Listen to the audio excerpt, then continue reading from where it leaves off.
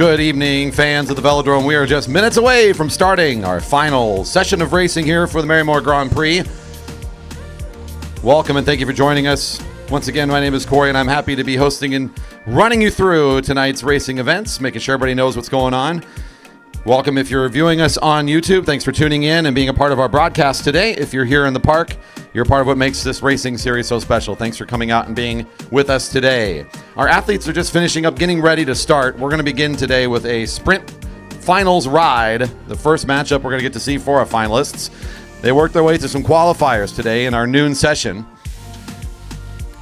Masters Men, Cat 3 Men. That our first group will be coming up here shortly, followed by the Elite Women. Those riders look like they're already set and ready to get going here.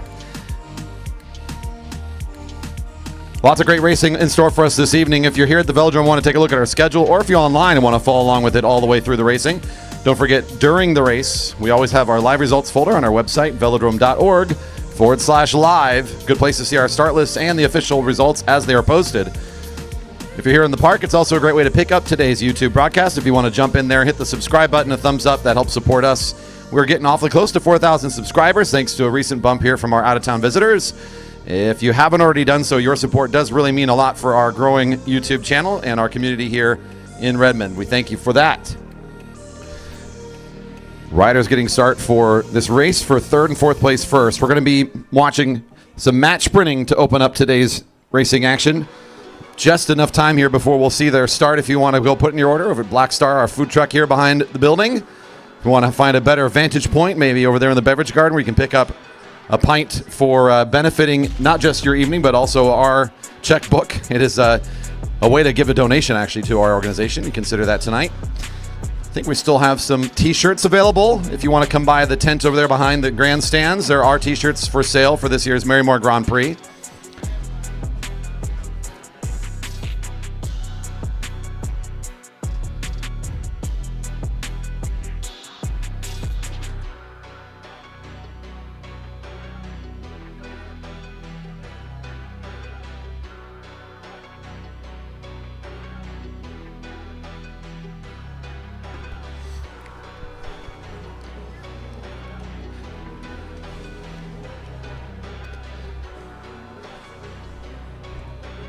All right, and we're about ready to give these riders their call up. I think during the morning session, some of our viewers out there were commenting on audio coming in and out. I think it was just because I was taking some vocal rest. If you tuned in for Friday night session, you saw some pretty exciting finishes, and I get a little excited up here because it's just so much fun to watch these riders go at their best. And sometimes my commentary, it gets a little bit tiresome over a weekend, so I was trying to take it a little bit lighter. But I promise tonight I'll try to do my best to keep everybody updated and informed all throughout the racing and comment as much as I can about these great riders because we've got some good ones here this evening.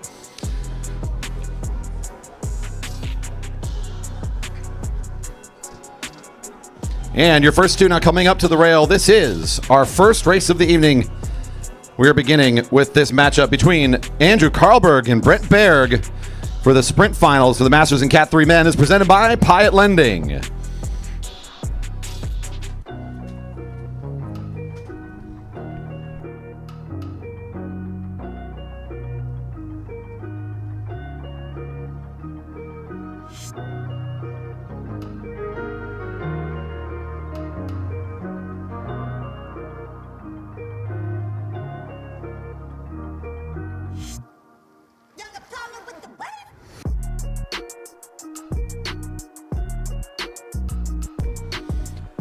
And riders away. Match sprints. This is a 2-lap race.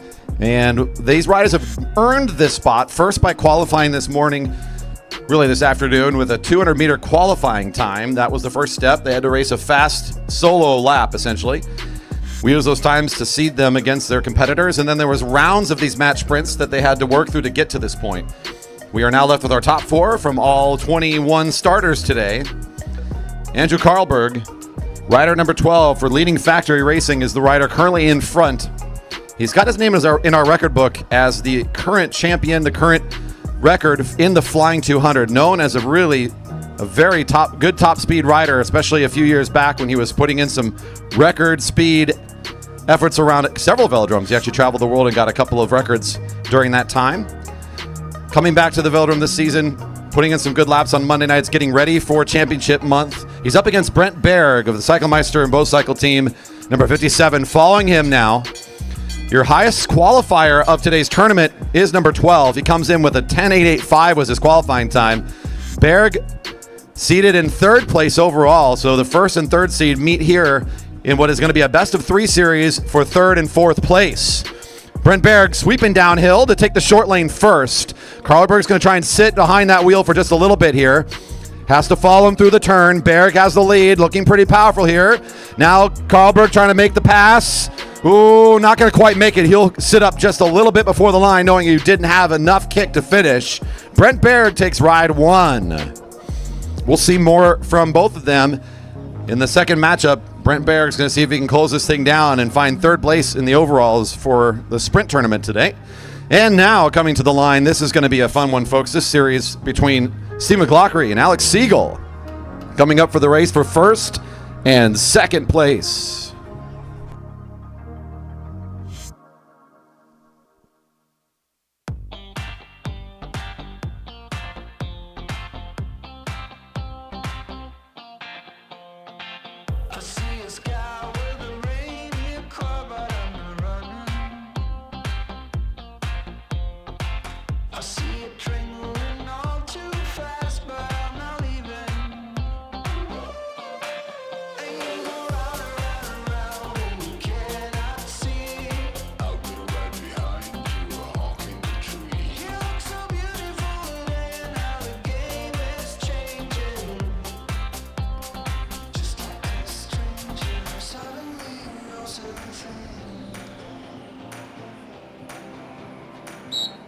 And off we go.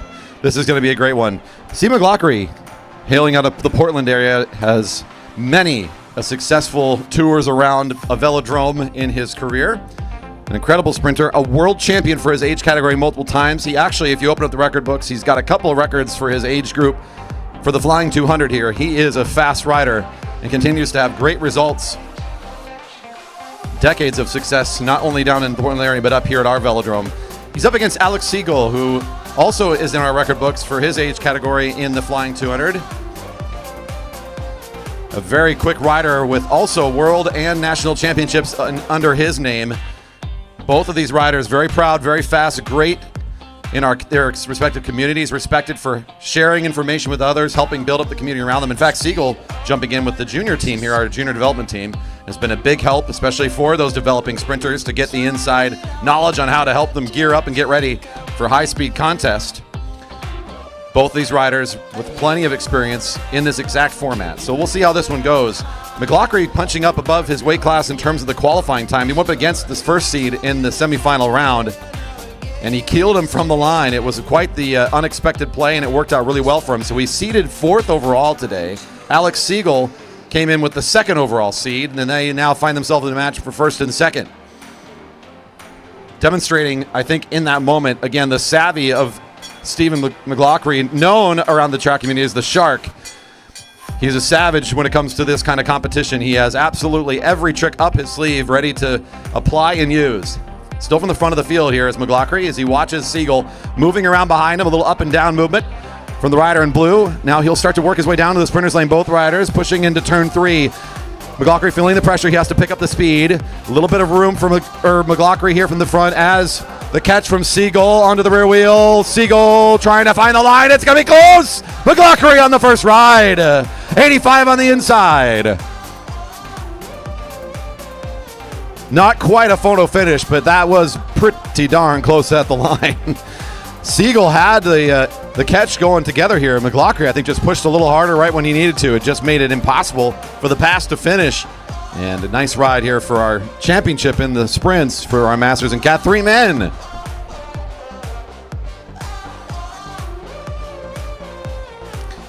Our Elite Women match sprints continuing on here. We have the race for 3rd and 4th now coming to get lined up.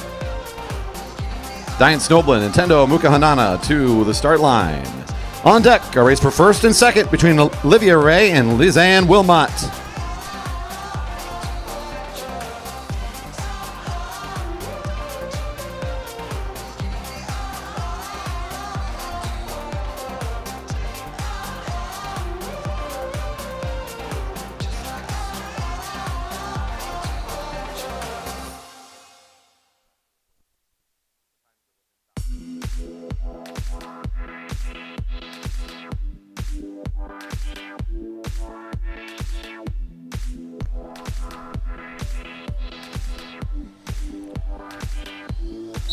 Number 105 on the inside, Diane Snoblin.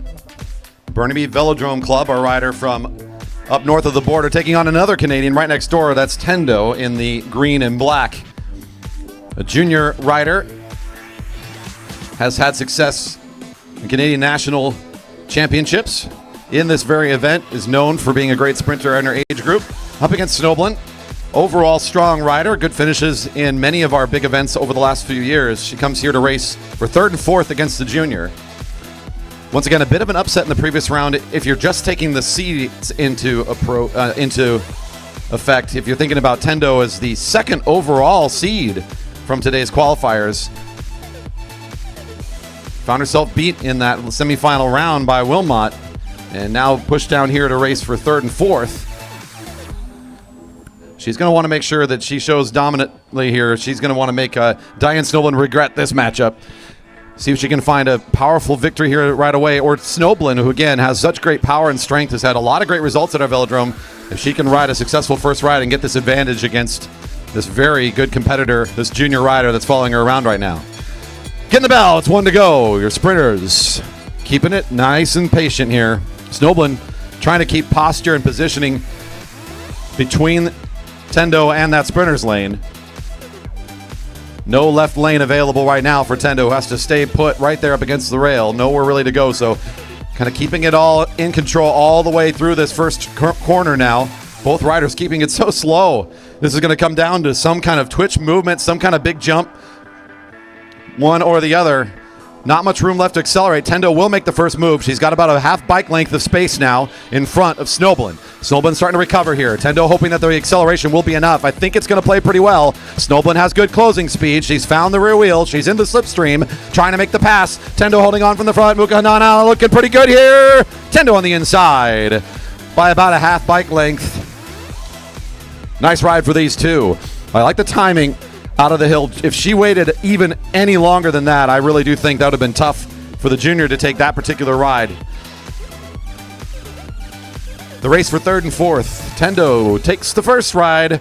We'll see them back later for more. Here it comes, the race for first and second place in today's sprint tournament. Olivia Ray for Star Trek taking on St. George cycling rider Lizanne Wilmot coming to the start line.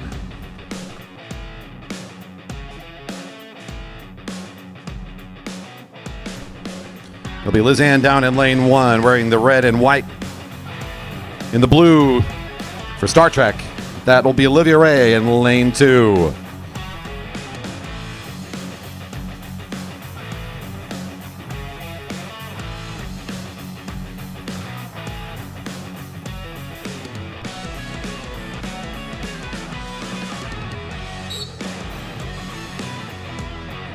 Another great series here, I'm sure, from these two. Your overall number one seed today, the fastest finisher from the qualifiers, makes it in the race for first and second. That's Olivia Ray with a quick time here during the earlier session. She's going to look to hold on to that number one seed and show Lizanne what she's made of. Star Trek bringing plenty of speedsters this weekend, and we've seen them up on the podium a lot yesterday. She's going to try to get another top spot today. However, the Australian racing in front of her currently right now comes in third seed. Picks up an important win against Tendo, who we just saw in that previous race. Earns her a spot here in the race for first and second. I know a lot of these racers pretty well, but none do I know much better than Lizanne. And one of my favorite things about watching her race is how much she loves to race here. And she's already got a smile on her face enjoying this action even before this race is going. She's coming to the line, so excited to race here at our Velodrome. An annual return for her. She makes the trip almost every year. And this is one of her favorite events here at the match sprint, right in front of the home crowd on a Saturday night. Lizanne at the front in front of Olivia Ray. Now, again, Olivia with such a quick time, she's going to be a tough one to beat. She's locked herself in behind Lizanne now. Both riders posing down there for us in that sprinter's lane before quickly getting out. Both riders want a little bit of height here. Ray's okay just following that rear wheel. Lizanne's thinking about moving here, watching the other rider. Eyes posted, trying to shorten this race a little bit. She gets Olivia to jump first. Ray now's going to come to the front. Lizanne's got to find a little bit of acceleration here. Trying to get up to that wheel. Here goes Ray showing the power she's made of. Such a powerful racer. Can Lizanne challenge her tonight? Trying to show that she's in a separate class on her own this evening. Olivia Ray takes the first ride.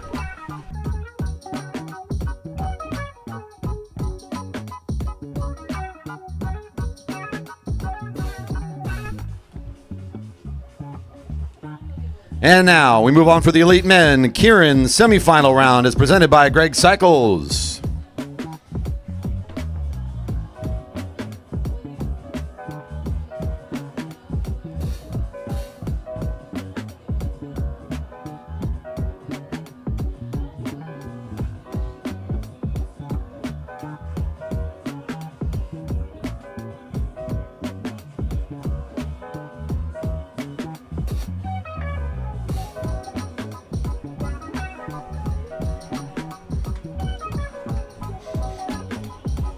This is Heat A getting lined up. Top 3 advance to the major final, where they'll race for 1st through 6th place.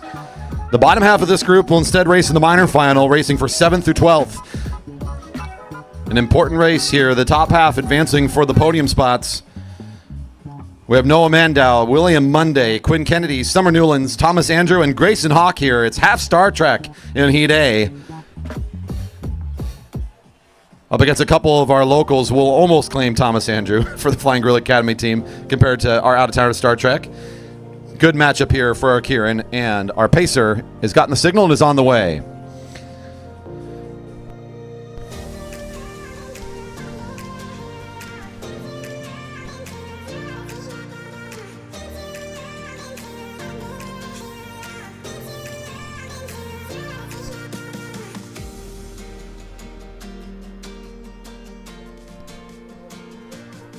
Pacer on the home straight. Riders ready.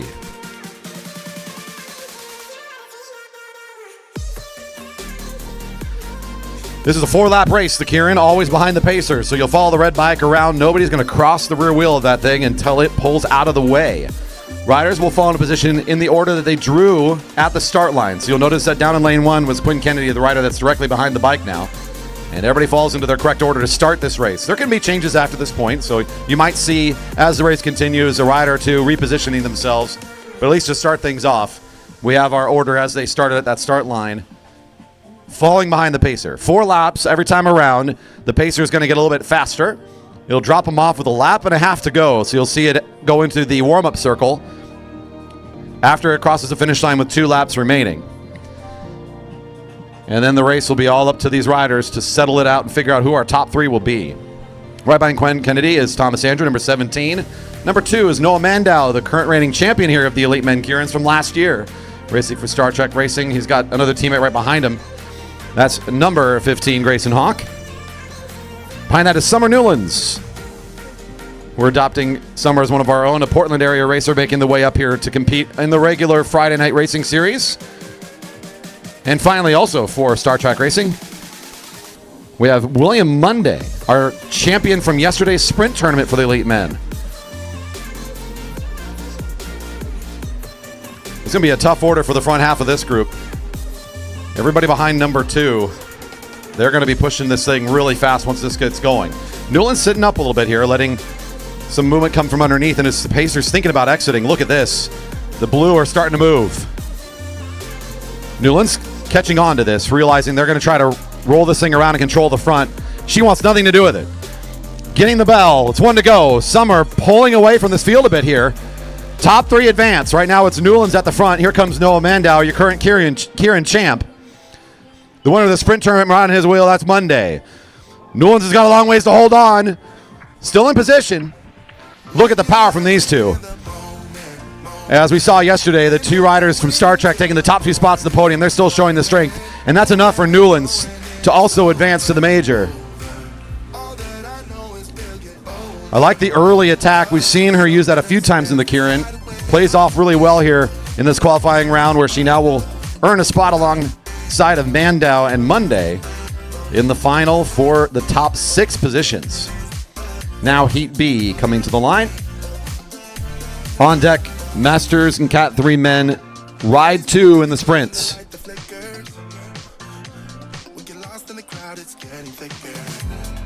Heat B includes Dylan Lawson, Dylan Day, Sean Blaney, Tyson Danielson, Hussein Hassan, and Michael Watkins.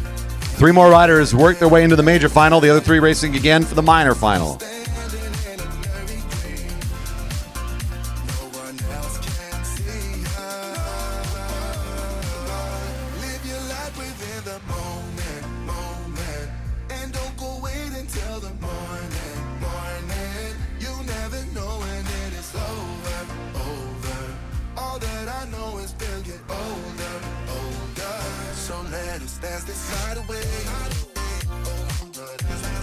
Getting their final checks. We'll get them started here. Pacer getting the signal. And on the way.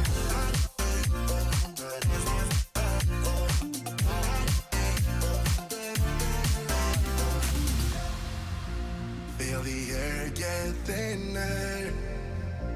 I'm standing in a blurry dream. No one else can see us. So let us dance this night away. Pacer on the home straight. Riders ready. And away we go. Drawing position number 1 for this heat is rider number 24. Hailing to us out of the Georgia area for Bell Lab Cycle Works, presented by Dogwood Cycle Works, is Dylan Lawson. Dick Lane Velodrome's Rider of the Year for a few years running now. The Georgia area competitor traveling across the country to go to some premier events here and there. It's good to see him back for some more fun at the GP, as we got to see him here a year ago. Possibly the fastest top speed in the group is our rider at the very back. Look out for Sean Blaney, number 18 in the black kit. He's had some quick times today. Also in this group, for a national team Egypt in position 2, that's Hussein Hassan making the long journey to compete here at the GP. Has eyes on the Olympics. Great competitor this weekend, has fought his way into the Keirin. He nearly made it in the first ride, had to work his way through the reps. Behind him is number 14. That's Dylan Day, also the Star Trek Racing team. For the Cheney Windows and Doors team, that's Michael Watkins, number 29. Working his way in the group in 5th position is Tyson Danielson of Waterline Racing, and that'll be our group of 6 riders. Top 3, direct to that major ride. The bottom half will race again for the race for 7th through 12th, seeing 2 to go. Hassan are looking over the shoulder, trying to figure out if there's any early movements. Not seeing a whole lot. There's a gap there. Maybe the riders in the back thinking that this is, again, a little bit like last race. Maybe they're not feeling it's quite up to tempo yet. Number 18 up and out of the saddle, start getting things moving. Didn't want to call it too early. He's in full attack mode from the back of the field. He wants a whole 500-meter sprint. Here we go. 1 to go. Top 3 advance. As I talked about, Sean Blaney shows up with really good top speed to this event, and he's putting on display for us right here, trying to lock it in all the way back there from turn 4. Nice response here from Dylan Day, number 14 in the blue, gets into position. Hussein Hassan also following that wheel nicely. Your top 3 looking like it might already be sorted here, but Blaney has to keep working. Ooh, it's Lawson, number 24. I think he zipped in for that one, folks, just ahead of Blaney. Whoa. The early attack, it separates Blaney comfortably. It's a safe move, but maybe just a hair too early. He just ran out of steam before the finish there, and Dylan Lawson was able to get him at the line.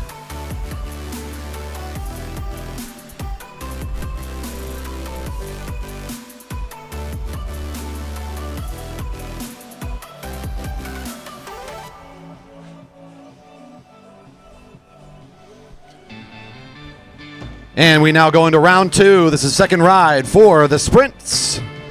Masters Cat 3 Men. Sprint Tournament Ride 2 in our finals presented by Pyatt Lending. Karlberg and Berg making their way up to the start line. On deck, McLaughlin and Siegel. Followed by our Elite Women for their sprints. Second ride. The matchup can end right here if the rider in lane 1 finds the win. The rider in black has the advantage from winning that first matchup. Karlberg out in lane 2 is going to try to figure out a new way to get this one to a third ride if he wants to continue racing for third place.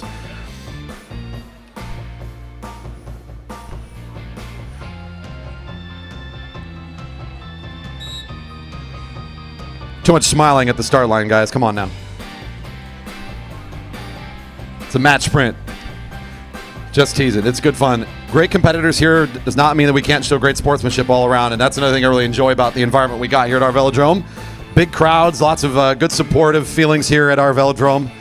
Some of the most hotly contested laps, you'll see the riders right as they finish up with high fives and handholds on their way around the track.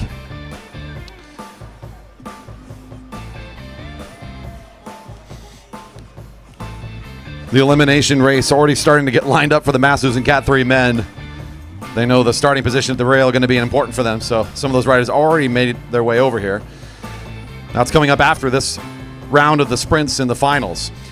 So we recall these two. Berg, the rider in black, wins the first matchup. Karlberg has great top speed. The trick is you got to time it against Berg, who's been trying to use a little bit of tactics, a little bit of timing against him in that second lap. It worked from the first time. Karlberg opting to just follow Berg around here on this first lap. Berg will roll things up. This isn't going to be too bad for Karlberg. He should be able to follow that acceleration into the turn. Now it's down the back straight. He's going to pick it up again. And this is where I think Karlberg's starting to feel that this is just not going to come together tonight. Berg has shown up this weekend not only punching a little bit above his weight class in terms of the qualifying speed he had, but just competing some very fast laps, making this look easy because that's the kind of competitor he is. Brent Berg will take third today in our Masters and Cat 3 men sprint tournament. And now the race for McLaughlin and Siegel for first and second.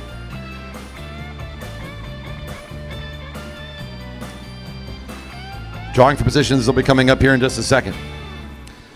Wise Guy Italian Food Truck is also here, so we've added some options here behind the building if you want to put in your order for some food.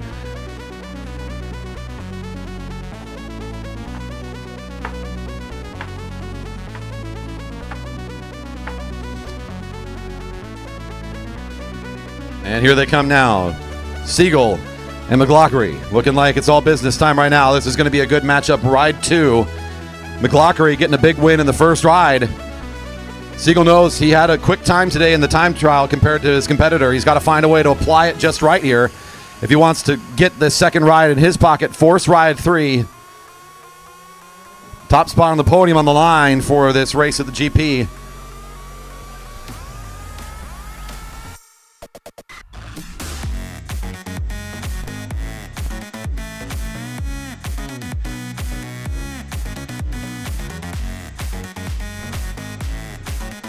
It's Siegel for One Line Racing in lane 1, rider number 45. You'll watch him go around in the blue jersey, in the black with the white and black checkerboard pattern. There's number A5 in lane 2. Stephen McLaughlin getting their final checks.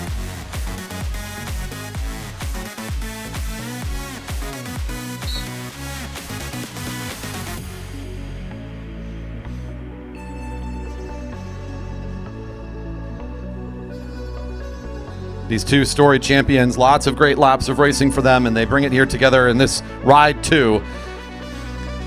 The rider in blue trying to find a way to get one against McLaughlin, the legend, the Shark, the well-known competitor here at our Velodrome.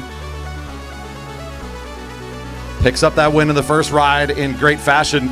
Siegel was catching. Didn't quite get there in time. We'll see how this second race plays out as they're going to take a pretty patient first 100 meters.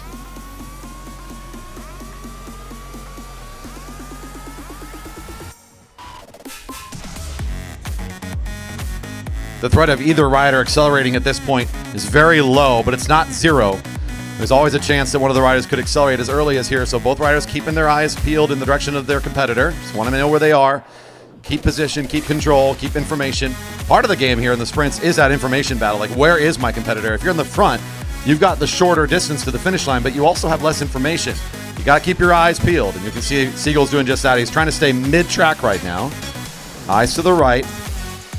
Siegel still at the middle line of the track, starting to work his way a little bit down. He's worried about any of the movements that he might see from McLaughlin. He knows he's dangerous from that back position. He's going to try to play it coy. Both riders now coming to speed down the back straight. McLaughlin's got the jump here first, but he can't take the sprinter's lane. He still hasn't really gotten in front of Siegel. Siegel now trying to bring it up to power. He's almost got there. He's got the short lane, trying to get back into this thing. Siegel's trying to force this to a ride 3. Siegel, McLaughlin, Siegel! Oh, McLaughlin takes the second ride in a row. Whoa! Seeded number 4 overall today says that doesn't matter. Throw me in that match print. I'll show you what a champion looks like. McLaughlin for Bike Works. Bike Central, pardon me. Oh my goodness. Good racing for the Shark here today. Siegel a year ago, he would have said he was really focusing on the sprints. He's kind of moved into be a little bit more of an overall competitor, but what a good fight he put out here today. One more round of applause, everybody, for your top 2 on the podiums for our sprints. McLaughlin taking the big win here today, representing Portland.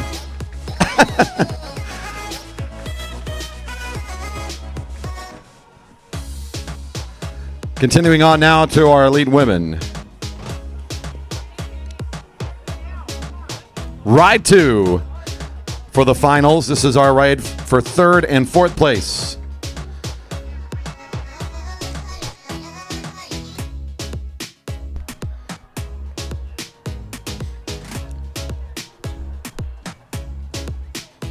This is what we call showing off your good gear right here. This is like, check out my bike, everybody.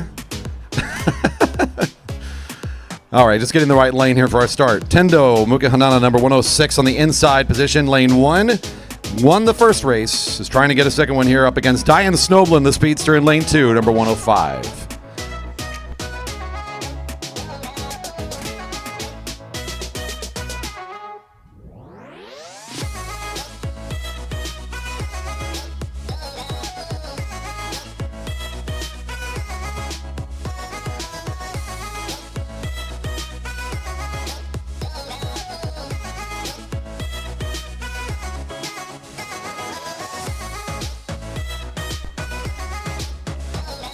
The rider in front is a junior rider, has a lot of great results in the sprints, known for being a great sprinter for her age group. Again, we saw her in that first ride get a close one. This was a very close matchup at the line. So every movement really counts here against Snoblin. Burnaby Velodrome Club racer currently just behind her. Could go either way. The junior with the faster qualifying times today, and she put it on display in that first race. Someone taking advantage of the super chat today in our live stream. Thank you for the donation. That's very sweet of you. And you're welcome for the work that we're doing up here. I get to be joined by a bunch of high schoolers up here on the deck. It's great. My normal job is a high school teacher, so I just never get tired of it. You know what I'm saying? Yeah, I know. I can still call you guys high school kids. You're not 20 yet. How's that?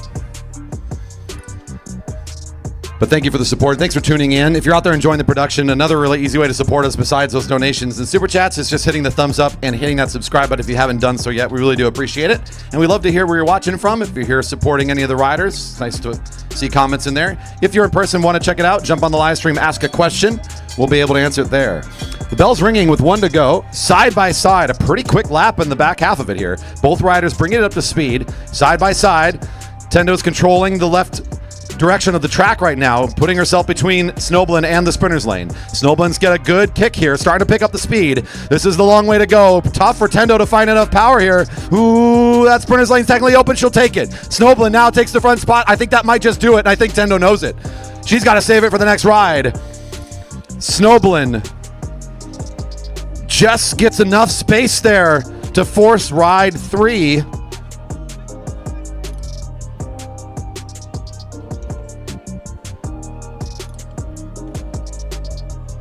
My goodness. The race for 3rd and 4th will go to a ride 3.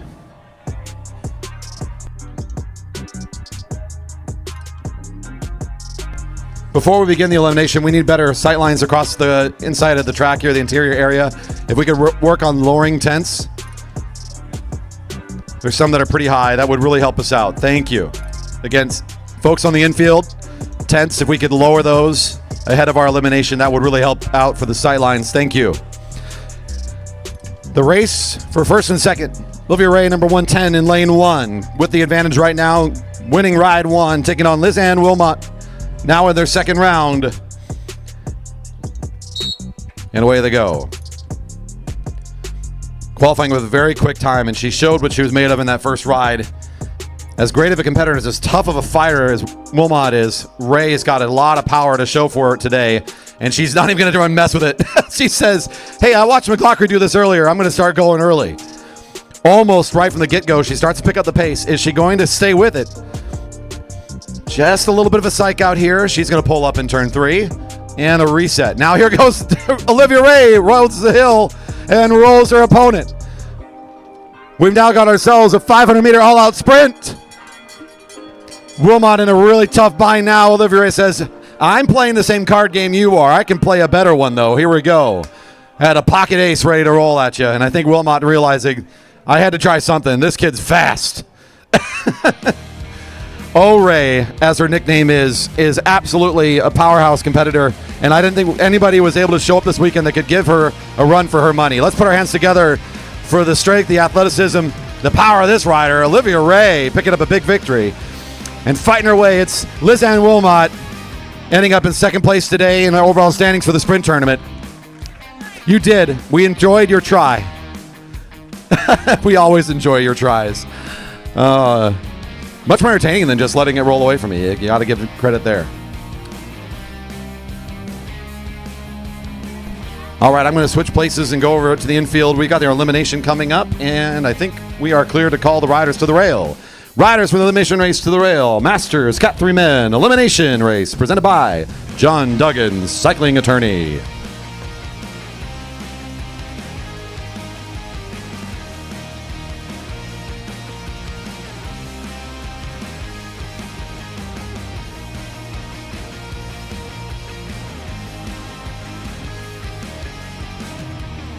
And yes, that was the first race to the rail. Race 1, race to the rail.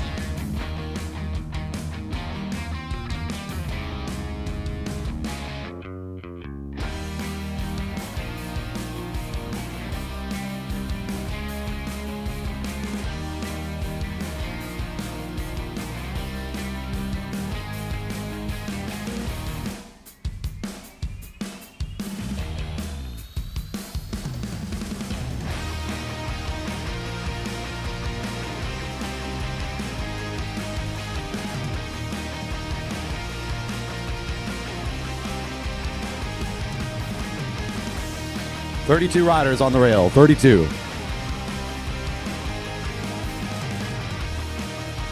Yes, 32 riders on the rail. We'll anticipate one neutral lap. If you're not all together, we will send it to 2. The first whistle will be for the neutral rollout. Riders ready.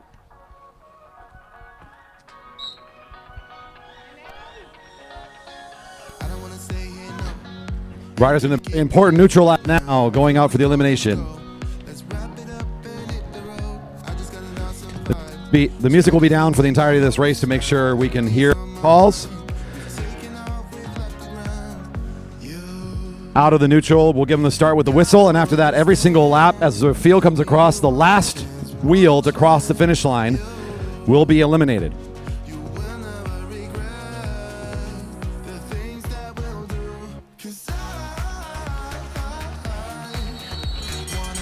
Racing underway. Eliminations next time around. Look out for the red buckets. We're going to be going around looking for donations for Preems. This will help go into the pocket of some of our athletes tonight from our scratch races. If you have a little extra cash on you, again, we're raising money for our athletes today to make some fast laps even faster. It might even help us break a record. You never know. We're going to be timing our 10-mile scratch race tonight, so always part of the incentive there.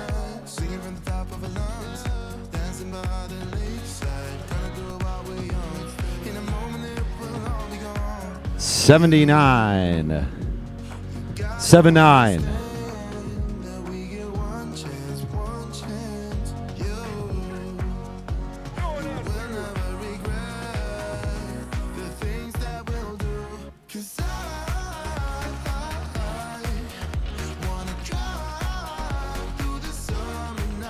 Keep your eyes posted on the back half of the field. With all that movement, I can see about 3 riders right now in a tough spot. It'll be 74 this time. Mike Darlene, 74.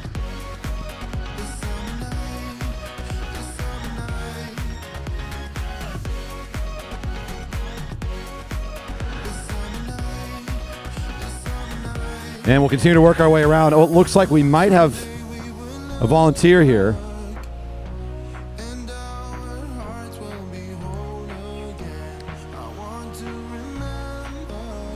One off the back, it'll be our volunteer. The call is 77. It's Chad Brothers.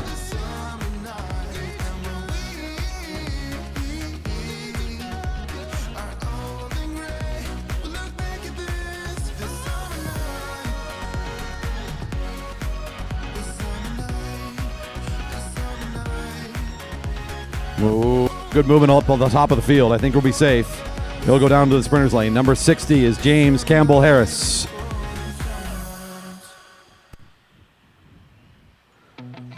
It was Matty Hers for the front for a while there. Whoever's at the front and is doing the work to lead the field, they get the benefit of no eliminations, but it's still quite a bit of energy spent driving this big group around. We still have almost 30 riders to work our way through. Next elimination coming up here. Number 84, Tim Johnson.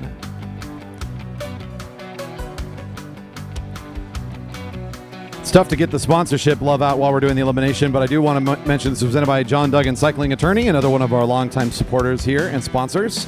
Thanks to John Duggan for always putting in a little extra financial support here at our Velodrome and for helping cyclists all throughout our area. And if we need representation. And here we go. 3 back across the back here. Going to the camera to confirm. 55. 55, Alex Huey.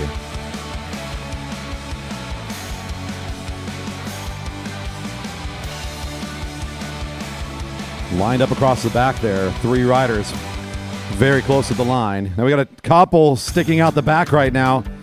I think Stan Douglas might be moving a little bit off the pace here.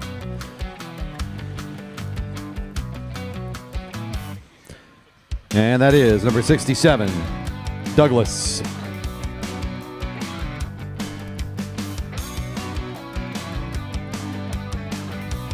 Ben Flom was kind of sticking off the back there a little bit. He'll move up along the rail. He's going to try to find his space here to hold on for another few laps. May try to work his way away from this back of the group. Tough place to be here. He's up next to a rider from Dyna Racing, some of our local riders in the hot spot right now. And it is Flom, number 75. Now Ryan Havel at the very back for ACT. As Scott Grinsel for Dyna Racing starts to move up, there's Johannes Sige, Kenny Williams, both of the blue kits there near the back. Going to have to work to make sure they're safe for another lap. Now as they're up and out of the saddle, looks like one already starting to fall off the pace here. I think that might be Johannes losing a little bit of space to the rest of the field.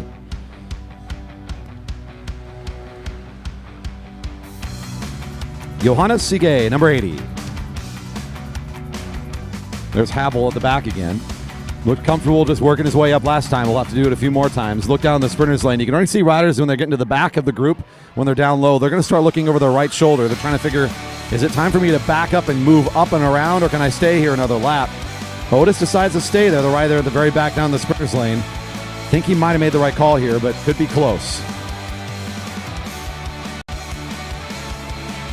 81 is Jared Elog, number 81. You'll see those riders down low. They'll have to, at some point, to abandon and kind of pull up. It's why we get this kind of this wedge shape that the field eventually gets, almost like a triangle as they hit turn 3. The riders kind of rotating around, moving up track, trying to find space to advance around this group. And it looks like it's going to be down low this time.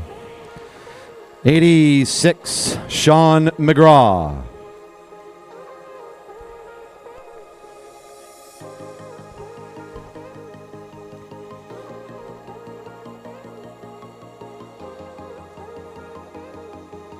By my quick count, it's 21 out there, I believe, so we're still got plenty of laps to go. Right around 12 or so athletes eliminated so far.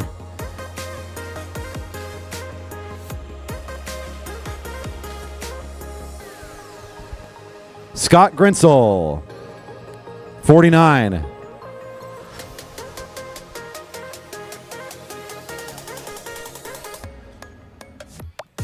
Kenny Williams in the tough spot at the back right now. He knows it's coming. He's going to get up and out of the saddle as we're talking about it all the way over there in turn 3. Chris Wilson, the rider in green with the white helmet, now pushing up a little bit on the group, separates that back tail of the field.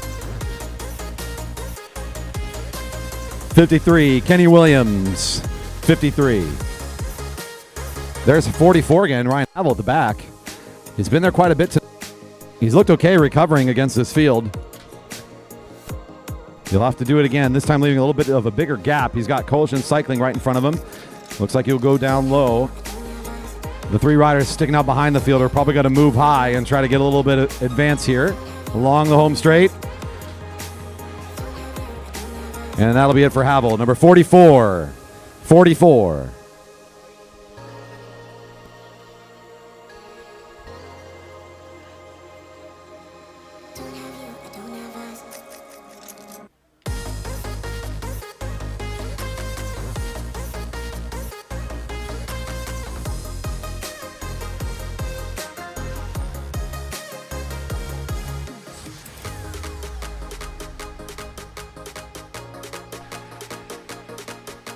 '78.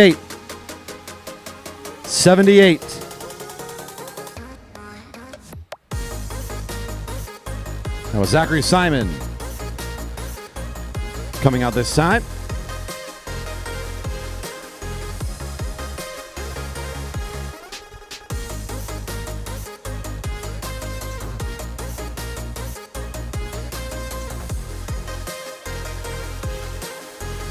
It'll be down low this time. 61.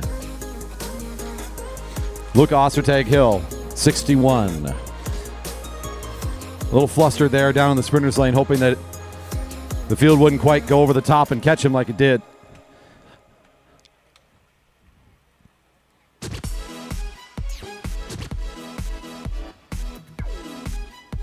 And here we go, another one.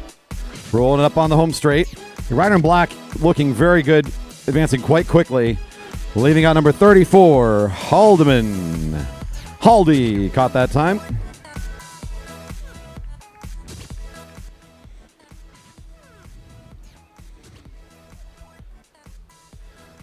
Big speed from the field as they start rotating around and shifting upwards. Leaves one of our riders from Team Epic out there in the back, but he'll move up really quick and scoot his way forward. Should be just fine. 66, Otis, 66, Otis.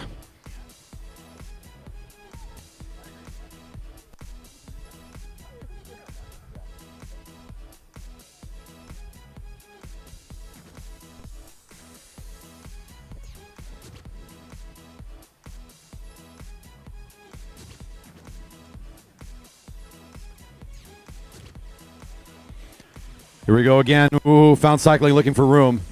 Won't get it. 36, Hafer. 36.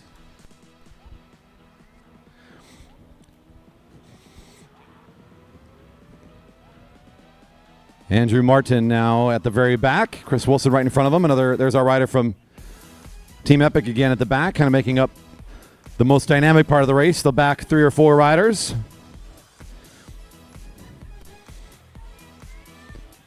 Andrew Martin moving up, should be just fine. Look down to the middle of the group.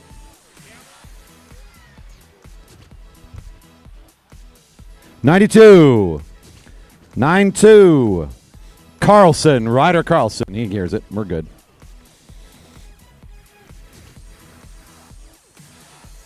$12 riders remain. Almost into the top 10 now for the elimination.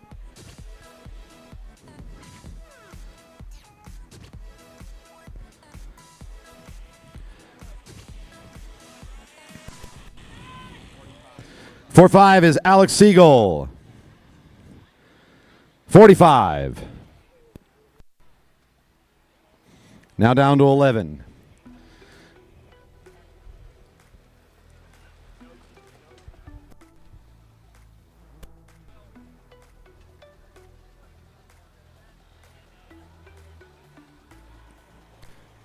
Two moving around the corner here, pushing up. We're going to look down to the lower part of the track, I think. Number 50, 50, 50.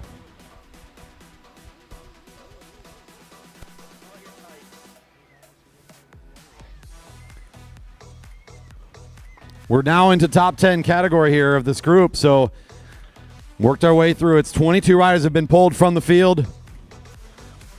Just 10 surviving to this stage.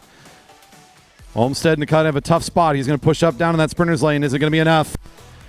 It will not. Number 70, Tyler Olmstead. It was the right idea. I think it was just maybe not quite quick enough to take advantage of the move down to the short lane.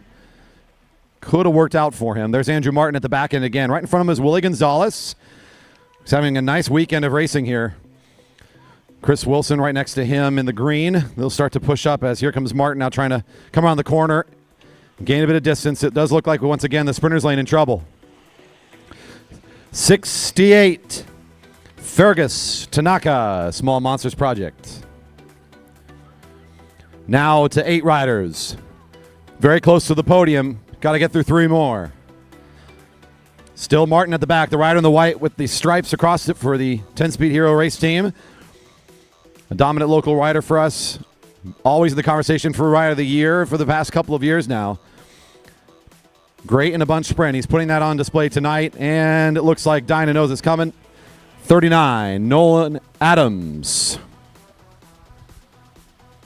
Field comes around the top. He gets just pinched out there at the line. We've seen that the last few laps. The riders down low are the ones in the most danger now.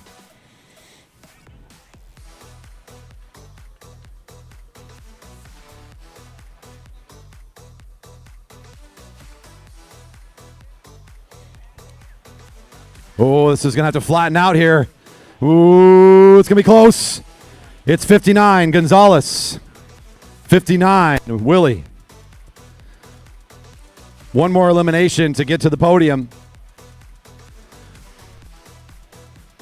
Matty Hurst starting to get swarmed here. The rider down the sprinter's lane. Everybody's coming around his right-hand side.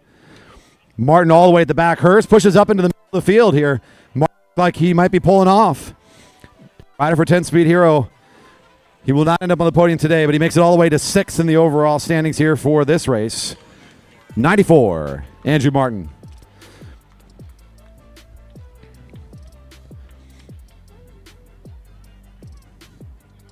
Down to 5, everyone. This is your podium for this race. Now, of course, the big cash to the top of the race, all of the prestige to win.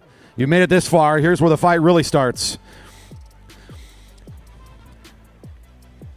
Next elimination for 5th place, and already starting to look like it's all figured out here. As 54, wearing the orange today, I wasn't sure it was him. That is Andy Lynch. Field wants to get a little bit of rest, and that's when Chris Wilson will go down low and get it reaccelerated again. 4 remain. The back of the group is Matty Hurst. He's been leading this race quite a bit. Does he have enough here to fight through another lap? Chris Wilson's starting to get overtaken. It might be the rider in green who's in the bad spot now. Just need Hurst to come around, and that'll do it. Number 37 is Chris Wilson. Down to 3, Jeremy Kotel, number 44, at the front of the race. Number 22 is Brian Larson for Team California, and your local rider, Matty Hurst. Having a great race here tonight. Kotel coming up there pretty hard against Matty Hurst's position. He'll back off for a second, try to get back into the race, but he's not going to push it any harder. That will be it. We've got basically one to go here, our last lap of this contest. Matty Hurst coming across the line will now be your racer in 3rd place. 62, all said and done. And these two out-of-towners, Kotel, the rider in the 2nd position, are following Brian Larson for Team California. Your top 2 spots on today's elimination for the Masters Cat 3 men field. Now coming down to the final sprint. Kotel still following in the wheel of Larson as they hit the turn. Does Kotel have any more power here to come around the corner? It's an all-out effort to finish this race. Oh, digging for a little bit. He just doesn't have it. He knows it's going to go this way. He tried. Kotel with a nice finish here tonight.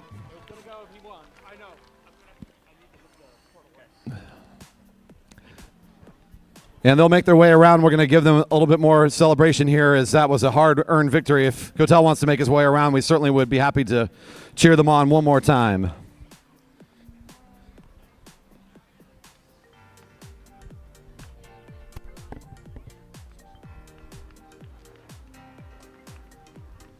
How about one more time, folks, for Creative Blue Racing Team, Jeremy Kotel, your champion in today's elimination for the Masters Cat 3 men.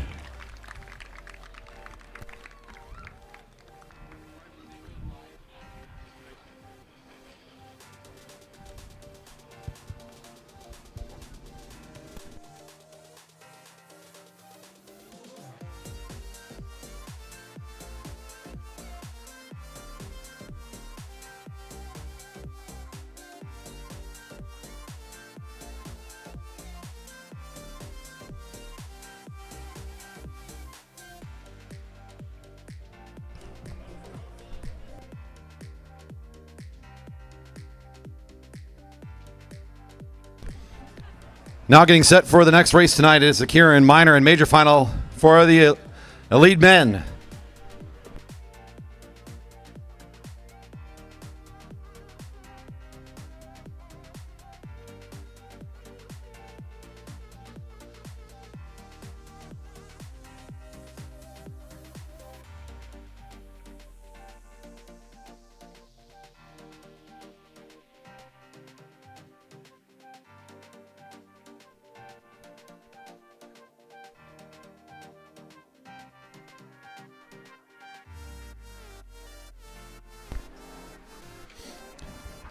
Our Elite Men Keirin minor final getting lined up for their start. These six will be racing for 7th through 12th place today, working their way here through several rounds of competition. Out there in lane 6 for Star Trek Racing, Grayson Hawk.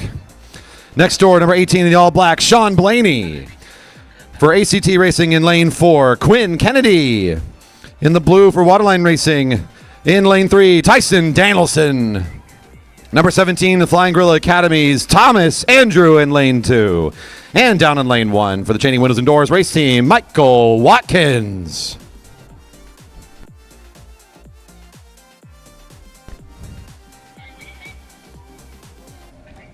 And the pacer is getting the signal to head on out.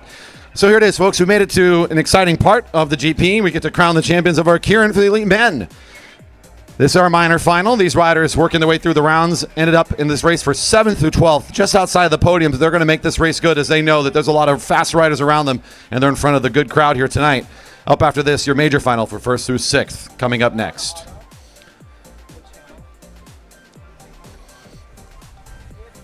Pacer on the home straight. Riders ready. That's all right. That's right. Put your hands together. Make some noise. We want to hear you. They want to hear you. We're in Redmond, folks. We know how to cheer. That's the thing people talk about this Velodrome when they go home. Besides just having a crowd at all to make some noise, we are always showing up for the GP and letting the riders know that we appreciate all this great speed and the great show they put on for us.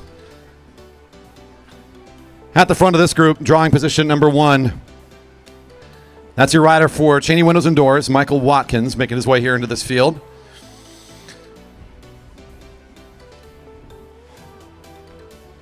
Very difficult to call these races, as all these riders are pretty well matched based on what I've seen coming to this point.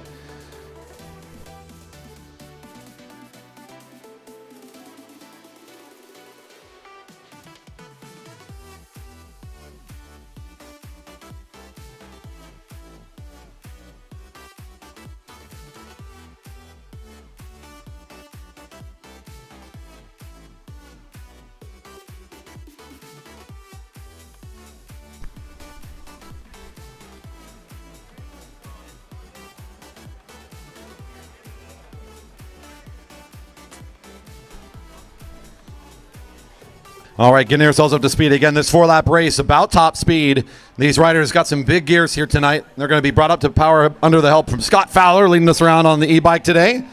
Thanks to Greg Cycles for helping us get hooked up with this e-bike solution for pacing their fields. Our groups are going to be touching the top of the 30s in terms of top speed this evening. So how we start to get under speed now, the group. No pacer on the front. Here comes Tyson Danielson to lead the effort onto the home straight. Things are going and rolling now. It's 1 to go. Tyson Danielson on the lead of the lap. Quinn Kennedy right behind the wheel.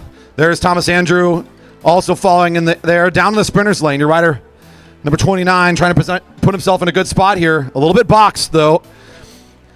Thomas Andrew accelerating nicely from above the red line, right alongside Quinn Kennedy. It's very tight through the turns. Coming onto the home straight, it's still Andrew in a good spot. Tyson Danielson trying to fight for it. It's going to be on the outside. Flying Gorilla Academy will take this one. Number 17.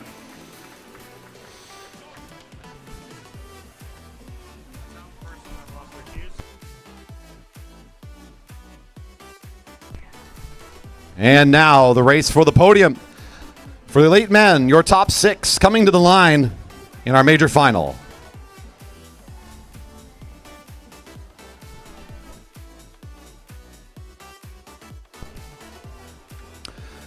Last time these riders will go around tonight. Anna Keirin, let's put our hands together one more time for our minor finalists. Great racing today.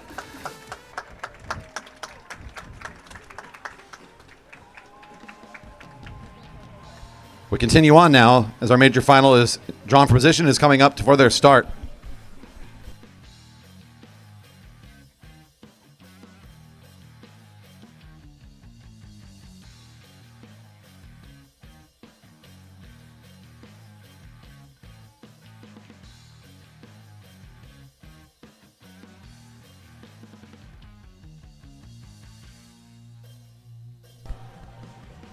Now let's find out.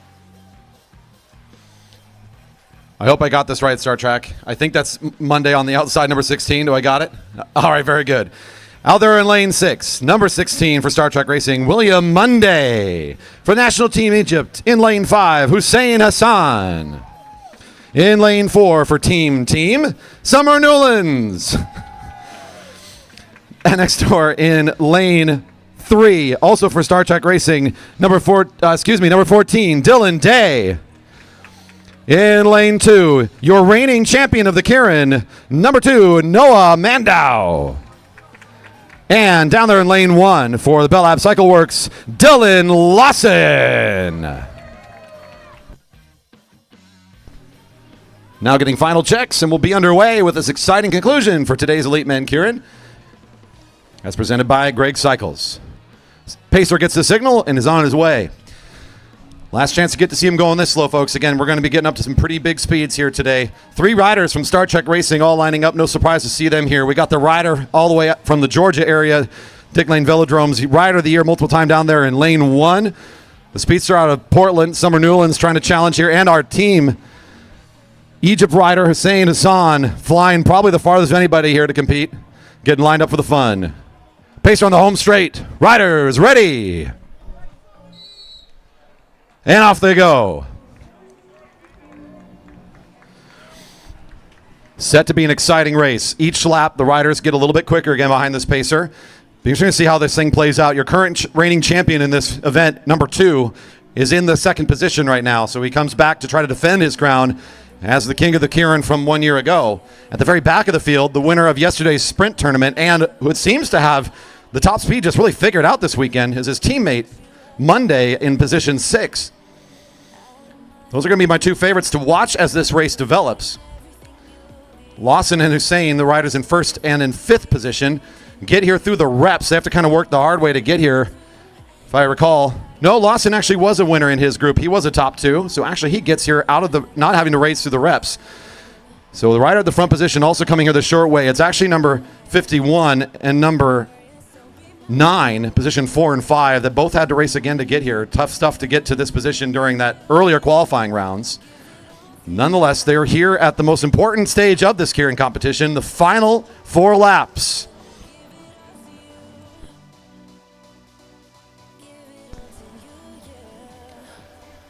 How are we going to see this race unfold? We are into the final half lap or so with the pacer now. 2 to go.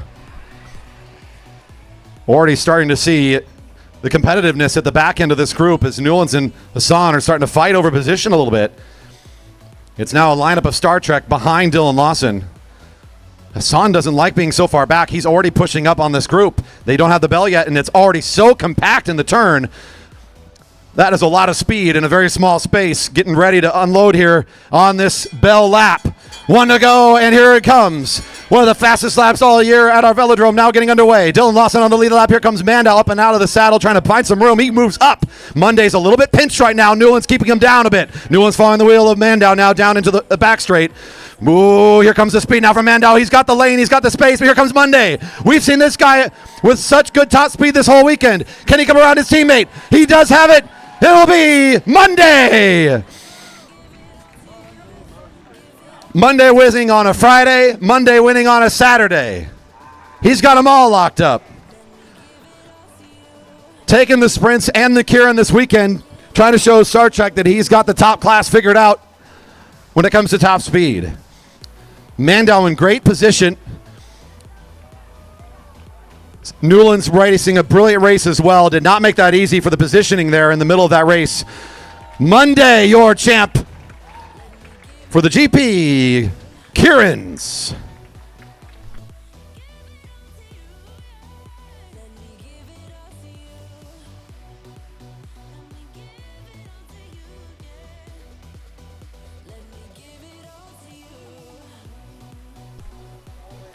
Oh, man, the racing too good here, folks. We are in the third round of sprints. And I think this is going to be our one that we get to see. The only one forced to ride 3, if my memory hasn't broken yet. Tendo Mukanana on the inside, the junior, going up against Diane Snoblin out in lane 2. This is their third ride for 3rd and 4th place for the Elite Women Sprint Tournament.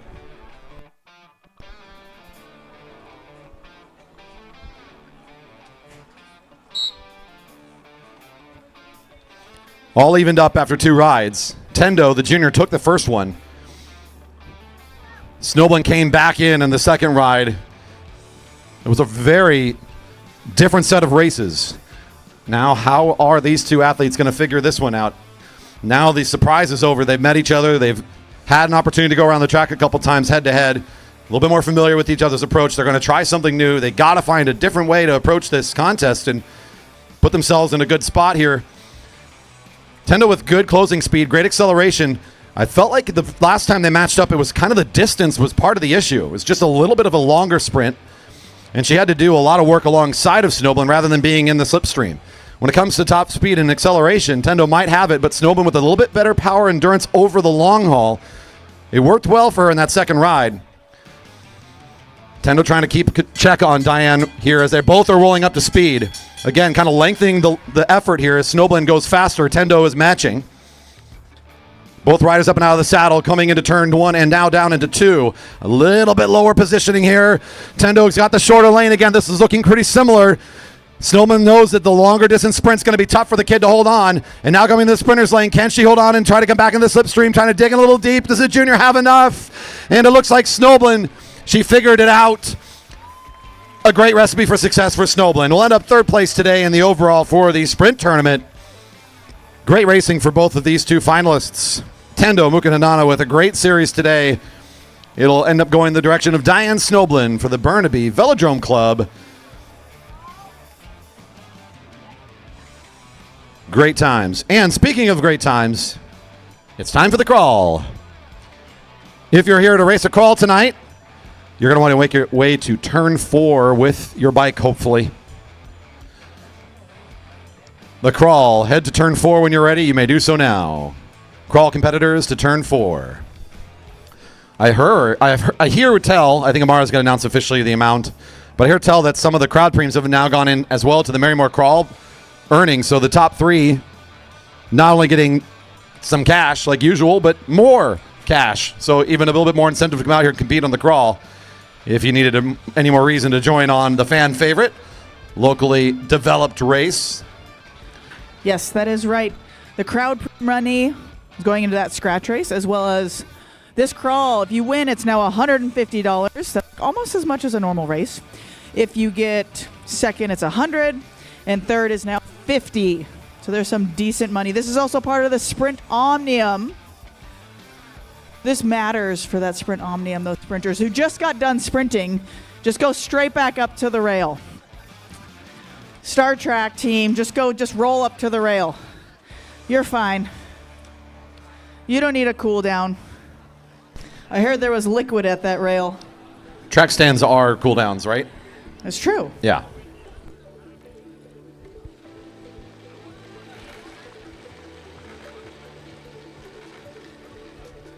Anyone else? Anyone else?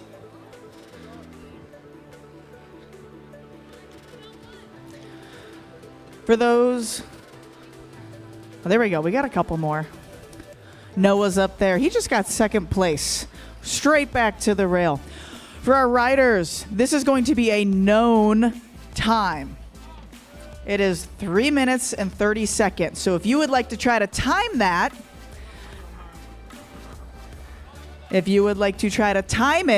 have somebody time it for you, and you can try to take a run all you want. As soon as the whistle blows, it's 3 minutes and 30 seconds. Once again, there's extra cash added, as well as there's cash already at the rail. It's just dollars, JC. Okay, are we ready? All right, riders, ready.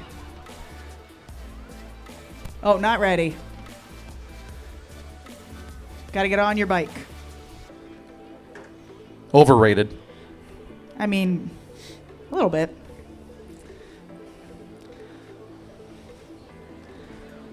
I will say one of my favorite Marymoor crawls was the coaches crawl at nationals. That was hilarious. Kids on rental bikes, frog bikes. It was pretty amazing. Olivia, jump right up there. You got it. Winning the sprints, coming on in the crawl. All right.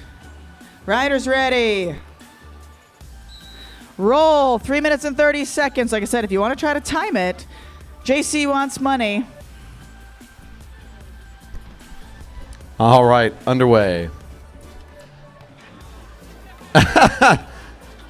Woo.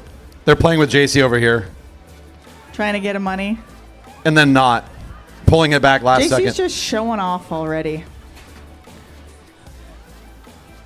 Will this go all the way back here? Oh wait, no, just kidding. Psych. I want to talk with the shark. Steven, better knows the shark. How was that sprint tournament? Makes me feel like I'm about to fall over here. You're good. You're a pro. You got the world champion stripes. Oh, okay, I gotta go. He's gonna run into me. Kimberly, how are you doing? I'm great. Are you looking forward to the elimination? I am. She's real chatty. It's okay. 2-word answers. She's like, I'm really, really focused right now. We're gonna go back. We are gonna go back to Noah. Oh, we're jumping back here. Good job. Noah, how was that Keirin? That looked fast. It was fast, yeah. Did you even get water? I did not. I'm very thirsty. Somebody help him out. No, just kidding. It's just beer, and that probably wouldn't go very well. All right, 3 minutes and 30 seconds. Do you have a plan for this crawl? Try not to die in my 120-inch gear.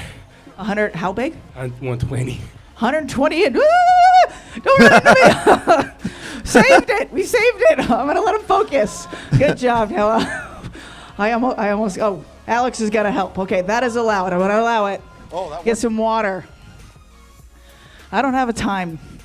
I think. I'm still kind of freaking out that there's a set time. Like, that's kind of blowing my mind. Do you remember? This was how it used to be. And I remember Zach Kovalchuk taking a running, Yeah. like a flying 200-meter line Yep. through the field. Yep, I do remember that. I wasn't up here on the stand for that, I don't think. No. Yeah. That's crazy. Daniel, you're going to make this?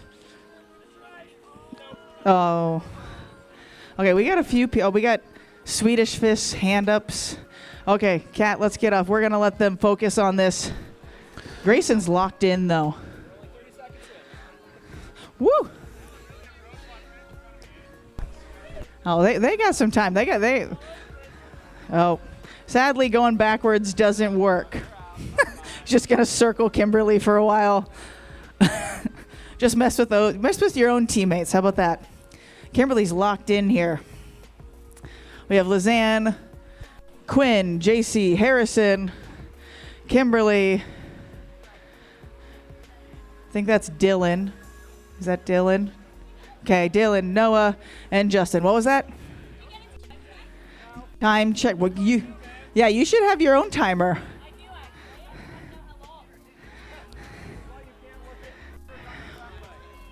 Oh yeah, no computers. Oh, come on. Oh, Kimberly, you almost had it.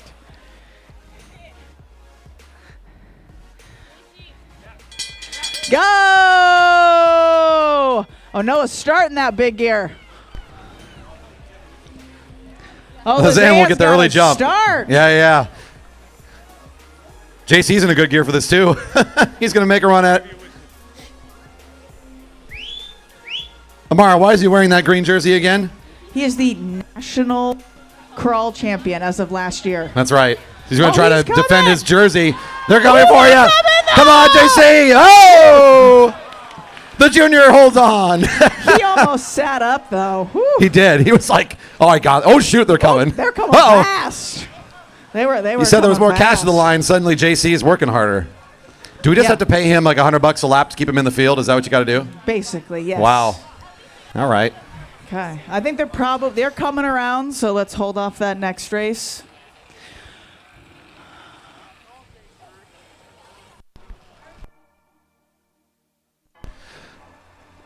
there they are. Get some waves from Star Trek saying, hey, come on, this is the crowd favorite. Let's see from you. And JC takes the big one.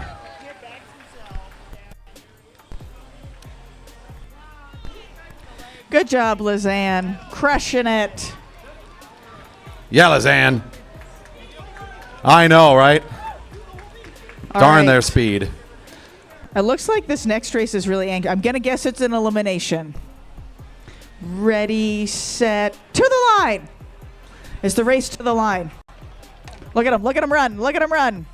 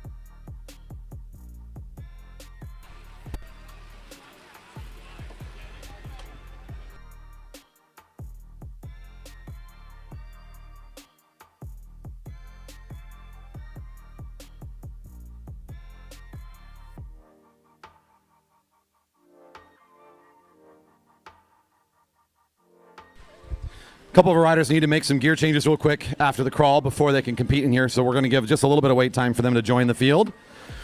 In the meantime, a shout out to one of our best super fans. He's out here racing every single week, but he's still throwing money into the preems in the super chats on YouTube. Thanks, Serge, for the $50 donation.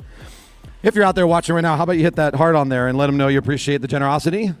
And if you too want to help participate in raising some money from us, you can always donate using the super chat feature. We appreciate it. That will come right back into our programs and support riders. If you designate it as a preem, it will be set aside for a rider on a fun lap, one way or another.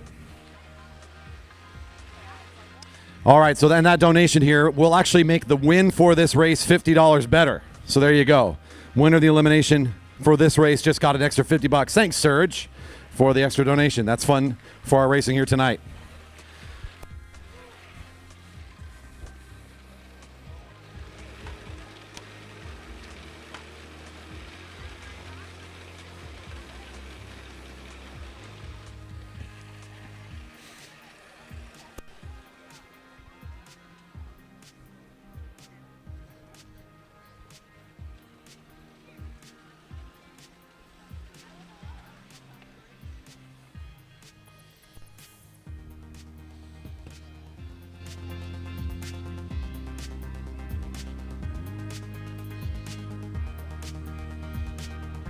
"23 riders at the rail.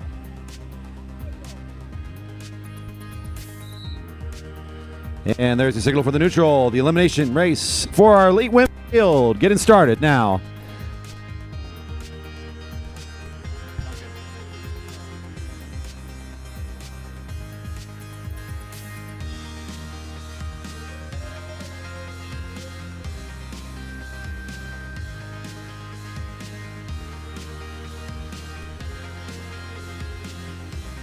Another exciting race here at the GP. Elimination, always a fun one. We'll turn down the music again so that the calls are nice and clear for our riders. They need to be able to hear us all throughout this race. 23 starters setting up for what should be a very fun race here this evening for the Elite Women. Looks like they're all together. Racing away.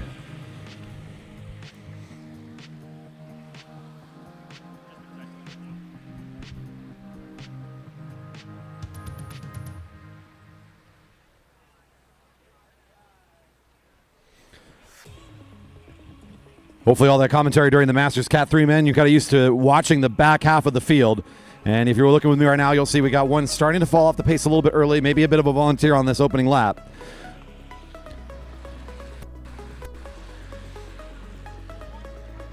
"128, Meg Mountainer." And it looks like Lizanne might join in on the just off the back here. Lizanne is also out, so we'll eliminate Wilmot. We are pulling from the field. We are pulling from the field.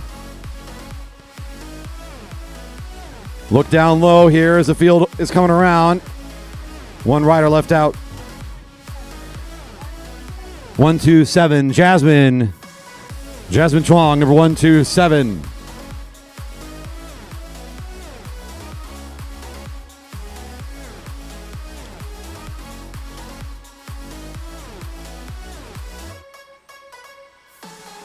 No surprise to see Alexi Snover for Found Cycling Guild at the very front of this field, driving the pace currently.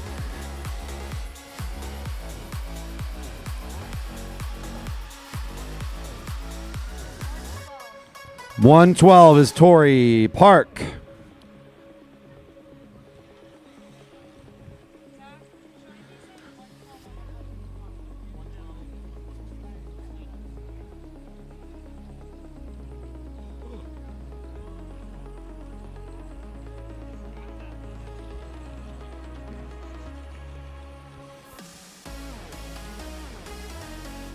Another just off the back here.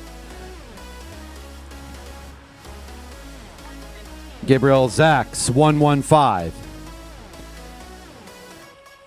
Gabriel Zaks, 115.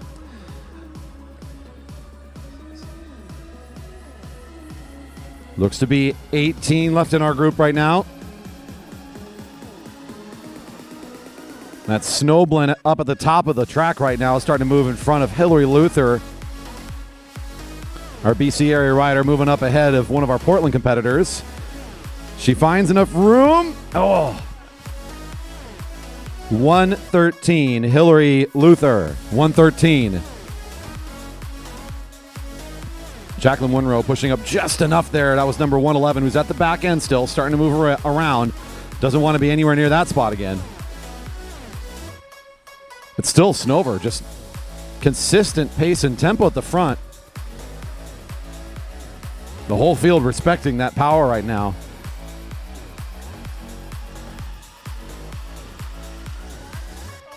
.105, Snowblin. 105, Snowblin. Another one of our local riders in blue there, Kelly Darlene, at the very back of the group, having to do some work. Looks like Halamek, formerly from our area. It's been out in New York for a number of years now. In the light teal, starts to push up as she feels Darlene accelerate alongside of her. Two riders at the back, one going low, one going high. 108 is Kelly Darlene.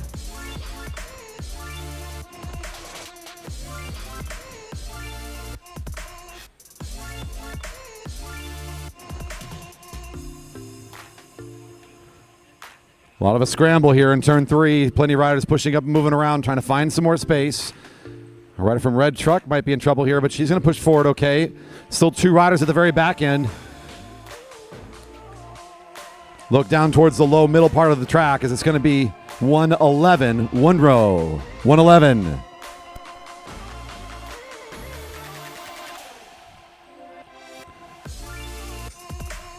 Right behind the lead rider is Kazanowski. Had a lot of great laps and enjoyed watching that racer for a number of years here at the GP. It's been a while since we've seen her on a bike competing at the GP, but putting out some good speed last night during the Madison. Making her way here to compete once again. Good to see her throwing down. Oh, falling off the back here just a little bit before the elimination. That's 126. 126. Isla Afan from Edge Cycle.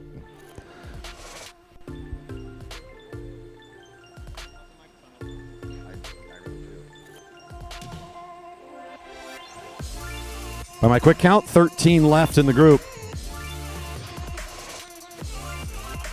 Sounds like Lingwood may have found the back of the field there pretty quickly, needing to readjust. She moves up. Should be able to come over the top. 124, Abigail Katrina Drews. Lingwood not happy being at the back, goes way to the front.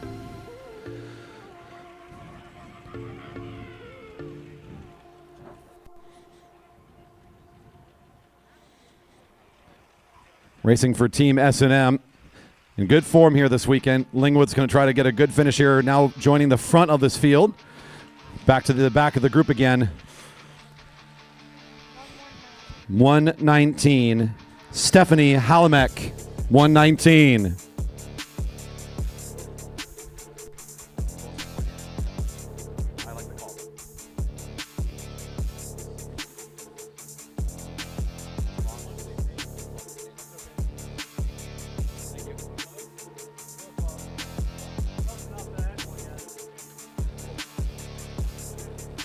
A little off the back here once again before we hit the line. 116, Jessica Law.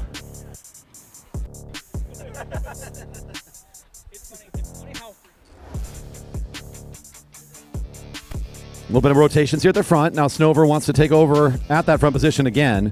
You'll see that sprinter's lane line kind of pushed back as a result. Kazanowski attached to the rear wheel of Snover at the moment, follows her move around. Nearly single file, just a couple riders wide at the back.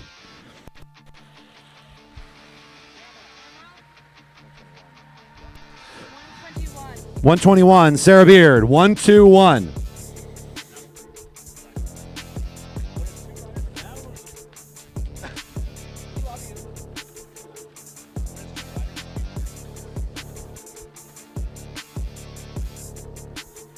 We are in top 10 situation here now, so we've eliminated down. This is getting so close to our podium.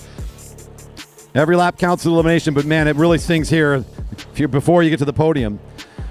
And it's going to be 129, Mia Dye, 129.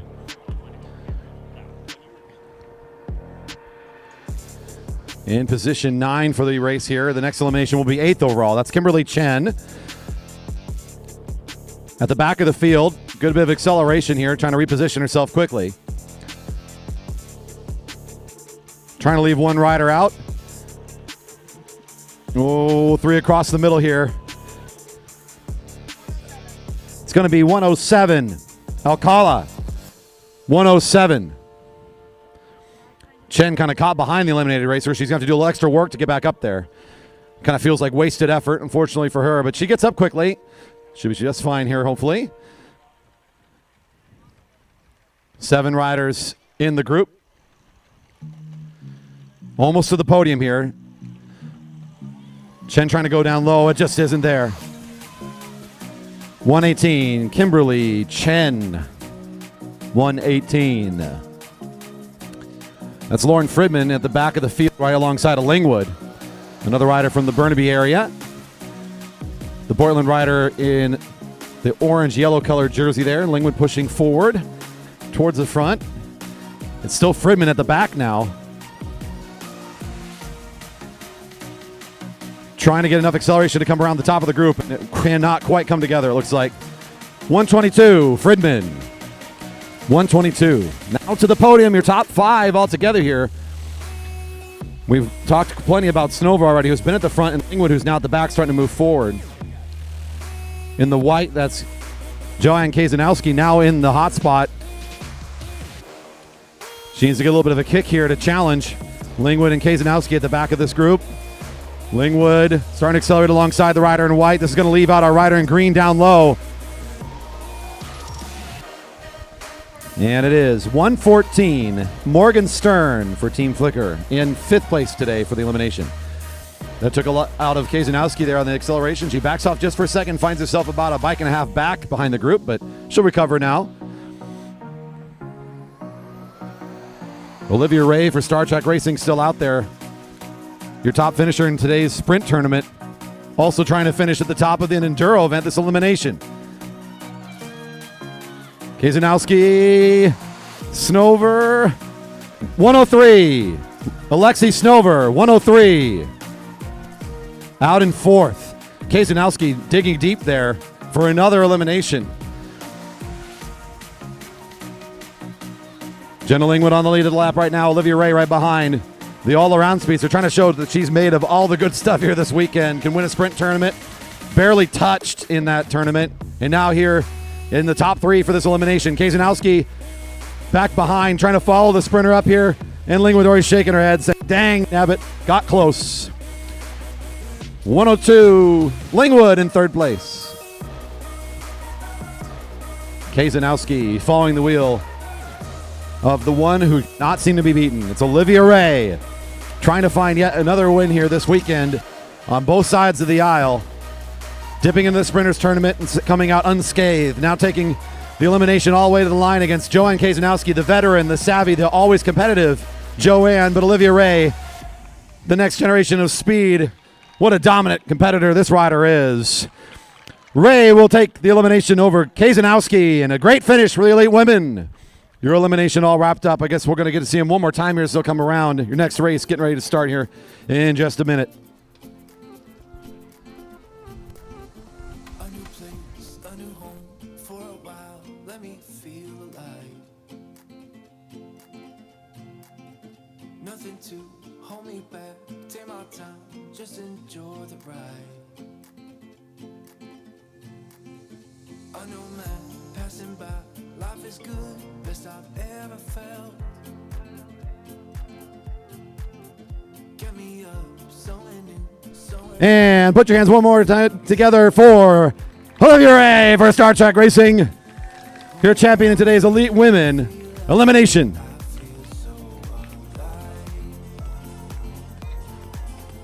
As I reach out, reach out, reach out, reach out to the sky. I found my way. And we look clear and safe. Riders to the rail. In the dark against it all, but made it through the day. 'Cause I found my way. I found my way. In bad times, I know I'll be okay. 'Cause I found my way.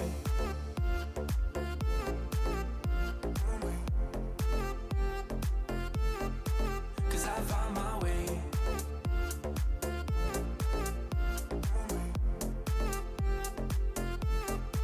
'Cause I found my way, my way, my way, my way, my way. I don't know what it is. 'Cause I found my way, my way, my way, my way, my way. I found my way, I found my way. All right, folks, we are moving right along into this 10-mile scratch race. This distance is a record-kept distance, so we have a is it extra cash for to break the record as well. Yeah, so an extra $100 to break the record tonight. That's a $200 incentive. If the first rider across the line, if it's a record pace, picks up that extra $200 cash.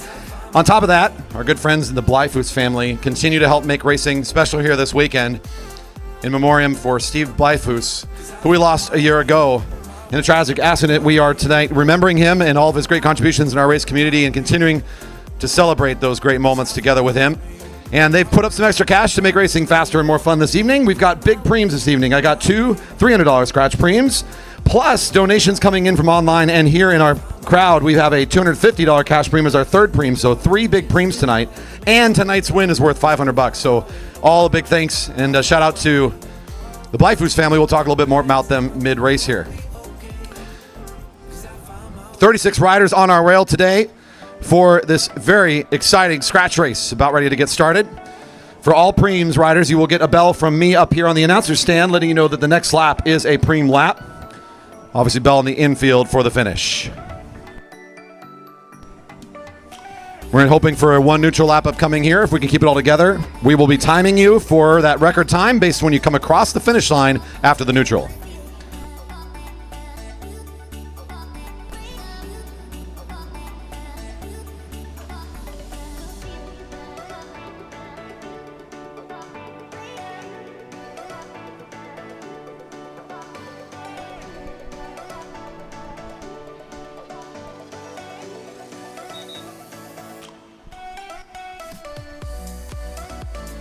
Off we go.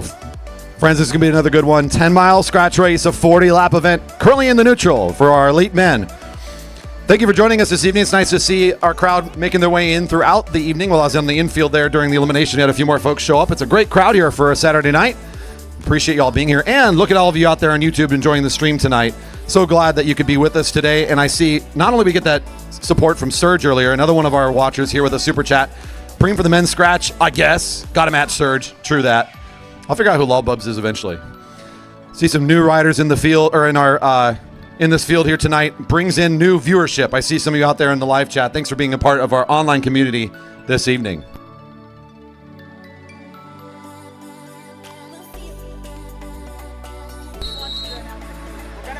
Race is underway. The time to beat for the record is 19 minutes, 54.9 seconds. Set back in 2019 at what event? The Grand Prix. The first rider across the line was none other than Dylan Davies, if we remember that great name. Led the field to win that race on record pace speed. They're going to need to be consistent with their efforts throughout this race if they have any chance of touching that one. It's fairly long standing. That's a 6-year-old record at this point.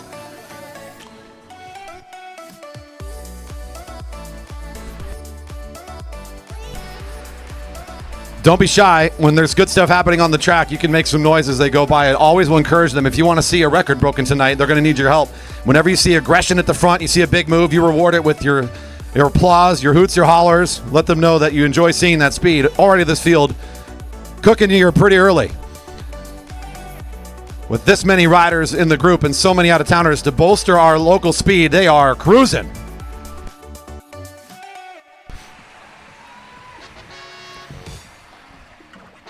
All our viewers out there, if you haven't already done so on the YouTube, please scroll down to that thumbs up button and leave us the support. We really appreciate it.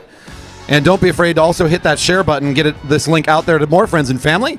I see a couple of you again, our first time viewers and joining us tonight and watching. Thank you. If you're out there in the park and want to jump on our live stream and support us, we'd love to hear you on our chat or just see your support there. You can find us on YouTube, JB Velodrome.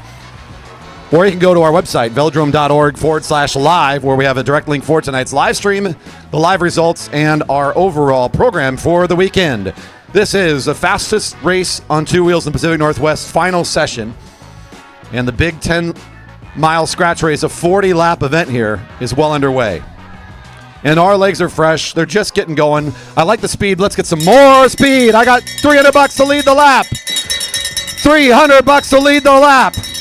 $300 to lead this lap. Who's going to go for the first big cash preem here tonight? Oh, the speed of the front. Number one starting to get in a position. That's Merrick Gallagher being followed. I think that's Mandow, number 2. Here we go. Big payouts. The local junior needs $300 to help with that next bike purchase. But Mandow says, I came all the way to get the money. Whoa! Number 1, I think, gets it. I'll need to confirm, but I think that was on the inside to Gallagher by the smallest of margins. Oh, confirmed, number 1. He's going to roll here for a little bit. Why not? This guy is known for these distance efforts. Why not make the field catch you here? Gallagher is just going to keep it rolling for a bit. Make them spend the effort. Let's use this cash to make the pace a little bit better anyways, right?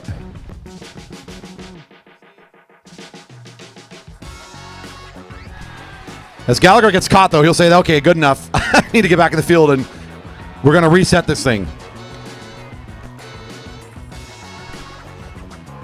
Got a fan out there cheering on. The Alcat program director, Stu, who's out here tonight racing. Good to see the support for him in here. Is that our pickle juice rider? I think it is. You can look for the green kid out there. 2 riders off the front. The field chasing him down. Seeing 33 to go. Support for Jacqueline Wunrow out there. And we got to see Jacqueline in a couple of great races this weekend as well in our Elite Women field. Nice. Our breakaway starting to be brought back in together here. A scratch race, if you're not familiar with that term, I'm just talking about scratch distance. That means we're going to call down the laps here on the lap cards. At the end, there'll be a bell at 1 to go, and the race is over. That's kind of what you think about when you close your eyes and imagine a race. Who's the fastest to the finish? That's what we're doing here tonight.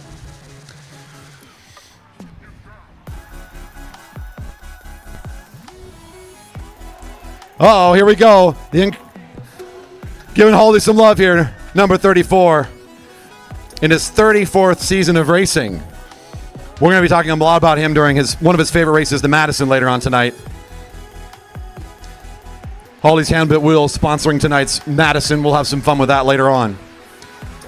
Let's keep our eyes back to the race and figure out what the heck's going on here. Now we've got another break, a solo rider pushing away. It looks to be, I believe, number 4. Getting a little bit ahead of the rest of the field here.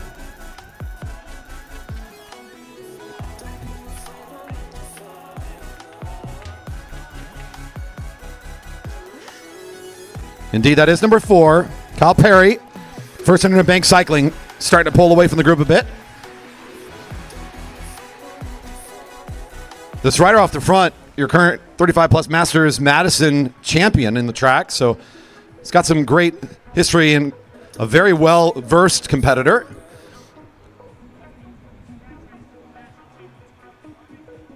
Yeah, former Masters or former Elite Scratch champion a number of years back. I don't remember the year either, but I do remember seeing some of those good results. So Perry with lots of years of good experience here. His teammate yesterday doing excellent as well. So look out for the First Internet Bank Cycling team, the riders in white. Look back at the field here. They're starting to work together to try to bring Perry back in. It's almost all single file. That's a signal to us that they are moving fast.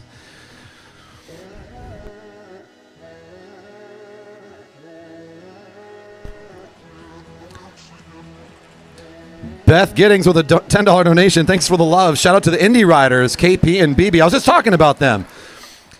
I'm all the way from Indianapolis. The two riders in white, the rider off the front, and there's his teammate somewhere in the midst of this race too. BB had one heck of a night last night. If you didn't get to watch some of the action, I know we dropped the stream at the end of the points race, which was a bit of a bummer. Aaron Beebe did take that race.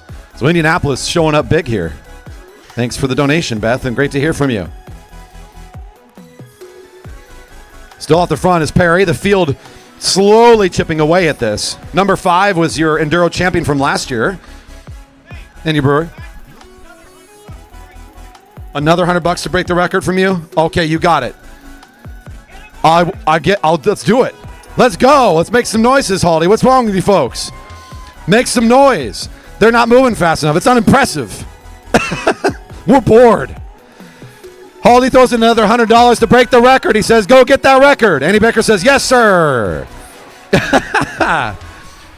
Number 11 at the front, Andy Baker. I heard him at the rail. He was really confident about breaking this record. He thinks this group's got what it takes to get to the line faster than any field has done before. It is a very strong field. I talked about this race the racing last night with some of our members here at the track, and kind of my summary was it feels like this group, the floor is just higher than usual. There just seems to be good overall speed, and that really leans well into breaking a record. If the group can keep on this kind of consistent pace, that just might happen. A couple quick rotations at the front. We saw a couple of our riders to watch out of our race program there, including number 8, Harshveer Sakhan here for Team India.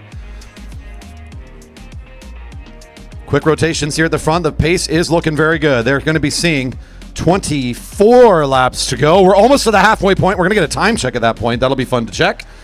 We'll see where they are and how much on pace they are. Chris Wilson, number 37, pulling up out of the way for 29. Window chains and doors. Michael Watkins getting some good laps in here this year for the GP.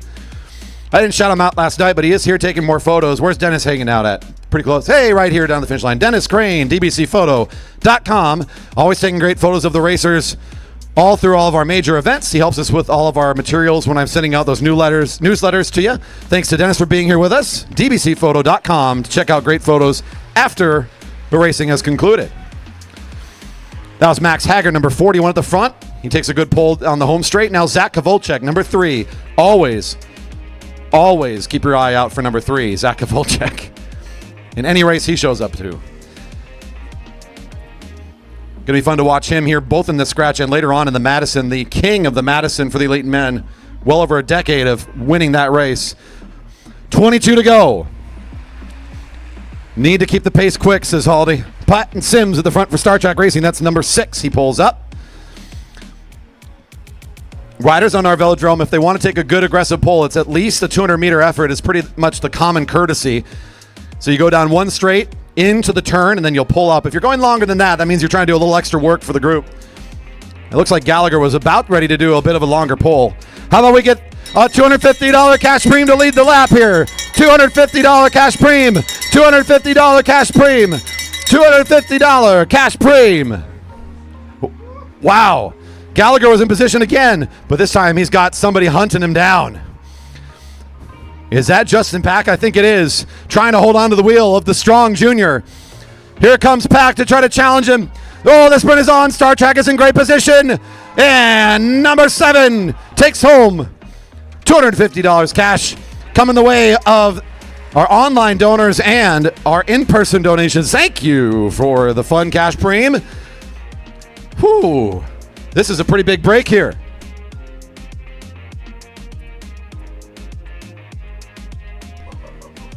Hey folks, at current pace, they are beating the record by 53 seconds.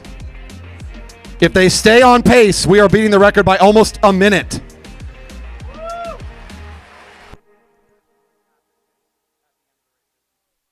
So if they can keep on this pace or a little bit less, I mean, they've got it handled here.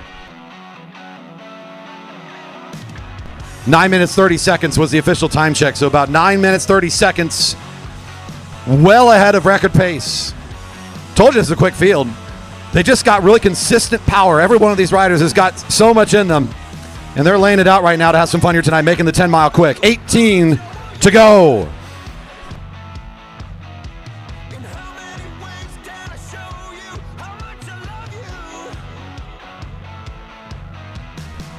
It's going to take a lot here to stay on record pace. Those have been fast laps, but this is a big enough field. They've got enough workhorses. They've got the power here. It could happen. And still, we have the huge $500 cash victory on the line at the end of this race, incentivizing what should be a fun, fast couple of extra laps at the end there. Could be good. 17 to go. We still have one Podium in our back pocket here to help them out. But then I'm out. So I got to hold that on. I'm holding on to that one for a little bit. Chris Wilson's there at the front for a moment. Summer Newlands. Now Max Haggard, I believe, there at the front. Some quick rotations here.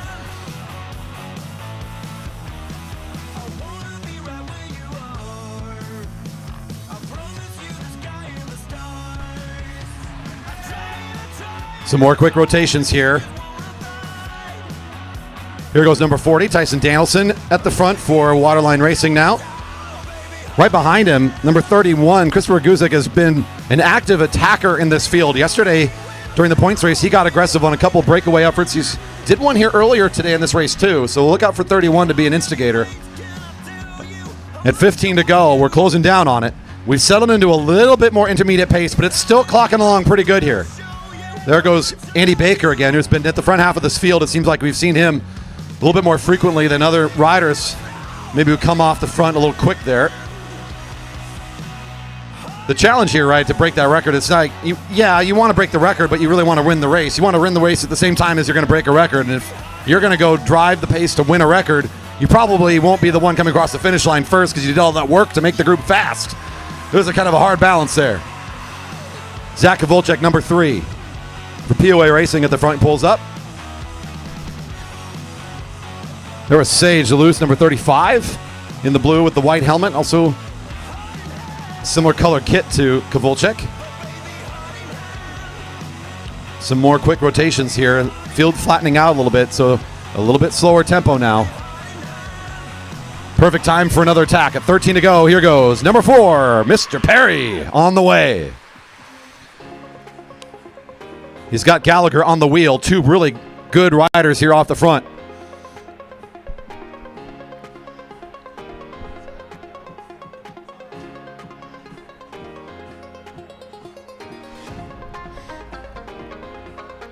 Their aggression gets caught, but it does pull the field back out again.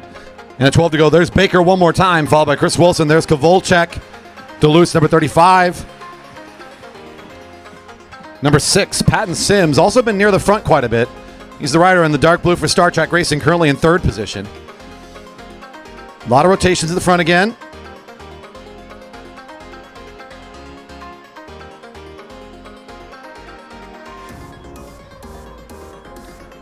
Seeing 11 to go.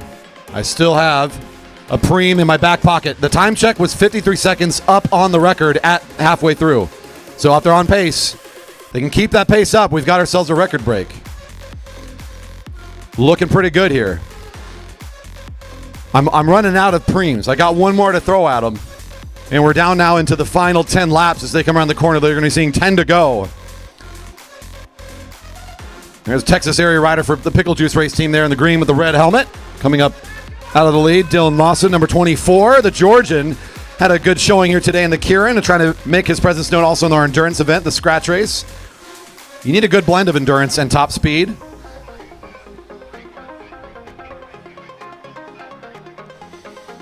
So no surprise that the front half is faster than this middle section of the back half here. We are I'm still about 30 seconds up on record pace right now, roughly. Still moving quick. They need your help, folks. 9 to go. Quinn Kennedy, number 20 for ACT, short for a cycling team.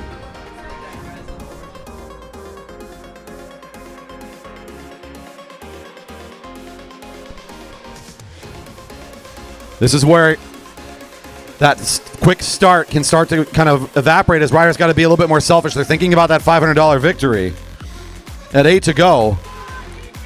Here's number 31 up, and he'll take this move. I talk about him being an instigator like this. Here goes Guzik, number 31 for the Red Peloton race team. Trying to make something move here for himself. Nobody following his wheel, so he's out there on his own. We have single file, a group of 6, make it maybe about now 9, 10 riders pushing away from the field. A tiny gap there at the back of this front line. 7 to go. Guzik on the front. Baker chasing. There's Kovalchuk and Duluth. Number 3, Kovalchuk. Number 35, Duluth. As soon as Kovalchuk goes up track, so does Sage. He'll follow his way up. Several riders abandoning, letting Guzik continue to roll with this a little bit.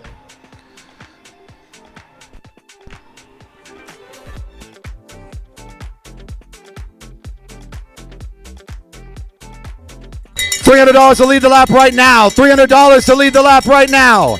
Don't let him roll away. $300 to lead the lap right now. $300 to lead the lap right now. Let's go. Guzik making the solo move. Can anybody go chase him down? Come on. You got to reward the guy for trying to get out there and make something happen. Divine's still behind. Nobody catching just yet. They led him too far. Guzik, you'll get the reward for being out here and being an instigator. I like it. We need somebody to get it going. $300 on that lap. Divine was thinking maybe he could go out here and catch him, but that gap got a little bit too big.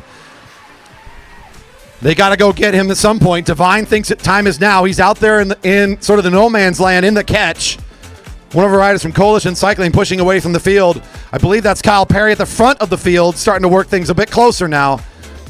Bib number 4 rounding the corner. Guzik pulls up. He says, yeah, I'm fine. I got the cash. That was pretty cool. But now Divine's there, and they can work together. 4 to go.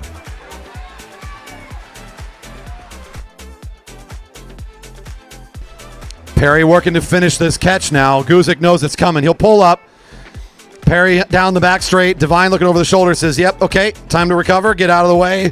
Here comes the train. Rolling into the station.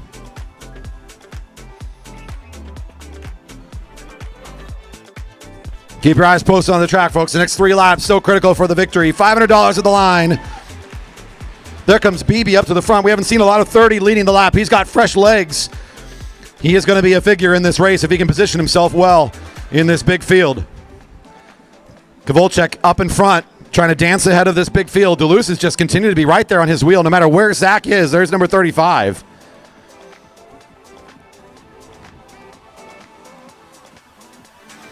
Almost there. It's 2 to go. There goes Sage out the front, number 35.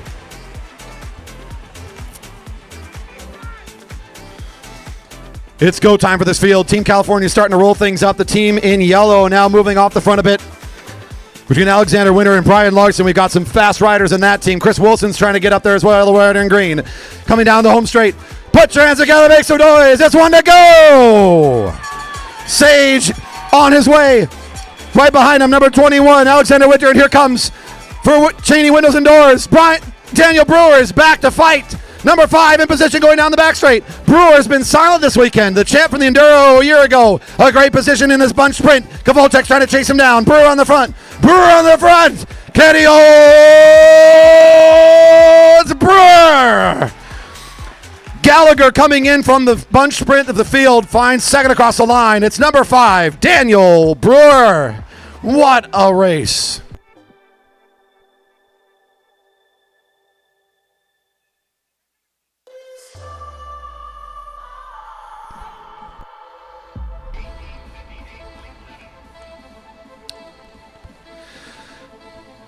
Daniel Brewer, your field has broken a record. 18:58.7 is the time. $500. Make it $800 to win the scratch tonight. That was the right time to show up, Brewer. Number 5. taking a big wing here tonight on the 10 mile. A new record goes into the record books. That's a big improvement on our fastest field time ever at the GP.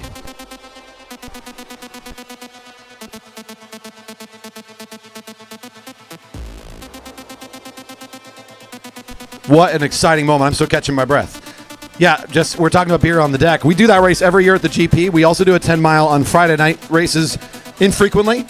Usually, though, that's not going to be a record pace kind of a night for us. But since 2019, the fastest lap, or fastest 40 laps, just got beat.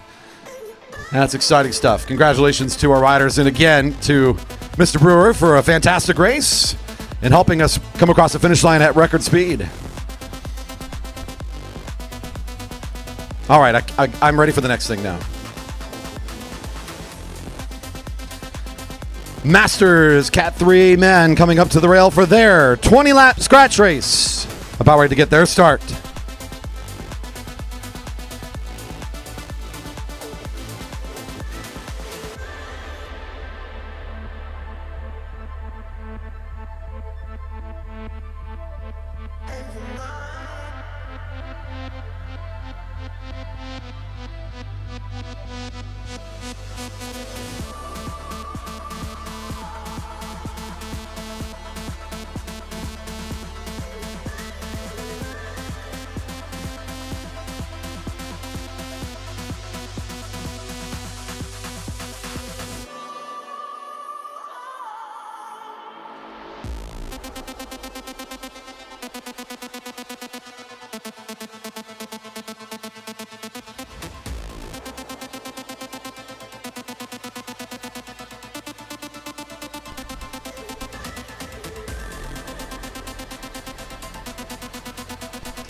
We have 35 at the rail. We're going to try to get this all together in one lap on the neutral.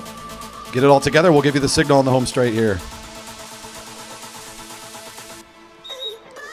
And signal for the neutral. 20 laps of scratch racing. Currently neutralized. We'll get them started on the home straight if we can get it all together here. Should be able to do so. 35 starters for our Masters Cat 3 men field in another exciting scratch race coming up here. On deck, the points race for the Elite Women. And don't go anywhere. The end of our program, a highlight for the weekend. It's the Elite Men Madison points race, and we've got some teams here this year, folks. Last check, it was 34 athletes registered for a total of 17 teams. I don't know what the most recent update was. One rider's looking down at the bike. I think we might have a mechanical or something going on there in turn 3. Rider 7-8 still working to get clipped into the bike, Zach I think. is trying to get clipped in. We believe in you, Zach. Looks like we got another neutral. One more neutral. Come on, Zach. Yep, one more time around. Okay, we got it. Nicely done.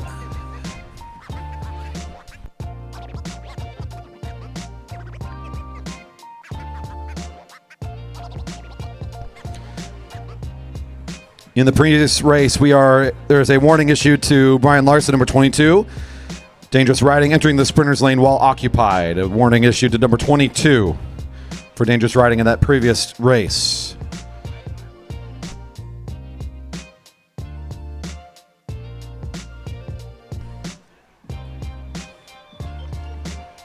And there's your whistle. Racing's underway. 20 laps of scratch racing. The GP delivering some great, exciting moments already here today. Looking forward to this. This is another great field of competitors. A lot of our regional competitors here in this field, bolstered by some strong riders up and down our coast here today. Ben Flom's going to take a fast opening lap here, number 75 for the Shogun of Seattle race team. This is a newly organized team this last year. Some of our teams kind of fell apart over the couple of last years, and I think some riders decided it was time to reorganize and put together this new squad. So you'll see the Shogun of Seattle out here on a Friday night with 4 or 5 riders or so. Flom off the front. We look back to the field. That's Ryan Havel, I believe, on the lead of the group right now, if I'm not mistaken, for ACT.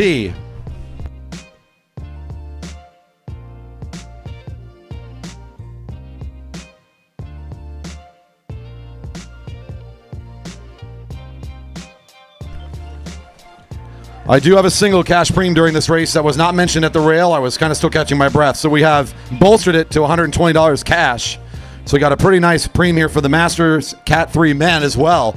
So I'll be holding on to that one here for the right time. Yes, I get all the power to decide when those happen. It's totally awesome. Benefits of the job.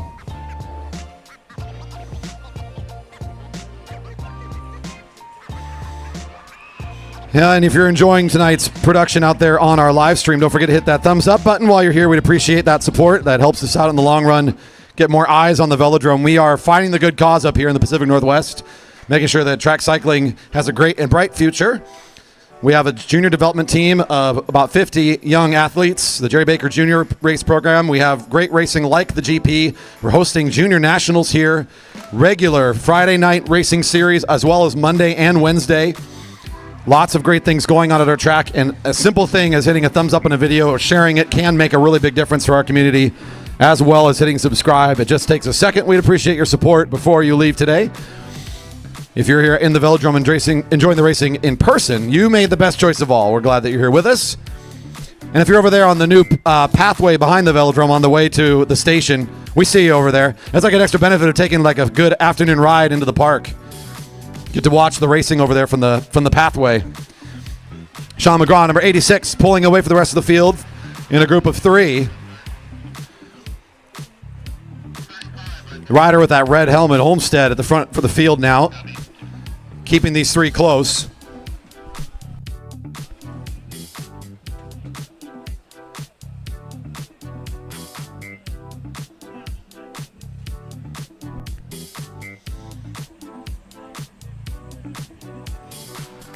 Beautiful day of racing continuing on here. This break of 3 looking pretty good at the moment, but the gap is pretty small. The field's not going to let them get away on this just yet. It includes one of our top finishers from the elimination in this group. That's Matty Hers in position 2. He had a nice elimination earlier tonight.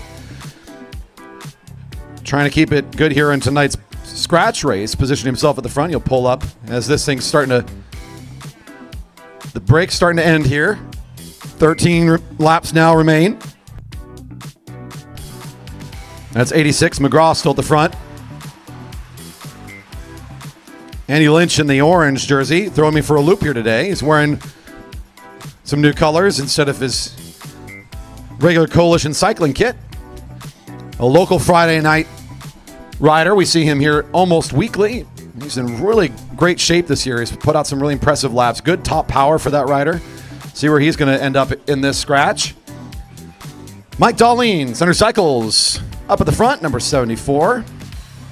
Seeing 12 laps to go.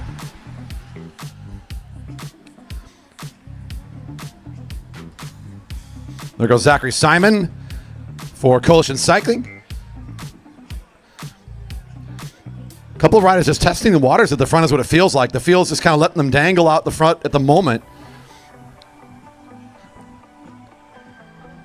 Not feeling too pressured yet, but now at 11 to go, Simon's starting to put together a nice little solo attack. McGraw keep looking over the shoulder, seeing if anybody's in position to challenge him. Nobody yet. There's another rider to keep your eye on, number 59, Willie Gonzalez at the front in the black. Seeing some great results recently from him. I recall some good racing in both the Keirin and some scratch races recently. Oh, look out for the red helmet coming out of the group. That's Olmstead, number 70. Quick push of the pedals, and he's flying now. At 10 to go, he wants to get up to the front here as quick as he can. He'll take over at the front, maybe even just dropping Simon behind. This feels a bit more threatening. A few more of the riders in the field thinking, okay, maybe this is the breaking point. We got to go.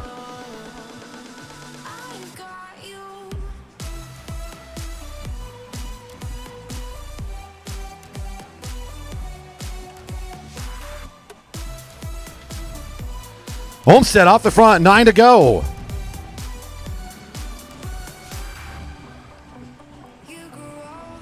Ryan Havel for ACT pulls up. Hafer falls the way. The field kind of at the blue line, now pretty high up along the rail. They're letting Olmstead roll with it. He's all the way over in turn 3. This is maybe the move of the race. Could this stick? The solo break. My goodness. Olmstead. 8 to go.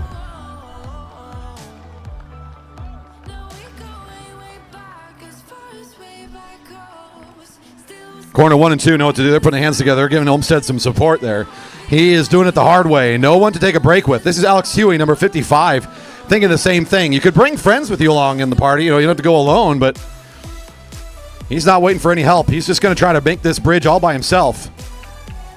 One stone at a time. 7 to go. Olmsted. Just time trialing up against this whole field today. Alex Huey waving at the crowd over here as he heads into turn 1. Sitting high, he says, yeah, I'm not sure I can do that without some help. He's going to go back into the field and find a wheel to join up with. Andrew Martin at the front. Our Friday night race series sees plenty of Martin in his fast finishes. Baker's cheering on Olmsted too. He says, let's go take the lap. Go get that field. They are not motivated just yet to go get him. He might as well. He's almost a half lap up here.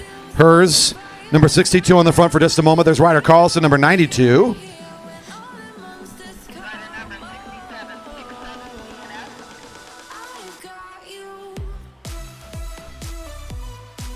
This lead's still looking so comfortable here at 5 to go.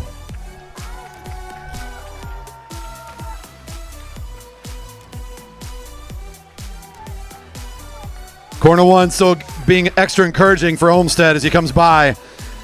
Trying to keep the wind in the sails for him as he is out there sailing alone on the open seas of the back straight right now. But luckily for us, he's not lost without a paddle. He is still got some good power in the legs. And, I was waiting for maybe a more dynamic moment in the race, but you know what? $120 to lead the lap. He's earned the payout, folks. I'm ringing the bell so they know that they've lost their chance for the money. You know what I'm saying? Lead of the lap gets 120. Sorry, fellas. I mean, he's been out here for like 8 laps at this point. Olmsted, it's an incredible solo athleticism here. Nobody helping him out. He'll pick up the cash prize. There's only 3 to go. Can he stick it out to the end? Rider down in turn 3. Rider down in turn 3. Rider down in turn 3. Riders down in turn 3. Riders down in turn 3. Riders down in turn 3.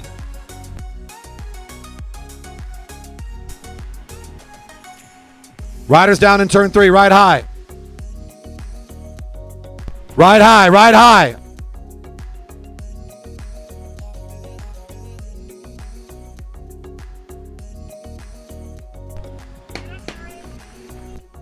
There. Racing is neutralized. Ride high, riders. Stay high. Riders, we are neutralized the race. All right, EMS and our sports med team, you may cross now. Sports medical support, we need your help over in turn 3. Far side under the Stanley sign, please.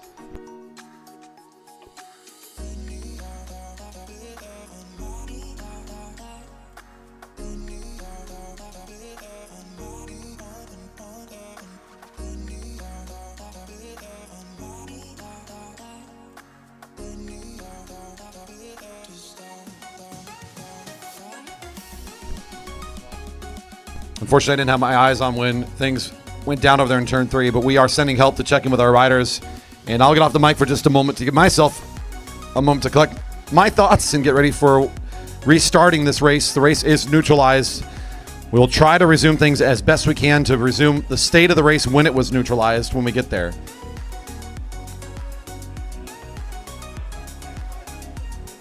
Last instruction was to keep rolling.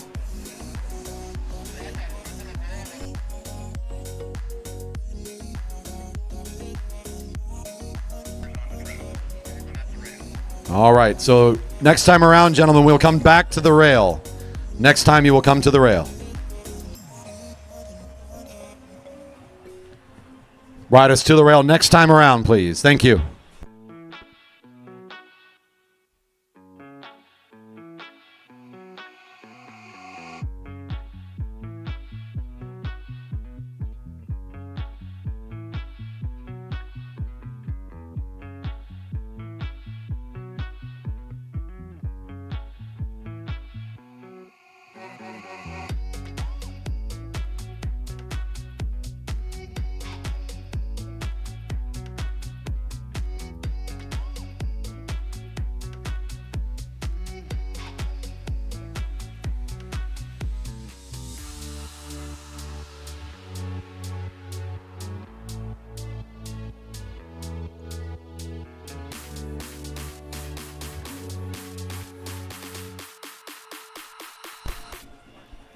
the toughest part of the sport here, of course, the reality of the risk that we take here with our athletes every time that they get up on a bike and compete. We're so thankful for our support today from our sports medicine team. We'll continue to await updates as we're checking in with our riders over in turn 3. Athletes, thank you for coming up to the rail. The race continues to be neutralized. I'll update you as soon as I hear what our next steps are.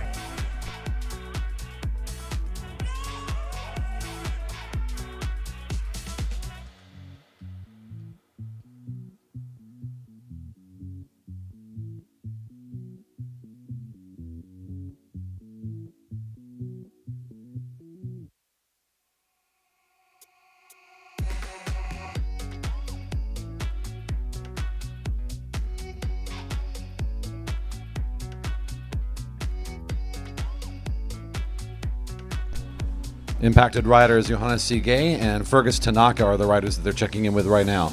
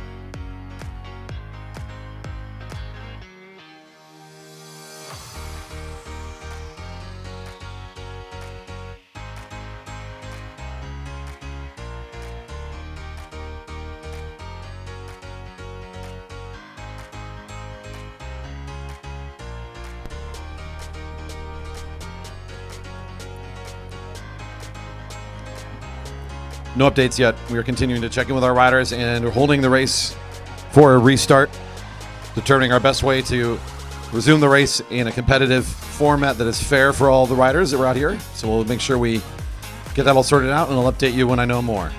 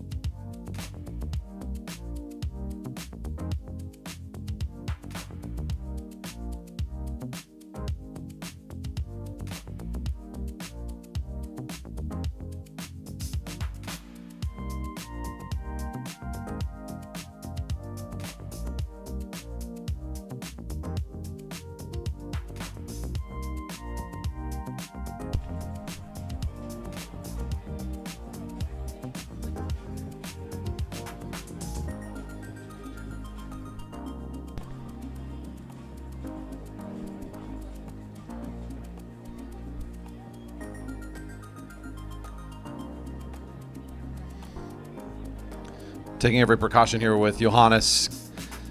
Our wishes with our friend Johannes Sige here, getting some help from his friends here at the Velodrome. He's doing okay. We saw him get up on his feet here, but we're making sure every precaution here to check him up. So.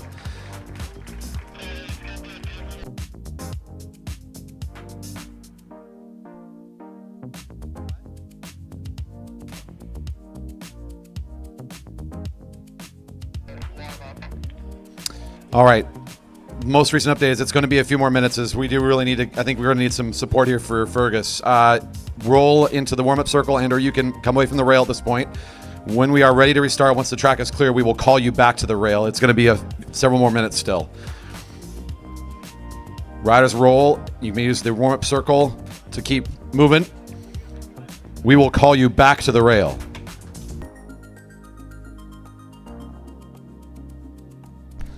Of course, number one priority here today is making sure Tanaka gets all the care and support he needs over there in turn 3. So we're going to continue to keep racing off the track here. Nothing going on for a few more minutes while we make sure we treat and help our friend Fergus Tanaka.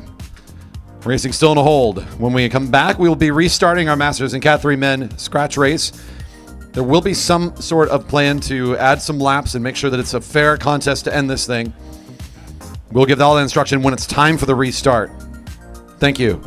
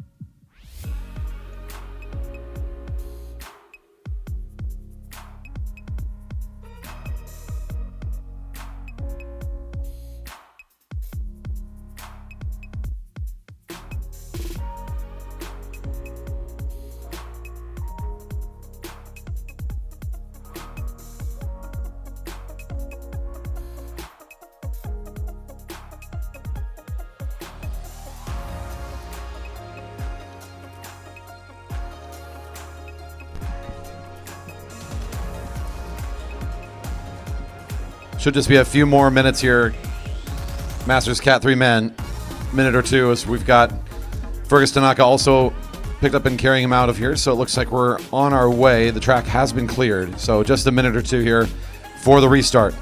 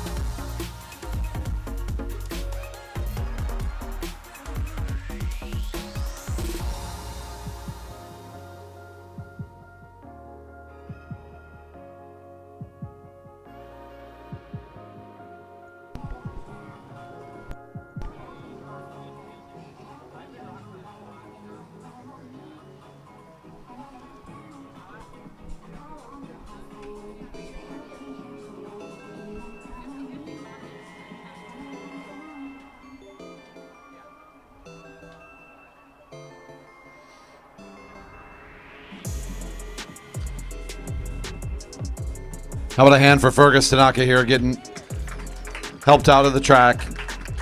Thank you again for our sports medicine support team here today, checking in with Tanaka.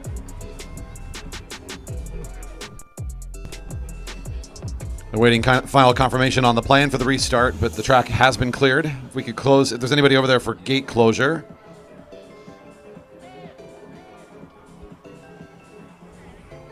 Zach, if you could help us with the...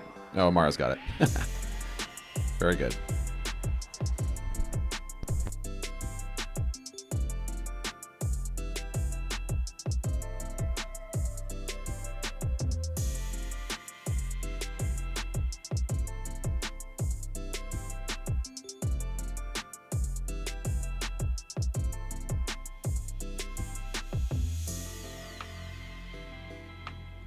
We're just waiting on, we need Zach to return here, and we need to make final calls on how we're restarting the race, and then we'll be ready to call riders up.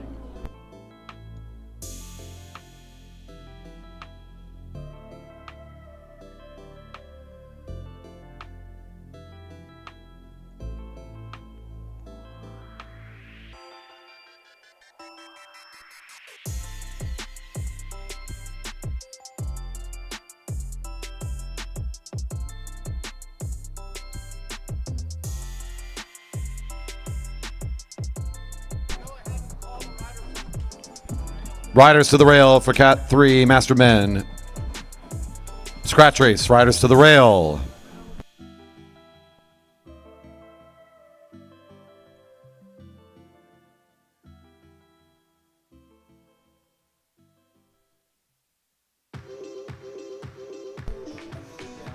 Six laps now showing on the lap cards, 6 to go. We are going to reposition riders as close as we can to where they were at the point the race was neutralized. We had 2 riders off the front. Lynch had a slight advantage out in front, 40, 50 meters up, and then about half a lap for Olmsted. 125 meters officially is the call for the distance for Olmsted. That's where he'll get posted up. We're going to give a start.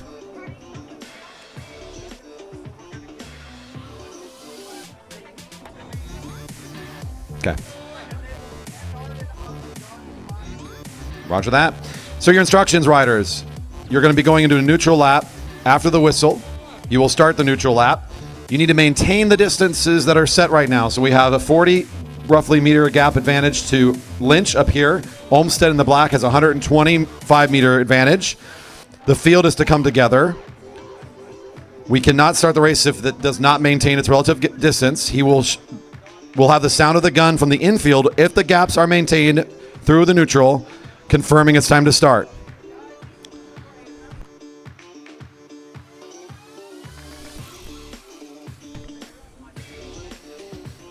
Both riders that made their exit here from the injuries, both riders were conscious. We believe they're both going to be okay. Just wanted to be extra cautious around joints and some other potential injuries, especially in the upper body there, so just making sure they're safe. If there's any riders that are not continuing the race, please do come check in with the officials. so that we're not looking for you out there for result purposes. Again, if you are a DNF here at this stage, do come reporting to the officials. That will assist with the results process and keep things a little bit simpler. Thank you. So once again, our officials confirming here, we cannot start the race unless the gaps are maintained. That will be the sound of the gun, so heads up for that. There will be one gunshot from the infield to signal all across the Velodrome that the race has started, and the riders, if they've maintained that gap, they will get that signal during this neutral.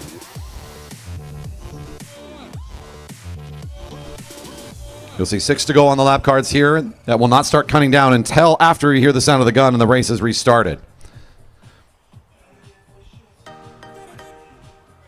That's our neutral. Riders roll. Maintain your distance. No one should be in front of hers and Flom here. We'll get the field all together.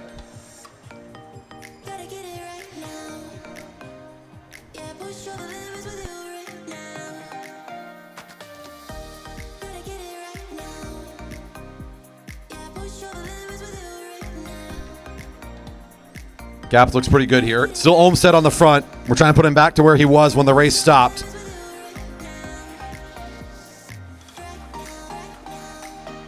Field trying to keep that 40-meter gap there to Lynch. Looking pretty good here. About 120, again, meters for Olmstead. Also looking pretty accurate. Field all together. Awaiting the sound of the gun to signal the race has begun.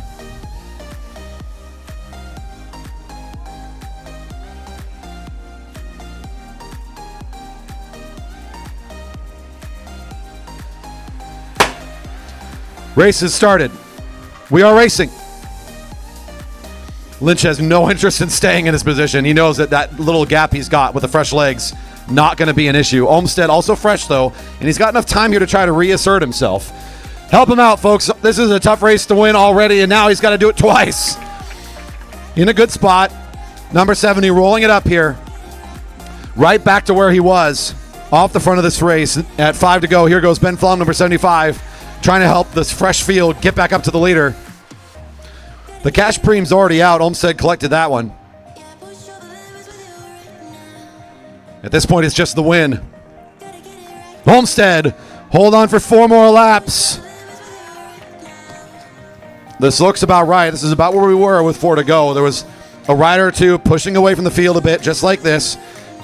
Olmstead was away. It was Lynch off the front, just like you see now. That's number 54. There's Flom now this time, so a little bit stronger of an effort off the front as we've got a couple of wheels joining up with Lynch. There's Willie Gonzalez, the rider in the black with that yellow bike frame. Olmstead still getting the help of the home crowd. 3 to go. The fresh legs helping the field contest Olmstead's position, but equally so, Olmstead looks just even more powerful than he did when we had him out here before the break. And making him almost an impossible target now.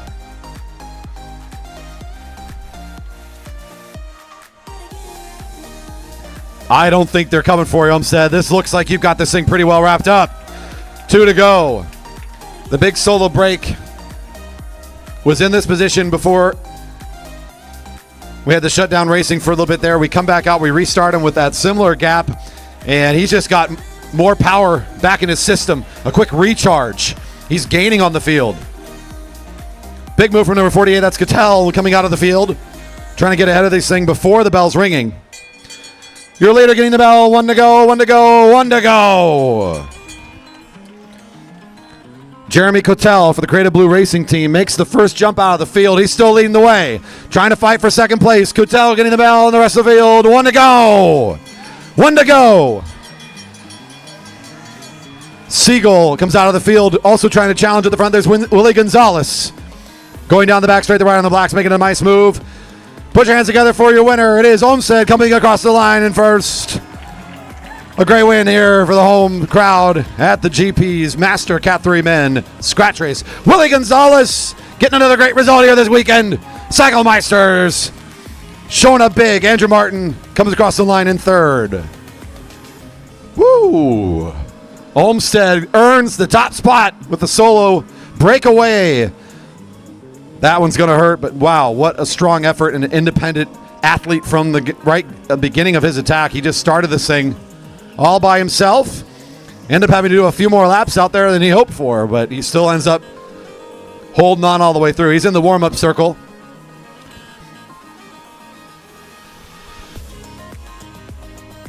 Tyler Olmstead, another fantastic race here at the GP, and congratulations to him for his victory here today.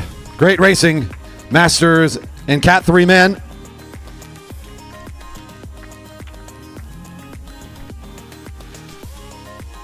Elite Women Solo on the sideline here just for a second longer. We've almost got everybody clear.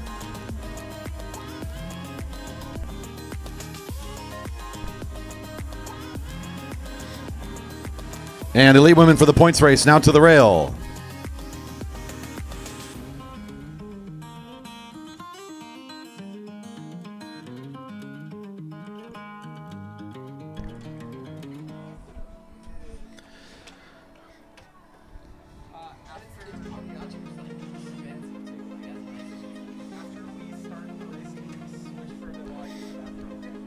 Perhaps what might become a tradition here for years to come. The Steve Blyfoos Memorial Scratch Race is all wrapped up this weekend. And once again, a thanks and a round of applause for the Blyfoos family for supporting racing this weekend at the GP. Can we hear it for them? We remember Steve Blyfoos, our good friend, for all the great racing, for all the great memories, for all the great jokes, the great humor, the big heart that man had. We appreciate the Blyfoos family for continuing to be a part of this great community and supporting us. And we know that Steve would have loved to have been here racing and supporting us as well, being in that beverage garden afterwards and all giving us a hard time. We're ready for our next race. This is the Elite Women Points Race. 21 riders at the rail, 1 lap neutral upcoming for this group. Roll away for the neutral. 40 laps in an 8x5 points race format. This is our first points race of the night. We've got 2 of them here to end our evening. Points racing, whenever you see that on the program, the way that works is riders are going to earn points on specific laps. You'll always know it's a sprint lap for those points based on the sound of the bell on the infield. So you hear a lot of bells during this race. On the 6s and the 1s is how it'll go. So the first bell at 36, then one at 31, 26, and so on. First rider across the line on those laps gets 5. Second rider, 3. 2 to the third rider and 1 to the fourth rider. 5, 3, 2, and 1 to the first 4 across the line. Double points at the end of the race. 10, 6, 4, and 2 on the final sprint. Finishing order is decided purely by points. Ties are broken by position on the final sprint. If the field gets lapped by anybody, that rider picks up 20. If the field laps somebody else, they lose 20. Riders all together. Looks like we are set to start a race. 40 to go. Points racing for the Elite Women. Presented by Vision Tech, our friends here at the finish line.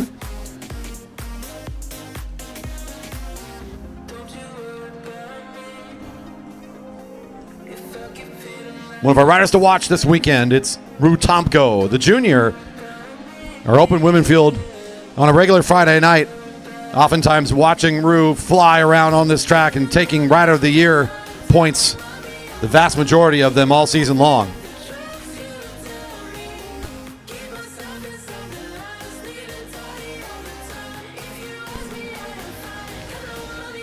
Following the incident, there was a camera that was found over in turn 3. If somebody's looking for that, it is over at with the officials underneath the tents.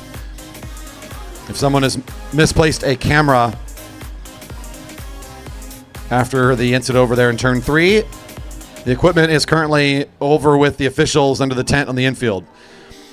And don't forget, after this great points race, we've got a Madison, and it's quite the Madison. We've got a lot of athletes showing up here tonight for our Elite Men Madison. And it's presented by Haldy's Hand-Built Wheels. Coming up after this. 38 to go. Your first chance for points. Riders coming up in just a few laps. Jenna Lingwood in the orange, moving towards the front. If I recall right, 3rd in the elimination. Trying to make a splash here in tonight's Enduro events for our Elite Women.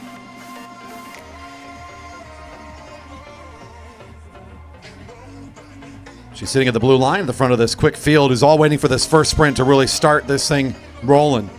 40 laps just long enough. You're going to have to be conservative in some of these in-between laps. Bell Next lap.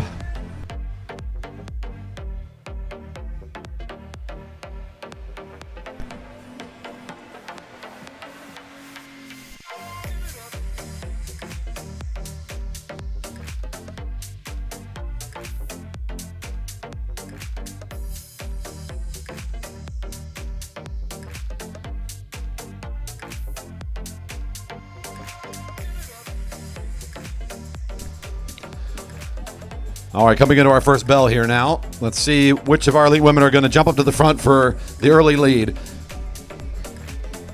Sarah Beard moving down the sprinter's lane. Your first chance for points. That's right. Let them hear you. Stephanie Halamek, number 119, chasing down Beard now. Kazanowski in position right behind. There's Olivia Ray, winner in the elimination and the sprints today. Halamek currently leading things out. On to the home straight. Stephanie Halamek. Olivia Ray coming in for the 5. It'll be Ray, Tomko, Lingwood, and Halamek. The unofficial finish order. Tomko found the right wheel to follow, as did Lingwood. Both riders come up with Ray up and around the corner as Halamek's leading it out. She still finds a point there, but gets overwhelmed at the line by 3 speedy riders to take the top spots on that first sprint. Olivia Ray leads the race with 5. Rue Tomko in second with 3. Jenna Lingwood in third with 2. And Stephanie Halamek currently in fourth with 1. Everyone else looking for their first points of the race. Next bell at 31 to go.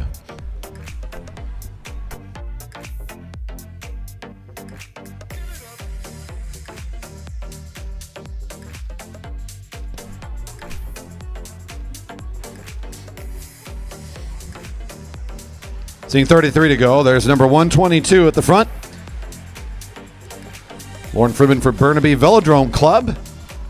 Made it pretty far in our elimination race as well, so another rider can see where she can compete in tonight's quick points race. Kimberly Chen, number 118, takes over the front. Red Chuck Racing. Friedman was just here. She pulls up quickly, and the rest of the riders pushing off the front of this field decide to join in. This should let everything kind of recombine into the home straight. 32 to go.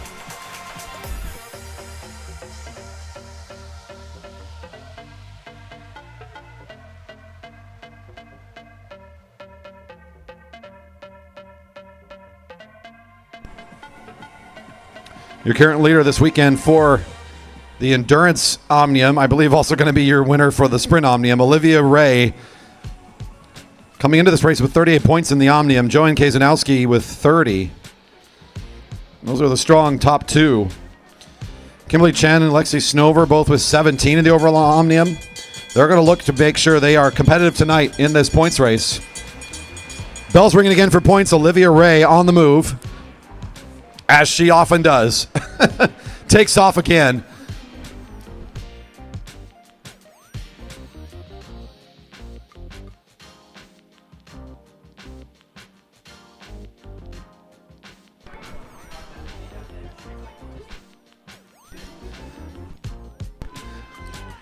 Ray coasting in for the 5. There's Friedman, Snover, and Tomko in that order. So I mentioned Friedman here before that previous sprint. I'm looking for, she's picking up some good sneaky points early in the race. We'll see how she ends up with this one. Tomko finding some points, been back-to-back sprints. Snover gets her first points. And Ray picks up 5, 2 in a row. She will be your leader with 10 after the points get updated here. Olivia Ray, your leader with 10. Rue Tomko in second with 4. Friedman in third with 3. 2 riders with 2 is Lingwood and Snover. Halamek with 1, currently good for 6th. All of the riders looking for their first points. 29 to go.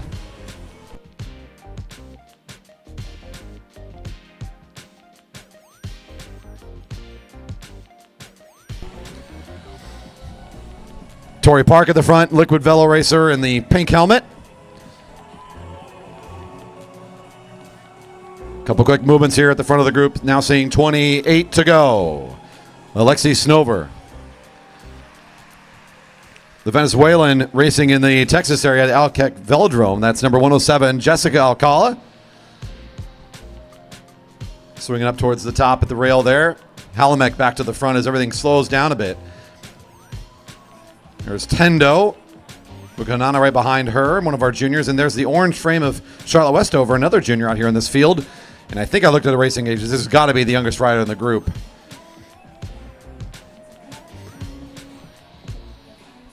Seeing 27 to go. And we talked about her. That was enough of encouragement for her to put on some style points here and get off the front. Westover at 27 to go, picking up the pace from the front of the field.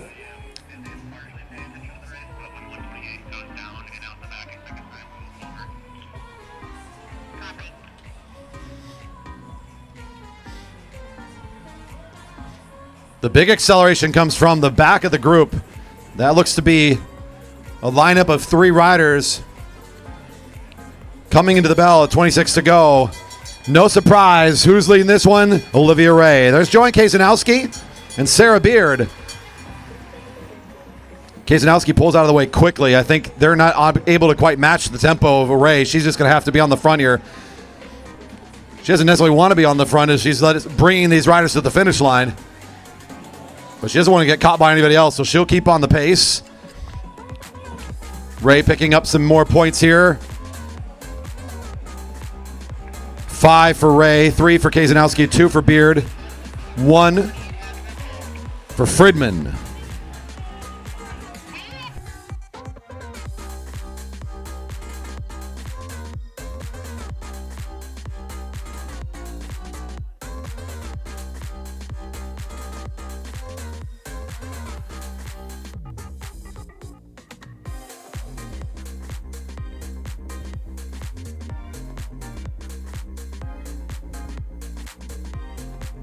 .24 to go. We got a break of 3.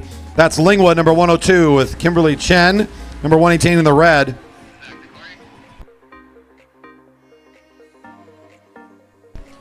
.110, Olivia Ray relegated for coming out of the sprinter's lane in that previous sprint. So we'll be out of the points. Olivia Ray relegated on the previous sprint, out of the points as a result of the relegation. Points updates following that call.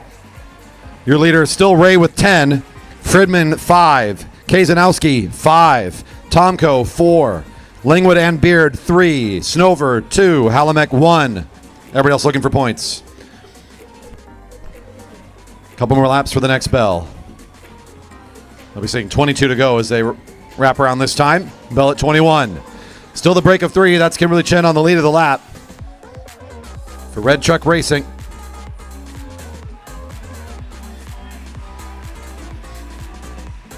The field's starting to bear down on them, though. Here comes number 105, Dan Snoblin.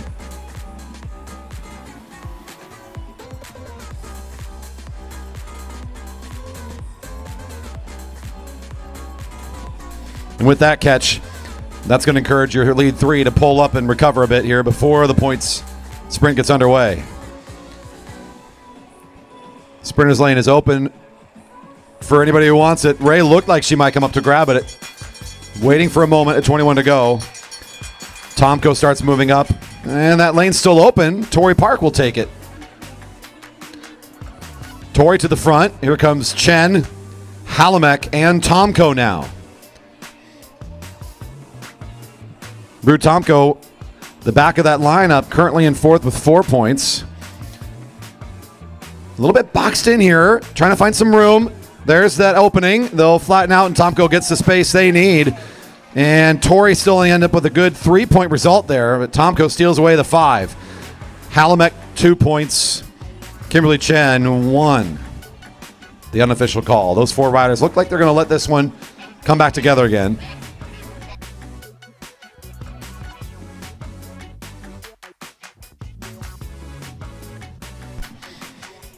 Ray still your leader, 10 points.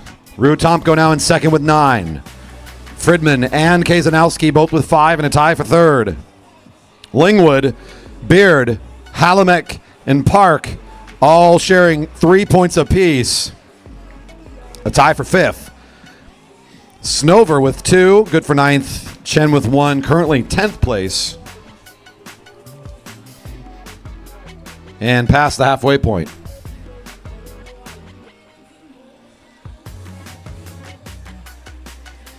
Question from the live chat coming in for the sprinters lane. What is that all about? Good question. How does it work? It is sort of a rite of passage kind of a area, right? So once you're down there, it's sacred space. So if the sprint is engaged and you're in between the black and the red line, no one can come in and encroach you in that space. At the same time, if you're engaged in the sprint, you can't leave that space if that's a currently engaged sprint. Once you've taken it, you got to stay down in that lane as well. One of the reasons for that is that it makes sure that the shortest lane on the track is the most predictable. It's where the speed should be. So when we're not in a sprint right now, a lot of riders are down that sprinter's lane. The rules are still make sure you're not moving up into anybody on your right-hand side, but especially when we get up to top speed, you're in that sprinter's lane, that's your space. No one can take it. You better not leave it. You own it. Any space between that black and red line, that's exactly where Darlene is racing right now. You'll hear some calls from our officials about dangerous riding around the sprinter's lane. And in fact, that last call, that relegation, as a result of coming up out of that sprinter's lane in the sprint. So again, that's kind of a result of that rule in play. Darlene off the front right now, rider in blue for Rice University. The rest of the field trying to work their way back up to Darlene. The bell's ringing.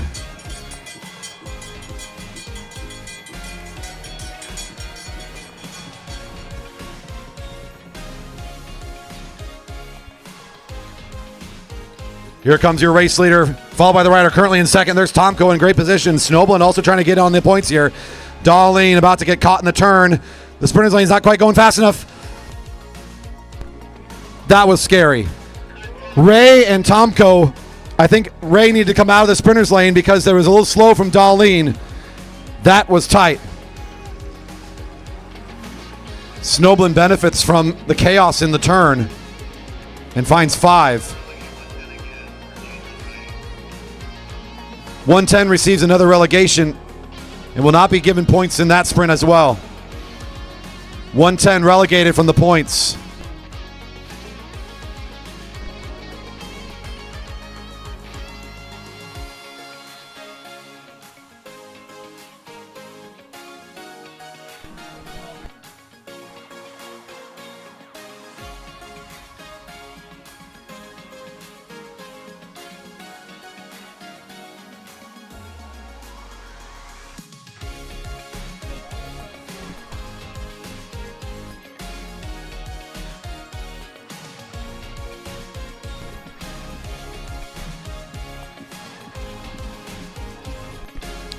I'm waiting, sorry, in all the excitement, I forgot I need to actually charge this laptop at some point. So we'll get the points updates in just a second.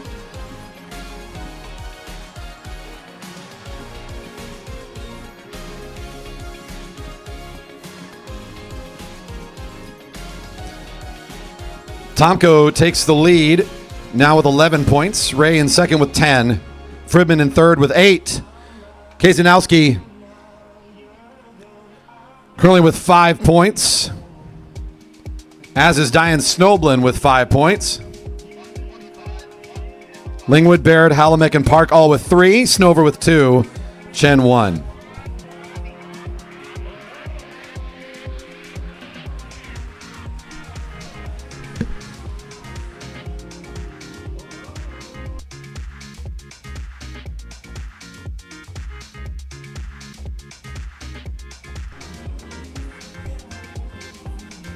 Couple more chances for points here. Big move from Chen from the rail. The rider in red and black. Red Truck Racing trying to put on a good lap here.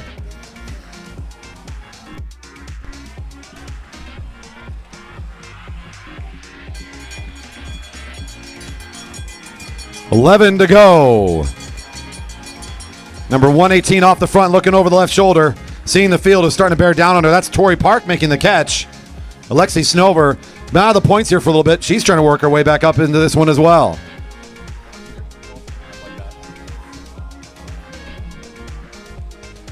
It's Park leading the lap.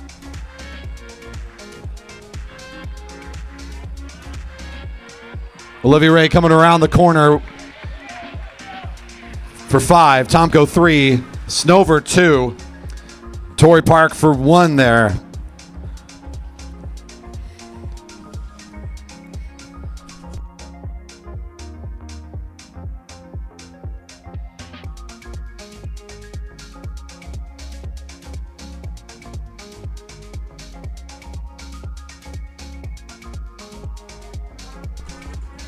And now this is a great opportunity for the Found Cycling Guild rider Alexi Snover to apply one of her best strengths, overall endurance and power on the long term here. She's competed on the World Cycling Esports circuit, known for her abilities not just on Zwift but also here in person, crushing it at our track. Has some great road results. Frequently now in this last year and a half or so comes out on Friday nights and is one of the most consistent, powerful riders we got here in our area in this field. Starting to pull away nicely. Getting 8 to go. On her way to pick up at least 5 points, maybe more.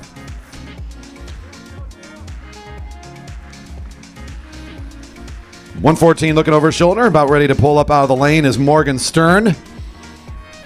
Halamek takes over the front. There's Kazanowski, one of your leaders. The rider currently in second wheel with the white jersey. Currently with 5 points. Right behind Kazanowski is your current race leader, though.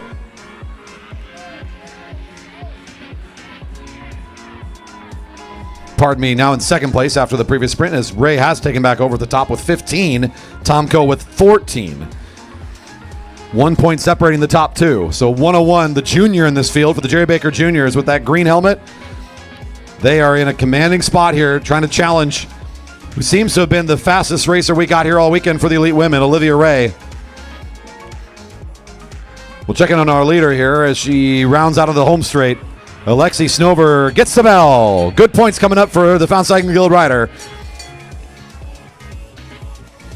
And let's see where the field's at now as they're being led out by Tori Park again at the bell. 6 to go. Tori Park on the front of the lap, waiting for anybody to challenge. Ray's in a good position to roll this one, as is what looks to be Lingwood and Fridman starting to find some speed. The current racer in second place, Tomko, trying to get out of the field as well. Ray's in a great spot here. Lingwood's trying to follow this wheel. It'll be Alexi Snover for 5. The sprint coming up here on the corner. Ray, Lingwood. It will be in that order. Ray, Lingwood, and then Fridman. 3, 2, and 1 to the points. Ray will hold on to the lead now with 18. Tomko in second with 14. Fridman in third with Snover both with 9 points. They're in a tie for third, pardon me. Kazanowski, Snoblen, and Lingwood all with 5. Park with 4. Beard with 3. Halamek 3. Chen 1. Stern 1.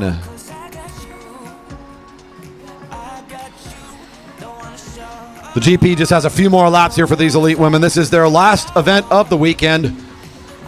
The points race coming down to the wire here. Olivia Ray, couple of tough sprints in there, not getting any points despite being at the front.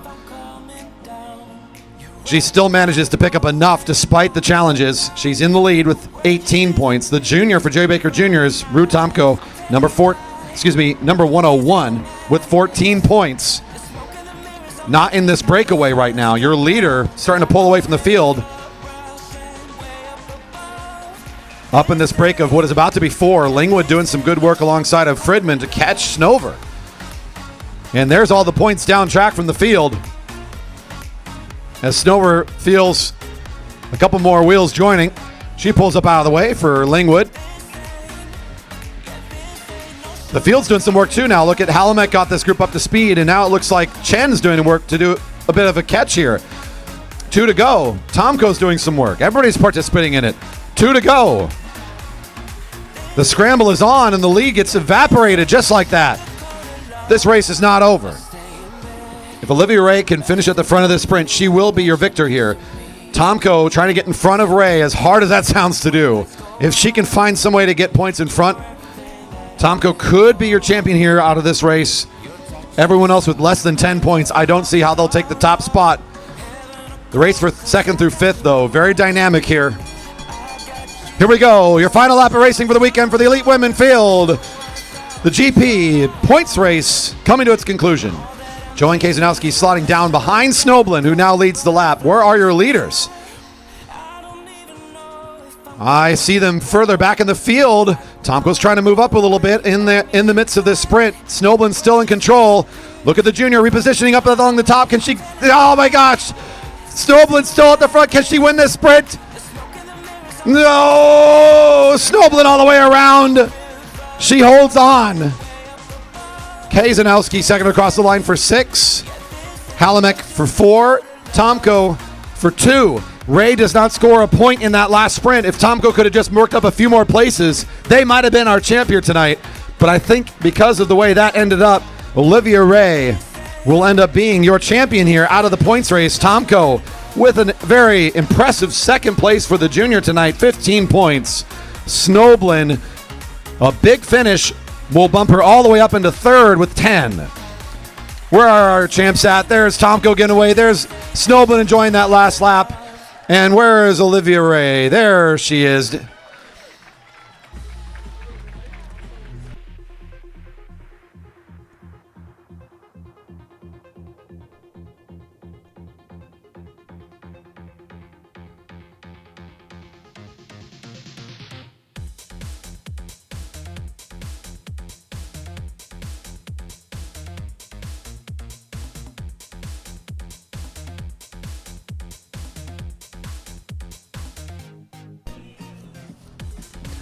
Our final event of the weekend, the Elite Men Madison Points Race. As presented by Haldy's Hand-Built Wheels. Where's Haldy at? Oh, he's right up in front. Is that him up in front there? I think it is. All right. Yeah, there he is. Okay, we'll be talking a little bit about this. All right, teams, come on down, everybody. All right, we're going to talk about Haldy for just a second. He's been racing bib number 34 all season long. Why is that so special to you, Matt Haldeman? Breaking away from the sport, 34 years of competing here at our Velodrome, and Haldeman's been such a consistent, optimistic, positive force. He throws in the cash to support people. He's now started his own business, which he's used to support riders and us here throughout the years. Haldy's Hand-Built Wheels, of course. And so he grabs number 34. It's his 34th season. He knows after this he's trying to hang up the bike competitively. He says, from now on, we'll let the next gen go. I've done my time. I've done my races. I've done my laps. We've loved watching your race, Haldeman, and we've loved seeing all the great times with you out here. Everybody, can we give a nice round of applause for the great career of Matt Haldeman? Trying to make a final hurrah here in your favorite race, the Madison. Got you here tonight in the orange and turquoise. Racing with who? Andy Baker? That seems appropriate. All right. Oh, Jerry wouldn't let you join that team. Oh, no. Jerry Baker would not have let you race in that. Well, I didn't know. There you go. All right, the Madison race about ready to start here. That's presented by Haldy's Hand-Built Wheels. We'll get our information out to the starters here. We've got a lot of teams for this race. I'll talk a little bit about how this goes while they're in their neutral to get started. We're going to start a rider in the race. There's going to be the racer that starts in the race for the team, and then the rider in relief. And those two groups will go out separately once we get our final check-ins all done.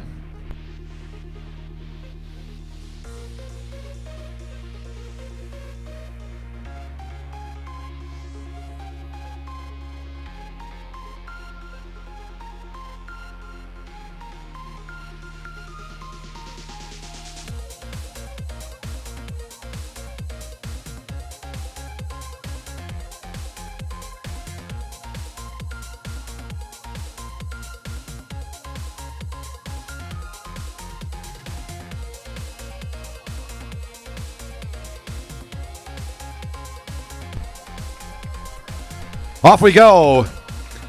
The big conclusion here for tonight's program and a really fun finish for this weekend. We got a real field tonight for a Madison. It's going to be a good one, folks. That's right. Put your hands together. Make some noise for these riders as they come by. This is the neutral. Your riders that are in the race to start are currently on the back half of the track. Your relief riders just now rolling out. What I mean by that is riders that are in contention, the riders that are actively in the race, they've got a buddy.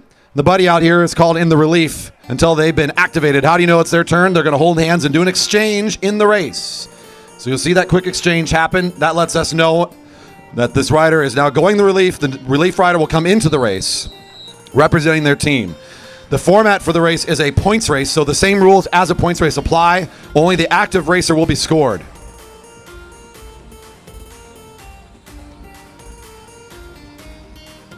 Important that these teams get a few exchanges on these early laps to make sure everything's moving smooth. Riders are compelled to go over the exchanges, so as riders come in for the exchange, they're meant to come down track. They should be down around that blue line or below, and then riders actually in the field navigate over the top of them. 59 to go. Who's leading the lap? It's Haldeman tossing in his friend Andy Baker for Team 50. The GS Flash team in the turquoise and orange. Apparently Haldeman finally gets to race in the kit, he says.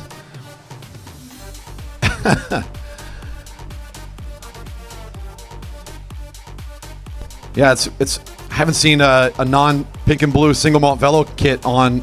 I don't know when's the last time I haven't seen that on Matt Haldeman. It's taking me a moment to readjust. 58 to go. A powerful team here. I believe the First Internet Bank team, number 30, Aaron Beebe in here. I believe the relief rider for him is his teammate Kyle Perry. They're both wearing the white kit for their regular race jersey, so that should be a good group to watch here tonight. They're on the front of the field right now. A couple more exchanges going on. There's going to be a busy turn as the field learning to navigate with this many teams. This is a good couple of rounds of racing here for the Madison. Indeed, that is Perry working with Beebe together, so watch out for the riders in white tonight wearing bib number 30.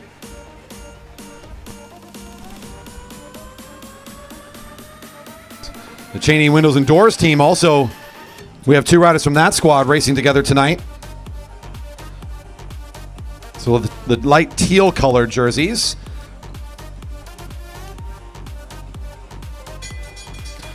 And there's your first bell. Points to the first four teams across the line. First four teams across the line scoring points.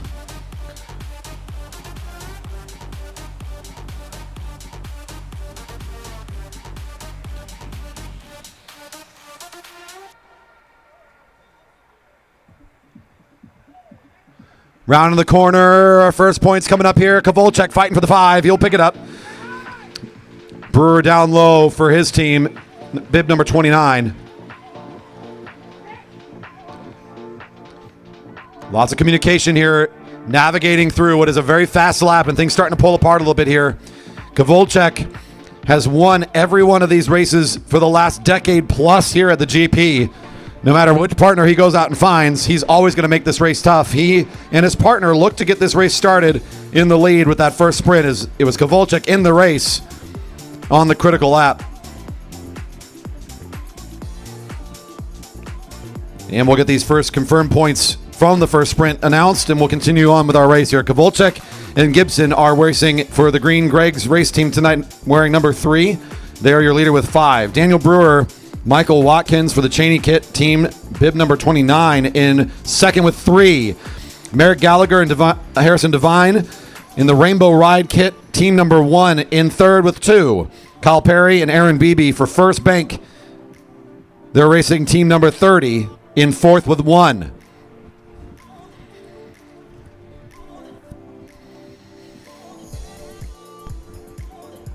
That's ride group on the front, team 1. Gallagher tossing in his teammate, Harrison Devine. They got some good practice laps in the Madison, winning a few weeks back at Fred's race as a team. So they've got some good practice together, and they both really enjoy this race, especially Harrison. I know that's one of his favorite races, according to his rider bio. So he's really going to try to fight this one tooth and nail. They picked up 2 points in the first sprint, so they're in the conversation.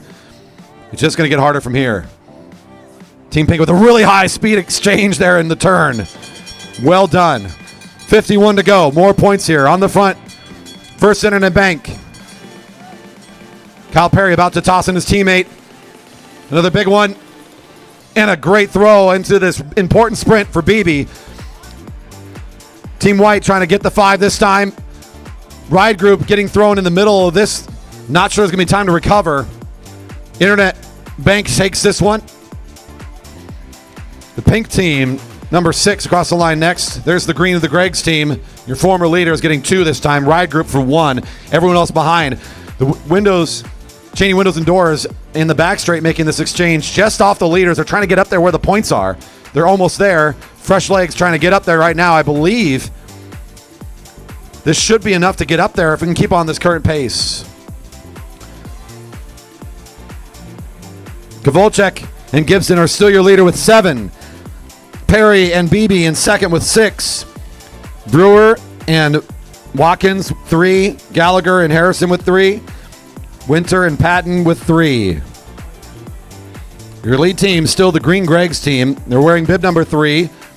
They're in this group right now. That's Zach Kovalchuk at the front with the white helmet. Currently your lead team. And again, the undisputed king of this event. Currently in the race. He's got a good partner here. He's always looking for a partner when he shows up, but somehow he always finds the right partner and they get it done year after year. Couple of exchanges here down the back straight.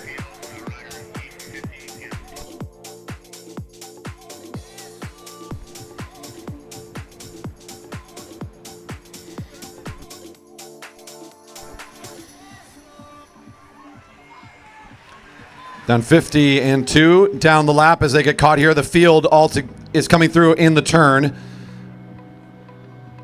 Exchange for Team Green there. Right behind the white team for First Internet Bank. And there's your field of 5. So Cheney windows and doors worked all the way up through that gap, and now they're on the front of this field. Bells ringing. Points next time. First 4 teams.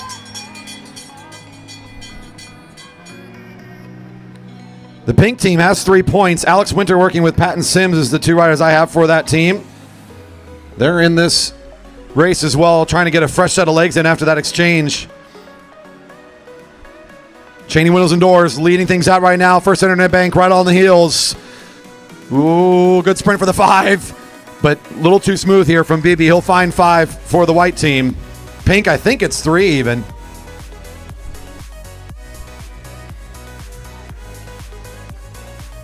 Well navigated down there on the back straight. We'll look around here and see where the rest of our teams are. If you look back over here into turn 2, that's Team Ride group number 1, losing some distance here and having a hard time holding on to the lead. There's also turquoise and blue. Turquoise and blue. Turquoise and orange. I just can't say that color combination. It still occurs. Down the lap and kind of working on it, we have a group in the chase, still on the same lap as the field here. Yellow is on the lead of that group of 3. Make it almost 4 teams. And then just back a bit there's your field, just now coming to turn 3, almost about to catch the next group of riders. So we've kind of formed our strong group of 5 now.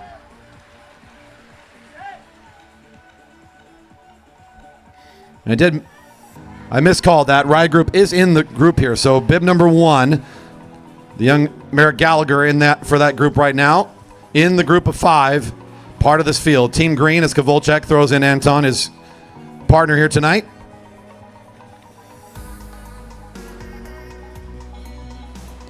After the last sprint, we'll get our updates. First Bank, 11 points. Greg's green jersey, bib number 3 with 8 in second. Pink jersey, Team 6 with 6 points in third. Cheney kit, bib number 29 in fourth with 5. The Rainbow Ride team, bib number 1 in fifth with 3. Currently your leader, the white team, Aaron Beebe and Kyle Perry. The Indianapolis Speedsters working together really well here.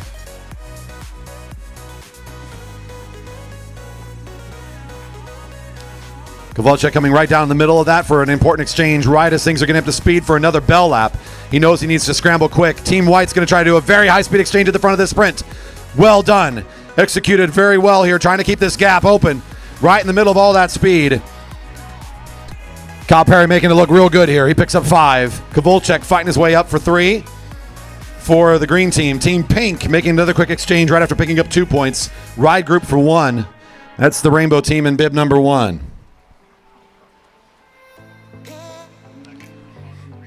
First bank, still your leaders. The white team with 16. Green in second with 11. Pink in third with 8. Cheney Windows and Doors, bib 29 in fourth with 5. Rainbow Ride now, bib number 1 with 4 points. Still in fifth.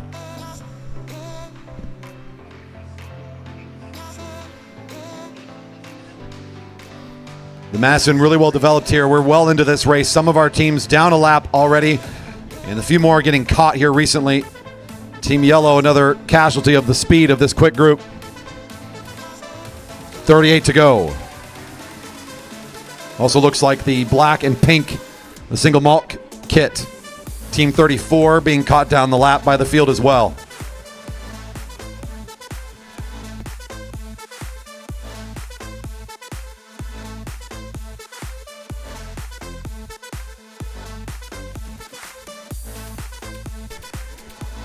So this bolstered group here, 4 teams caught.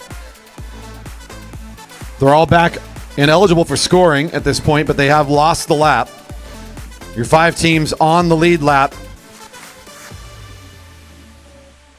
including team number 1 making an exchange there at the front. The white team right behind them. Also the riders on this lead lap. There's green.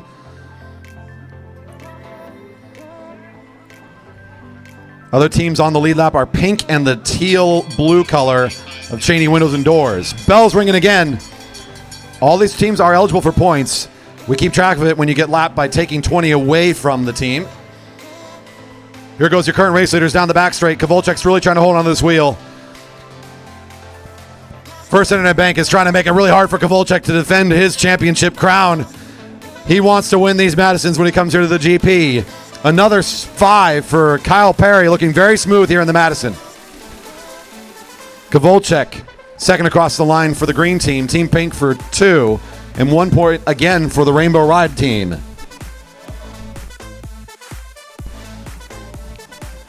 As much as I'm talking about Zach Kovalchuk being this undisputed champion of this race, quite a storied career here.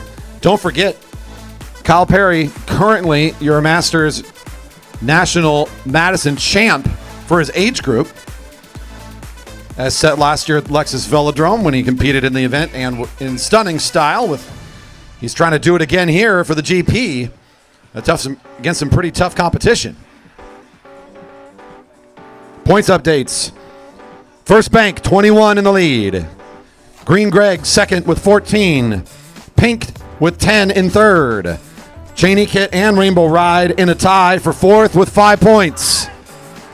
Rainbow Ride makes an exchange across the finish line here as Gallagher brings in Harrison Devine, his teammate.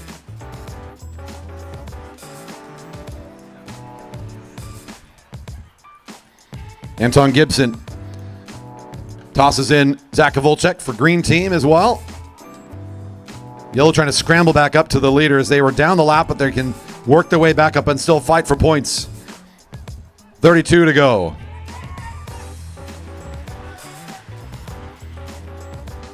Pink with a moderate speed exchange there in the middle of all the traffic. Perry and BB down the back straight. Your current race leaders at the front of the field getting an exchange.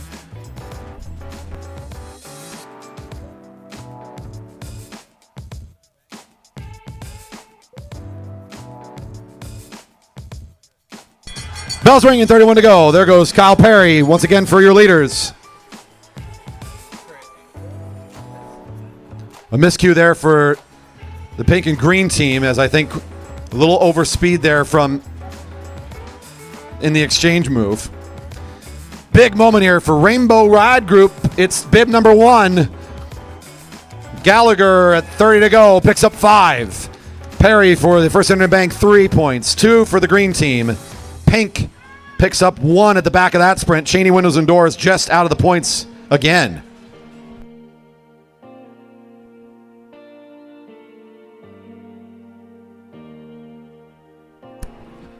An important move there for Rainbow Ride. They don't move up, but they do break that tie for fourth with 10 points now. Pink with 11 in third. Green Gregs in second with 16. And First Bank, the white team, in the lead with 24 points. This is a tough one. If you're not up here in this group of 5, obviously the race is not going to go your way anytime soon. This group clearly all at a really good competitive speed here. Cheney Windows and Doors just off the back for these sprints. They're getting back up to the group again.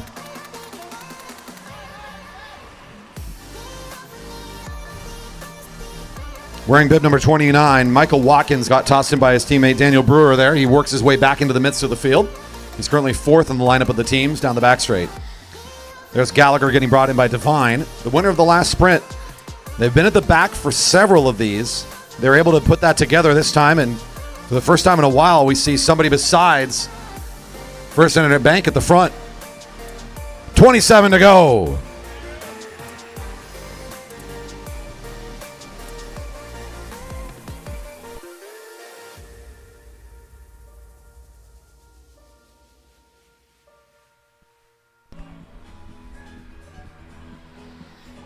Bell App incoming, important exchange for Cheney Windows and Doors. Talking about they've been missing out on the points here. They're going to try to position themselves.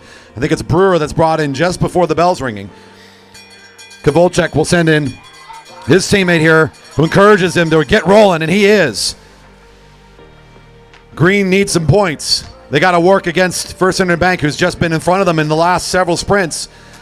This is starting to look just about right for them, though, as they roll down the back straight. It will be Team Green picking up the 5 at the current pace. Cheney Windows and Doors in pursuit.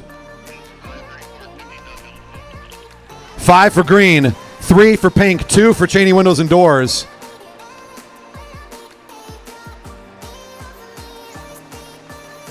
And 1 to somebody. There was a couple teams that were not eligible because they were kind of in the no man's land there after the sprint was engaged. So we'll get the updates here shortly. I believe the teams that have been caught by this group are now being called down the lap, as I just heard the radio chatter.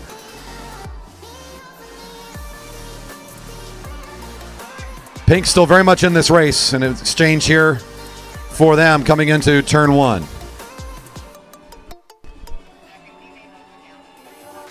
Points updates.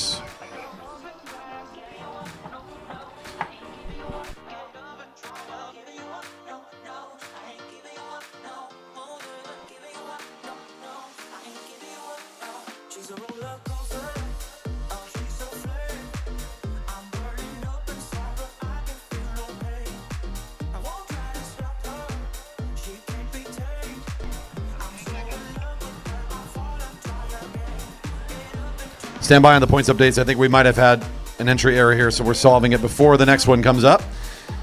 Current race, still the standings are, this group of 5 rolling through turn 4 is really the field and where all the action has. We all focus in all of the attention here. This is where your champion will come from. Currently, it is still First Internet Bank, the team in white wearing bib 30, that have been in charge of this race almost since the beginning. The Greg's Green team, I think, took that last sprint. They should have picked up a good 5 here. I'm not sure I'm seeing it on the score sheet just yet.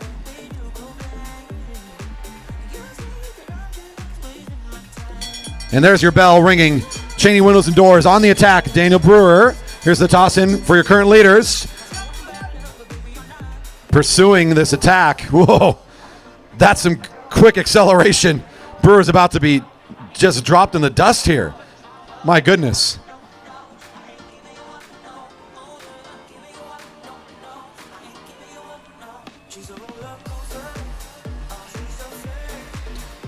White team for 5. Windows and Doors 3. Green 2. Pink 1.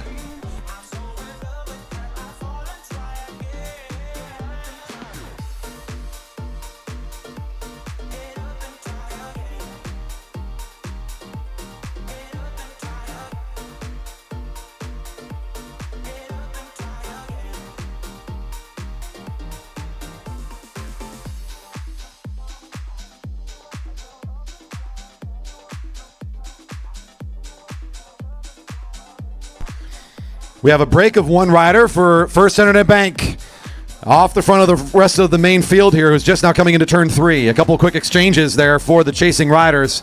First Internet, your leader on the lap.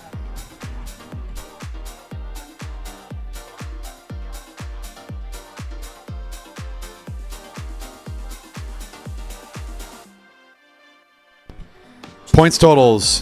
First bank with 29. Green Gregs with 18. Pink with 12. Rainbow Ride 10. Cheney 8. First internet bank with the lion's share of the points and this big move here, trying to absolutely solidify their win here tonight. If this can get away, this is the race for First Internet Bank. The field kind of pulled apart a little bit here. There's Team Green and Team Rainbow Ride down the middle of the back straight, just in front of a few other groups that make up this field.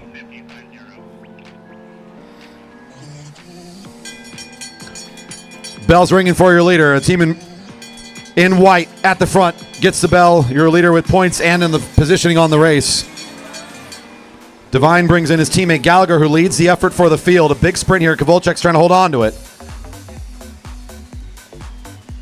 It's Gallagher getting up to speed first. Kovalchuk recovers nicely. And he's starting to pull away now, though. It will be your white team for 5.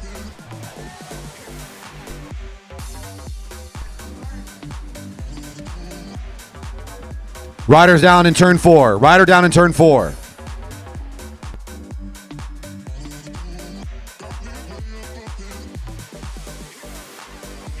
Ride high, please.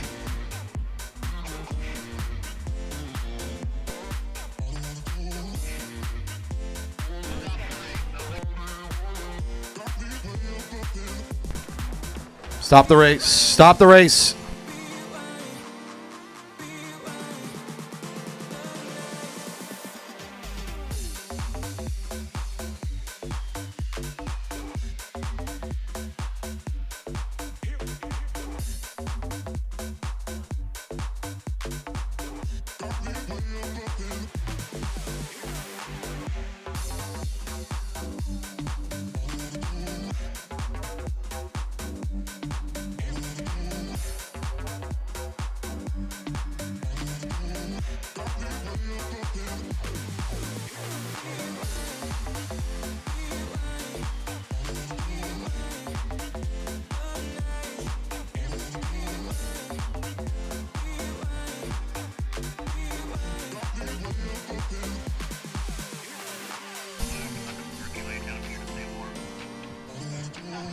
Riders are going to get routed into the warm-up circle on the back straight.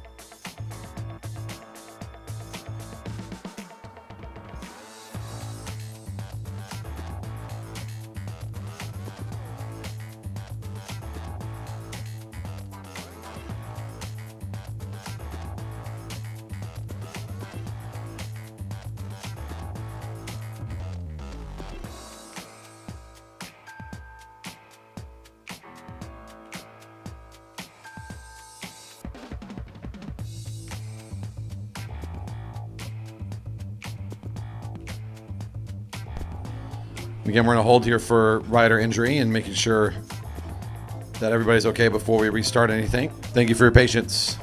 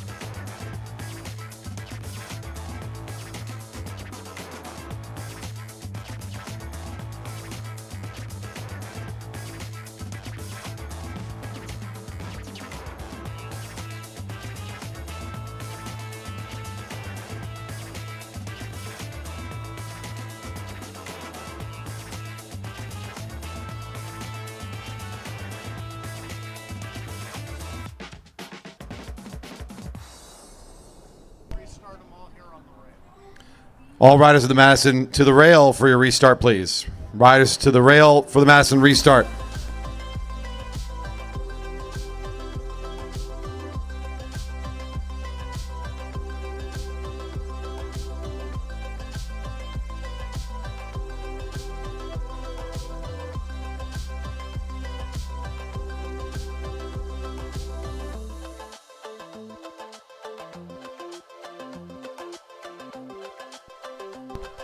$15 showing you the lap cards.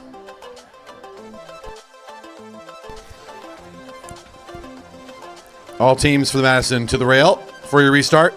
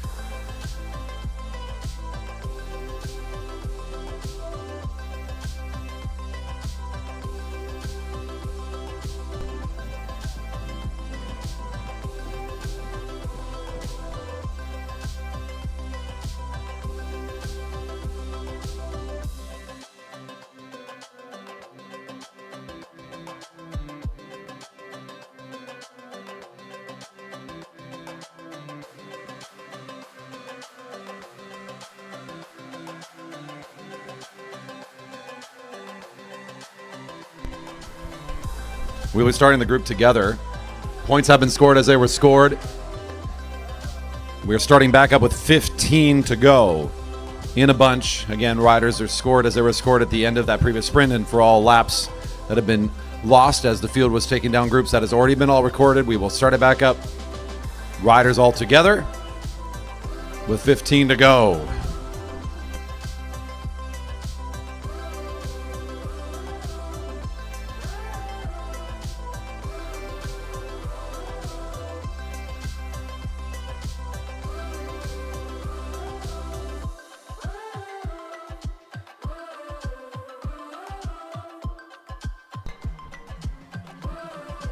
Racing riders away.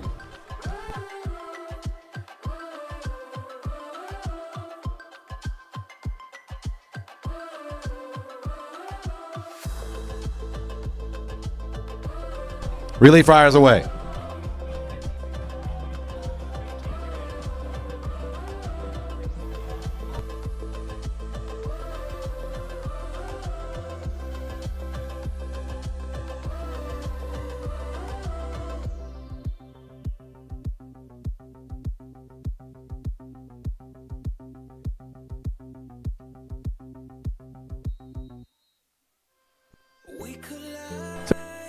Important to note, Harrison is in this race. He's going to finish it solo.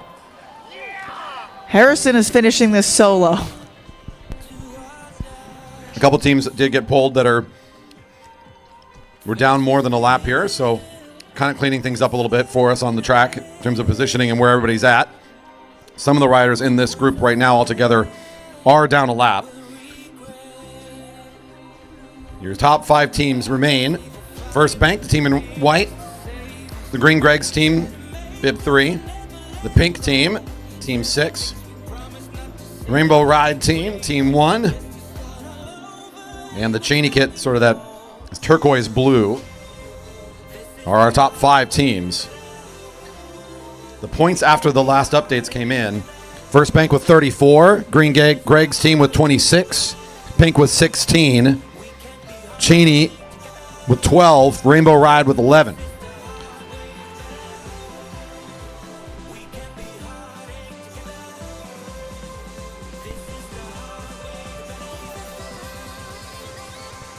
Team Green making an exchange down the back straight as in comes Kovalchuk with his partner Anton Gibson, giving him the toss in. And your leaders in the race also exchanging at the front there, Team White.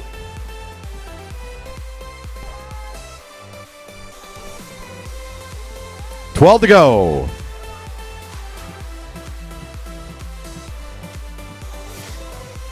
The toughest rider here tonight, Harrison Devine.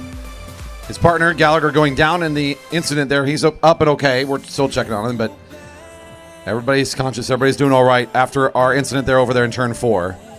Now, he's riding out there without a teammate, as Amara mentioned. Team 1 by himself, Harrison Devine now. 11 to go. Bell's ringing. First Center Bank leading the sprint and about doing an exchange in the turn, as is Pink and Green. All of your top 3 teams right here in this mess. That was a nice exchange of speed to watch from over here as all the teams almost at the same time toss in their partner amidst that sprint. Team Pink trying to pick up good points here. It'll be First Internet Bank for 5. Pink team 3. 2 points to the Green Greg's team. And the Cheney Windows and Doors squad picks up 1.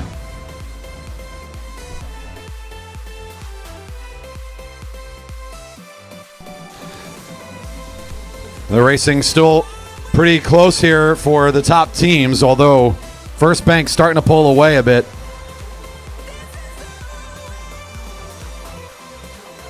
With 39 now, the next closest team with 28, Green Greg's. Pink with 19.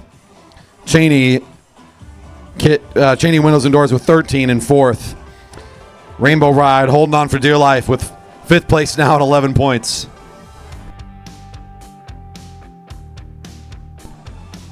Two sprints remain. 8 to go.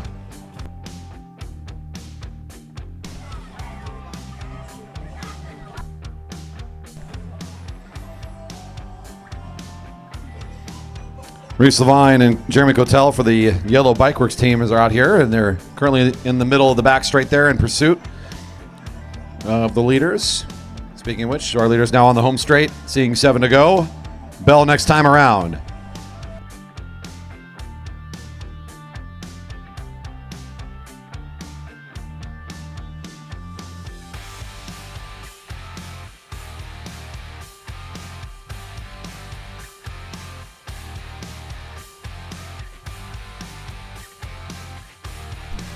Cheney Windows and Doors comes to the front of the group. Bell about to ring.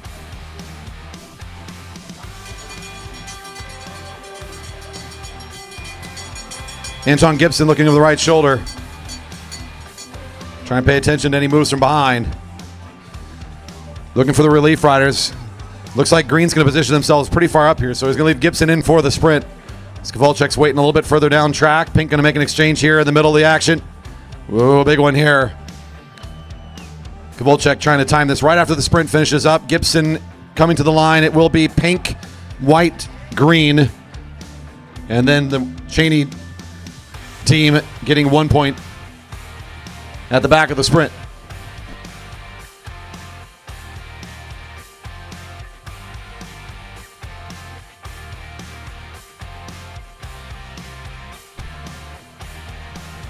Aaron Beebe and Kyle Perry adding to their impressive lead.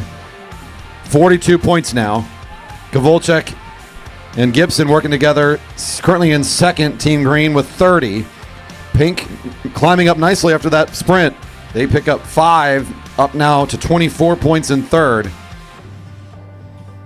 Brewer and Watkins have 14 now in fourth. And it's no surprise, Team 1's having a hard time without having a partner out there, so Divine has fallen off the lead group. Team White's trying to pull away again. Kovalchuk brings in his partner, hoping he can close the gap down quickly, not let First Internet Bank get away here. But about to be fresh legs for them too. Expect them to go right on the aggression once again. But green is right there.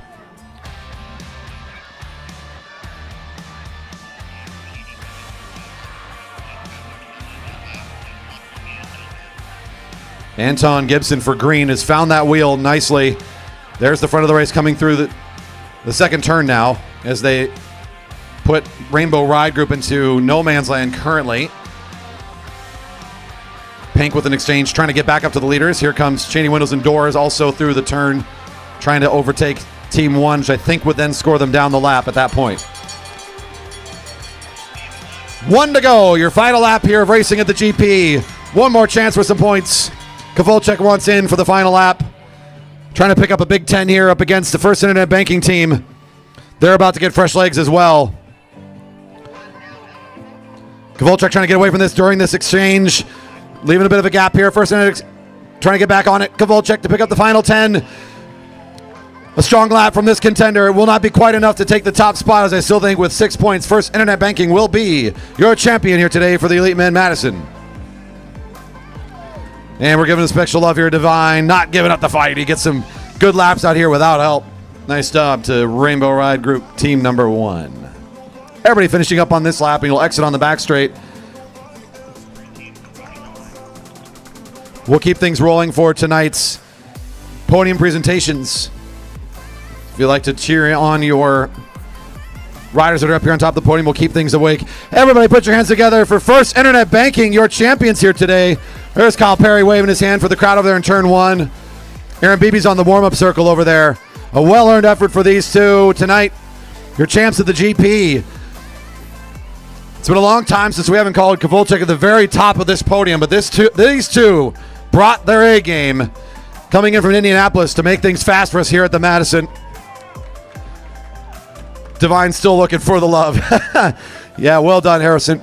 Great race. Team Pink having a great showing here, ending up in 3rd place overall. Well done from everybody here at our Velodrome. Podiums to come up shortly. I will give our official sign-off now, however, even though we'll keep the stream running, as I want to give our thank yous and get a few more words out here. First of all, a big thanks to everybody that came out to support us today. Still a good crowd for a Saturday night. Hey, there's one more time our friends from First Internet Bank right here. There you go. Your champions in the Madison together on the track here. They got to take opportunity of the time here to get celebrated.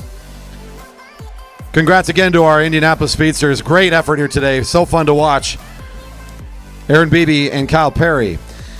First of all, if you're still here at the Velodrome with us, we take our hats off to you, fans, for being with us all night. Thank you for helping make racing special for all of our racers here. By you being with us, it really makes this environment what it is. A big thank you to our staff and volunteers that are here. My thanks to the production crew up here on the deck with me and out there running all of our cameras to keep the live stream up and rolling. Thanks to the live audience out there as well on YouTube. Make sure you hit that thumbs up and subscribe before you leave today. Would appreciate your help and support, of course. Thank you to our great staff here, our great official team. Our officials did a fantastic job this whole weekend, keeping things really well run. Thank you for helping us so much behind the scenes. Thanks to race and program director Amara for once again being our host and the master of ceremonies here for this thing. We're going to be celebrating her a little bit later on, don't you worry. And once again, thank you to all of our fantastic athletes for so many great laps of racing here over the weekend. Podiums to start shortly. I'll go down the infield, but until then, thanks for all the great racing. We can't wait to host you for more great racing action later here at the Jerry Baker Memorial Velodrome.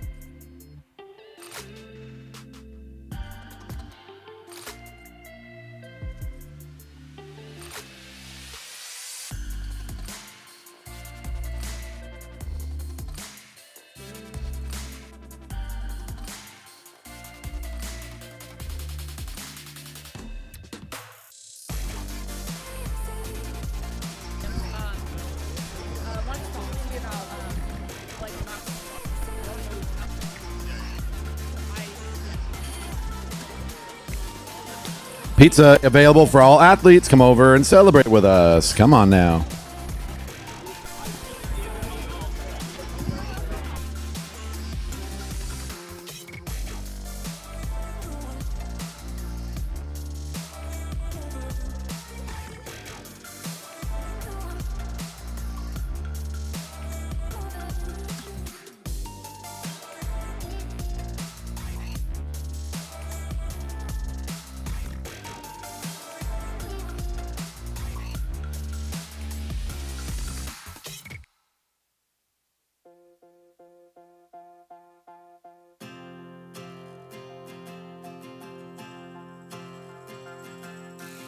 This is the hour, the darkest place.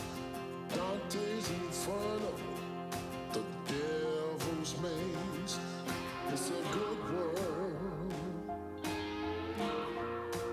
good world gone bad.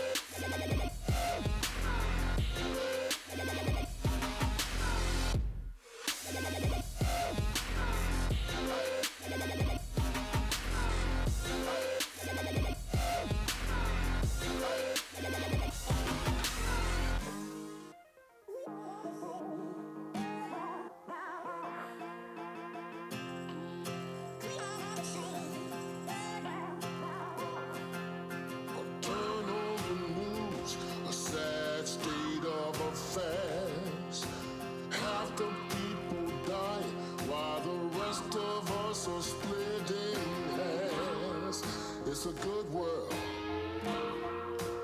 Good world gone bad.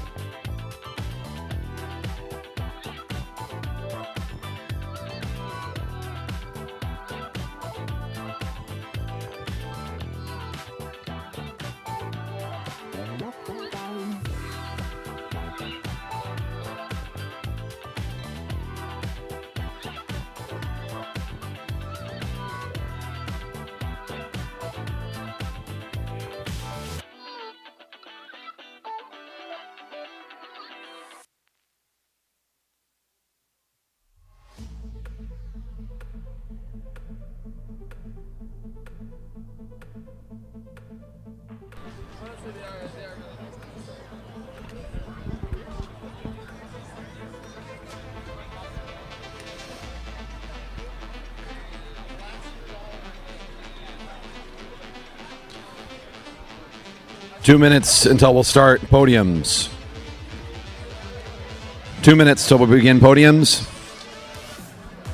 We will start at the top of the program and work our way down in order. At the end, we will do our omniums. So the overall winners at the end after we got through all the individual races.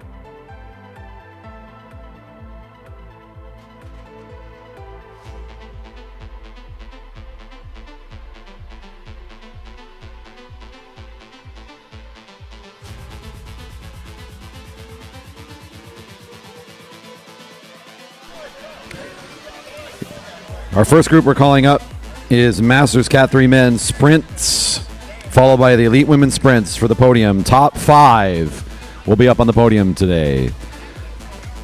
We're calling Masters Cat 3 Men Top 5 Sprinters and the Elite Women Top 5 Sprinters for their podiums.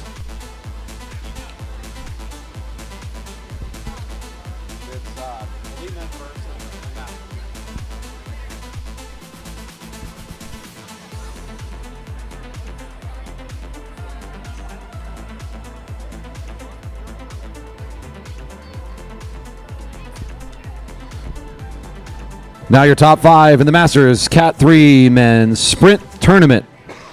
In 5th place, Andy Baker.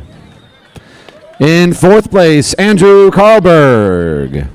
In 3rd place, Brent Berg. In 2nd place, Alex Siegel.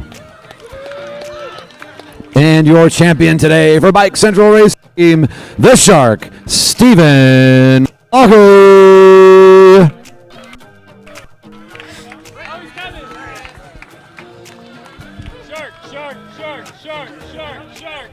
Shark. No, come on. I got you, Shark. Don't worry.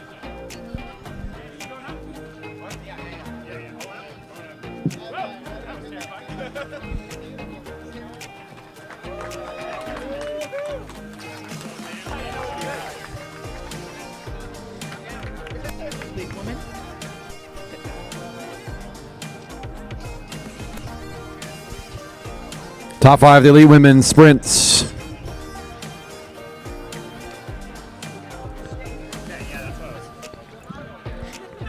In 5th place, Jacqueline Wunro. In 4th place, Tendo Mukahanana. In 3rd place, Diane Snoblin. In 2nd place, Lizanne Wilmot. And your champion for the Elite Women's Sprint Tournament for Star Track Racing, Olivia Ray.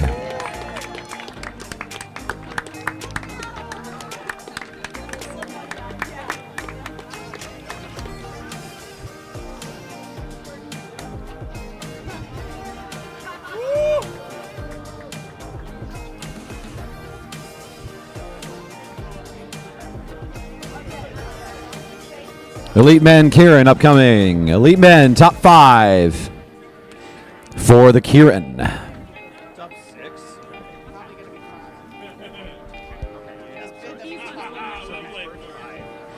I'll just lay in the front. I think it's. Yourself. Yeah.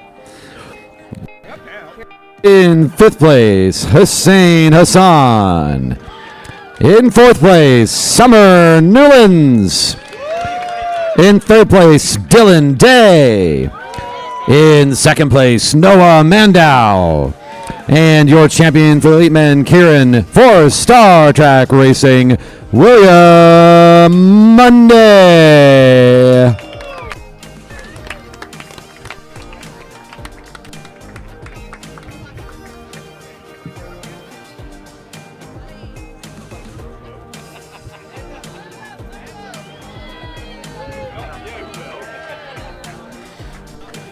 Masters Cat 3 Men Elimination coming up next. Your top 5. Masters Cat 3 Men Elimination top 5. So they're going to hand them out. They're going to shake, make a big deal about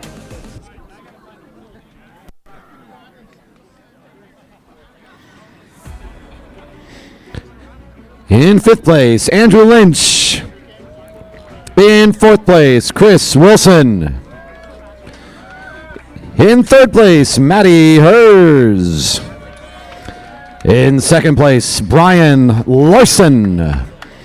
And your champion for today's Master Cat 3 Men Elimination Race for Creative Blue Race Team, Jeremy Cattell.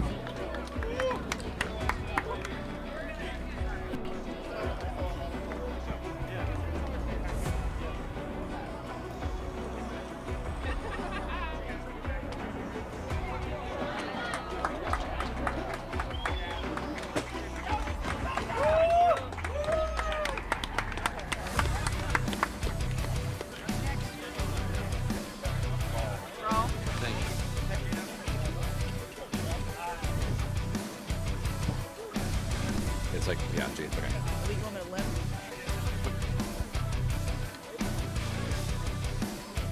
What's next to crawl? Top 3 for the crawl are next. Top 3 for the crawl.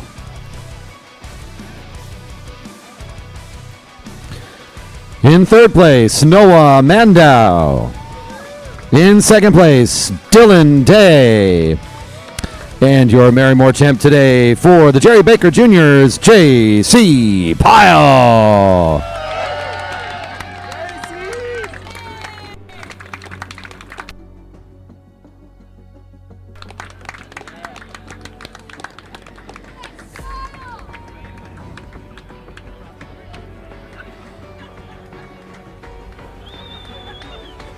Mouthful of pizza and everything. Elite Women.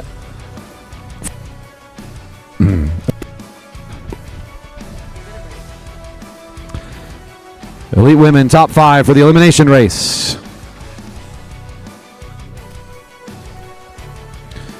In fifth place, Morgan Stern. In fourth, Alexi Snover. In third place, Jenna Lingwood. In second place, Joanne Kazanowski.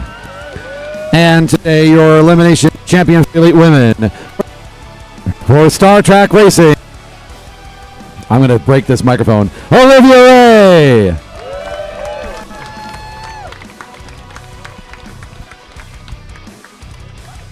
the people gathered up.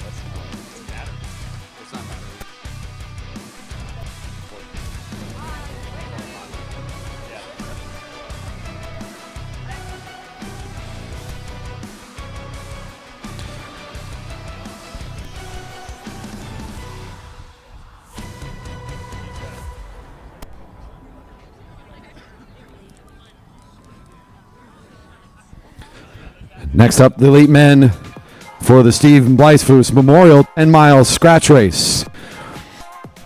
Tonight we are joined by the children of Steve Blythefoos here to present the preems and prize money to the racers in this race.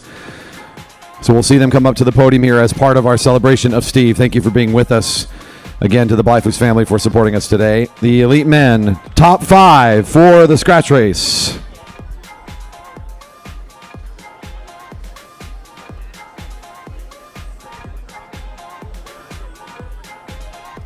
In fifth place, Justin Pack.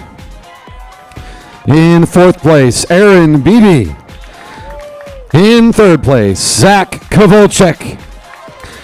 In second place, Merrick Gallagher. And in first place for the Cheney Windows and Doors race team, record-breaking pace today, Daniel Brewer.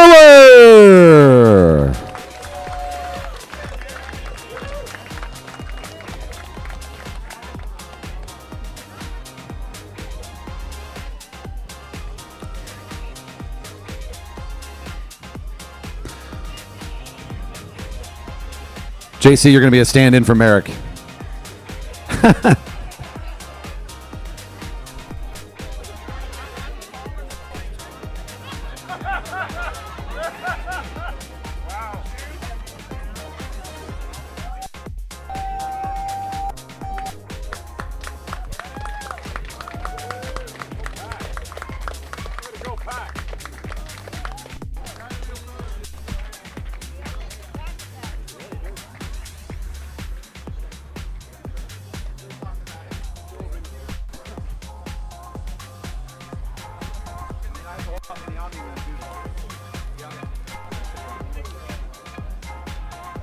And now for the Steve Blyfuss Memorial 5-mile scratch race for the Masters Cat 3 men.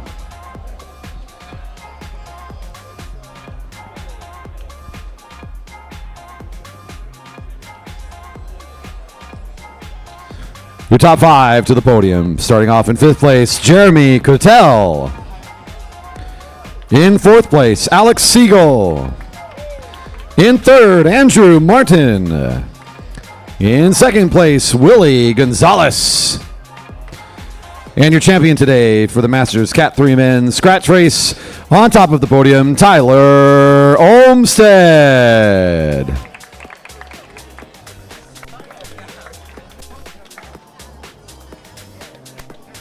We even warned them that's coming. I don't know what to do.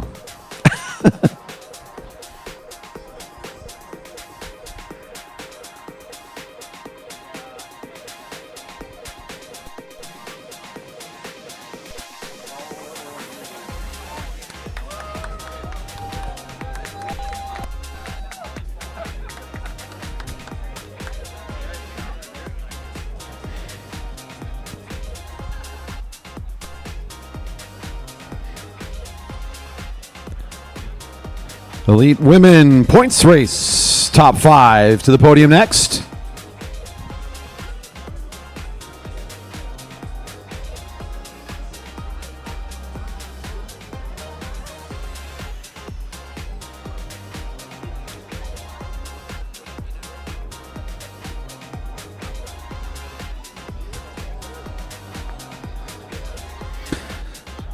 For Elite Women Points Race, in 5th place, Lauren Fridman.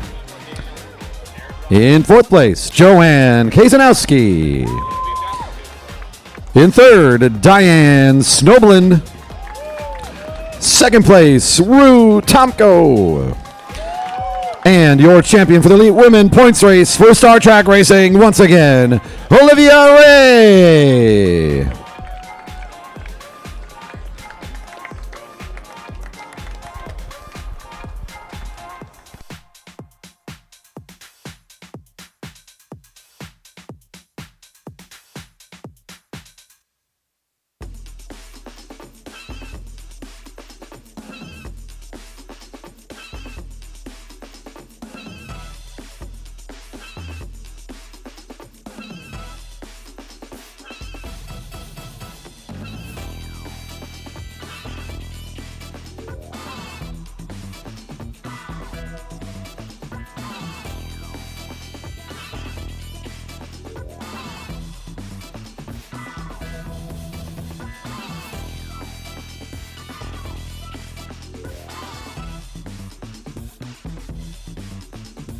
Elite Men for the Madison coming up next.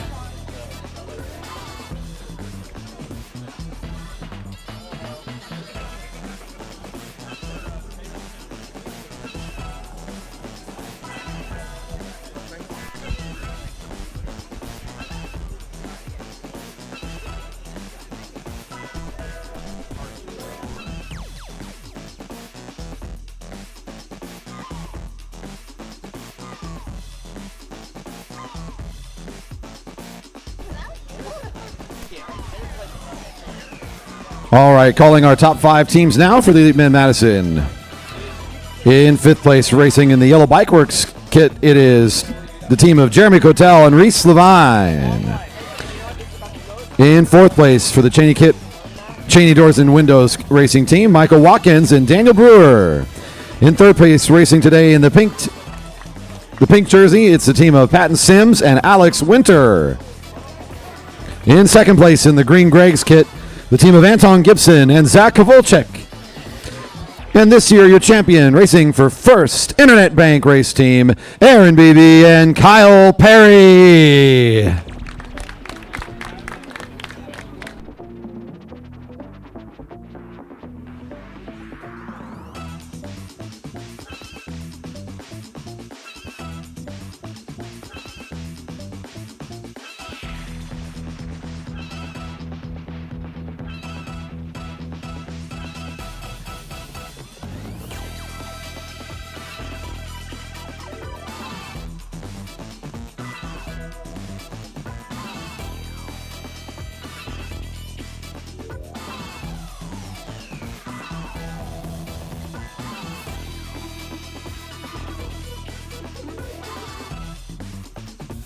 Masters and Cat 3 men, Omnium, the overall best rider for our weekend. We're going to be bringing up 3 riders.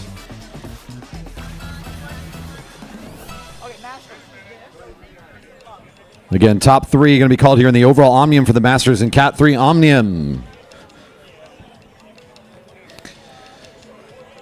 Your overall top 3 best riders of the weekend. In third place for Waterline Racing, Alex Siegel. In second place for 10 Speed Hero, Andrew Martin. And your overall best rider of the weekend for Cycle Meisters Bow Cycle Race Team, Willie Gonzalez.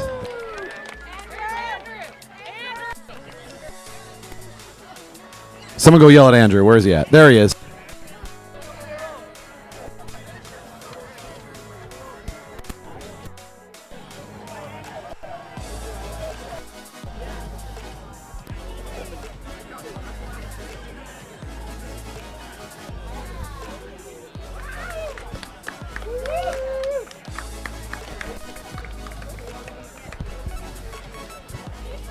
We'll do the Sprint Omniums next. Elite Men Sprint Omnium, top 3.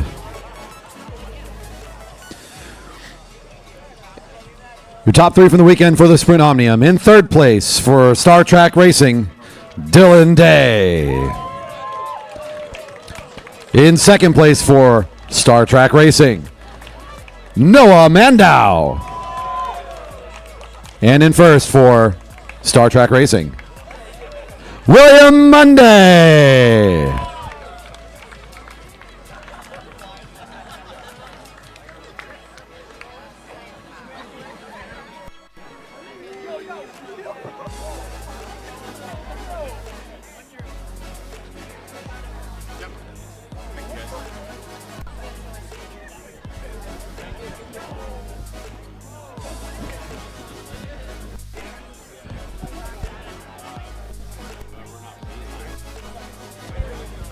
Elite Women Sprint Omnium, top 3 to the podium. Over the weekend, your top 3 for the Elite Women in the Sprint Omnium. In third place, Burnaby Velodrome Club's Diane Stoblin.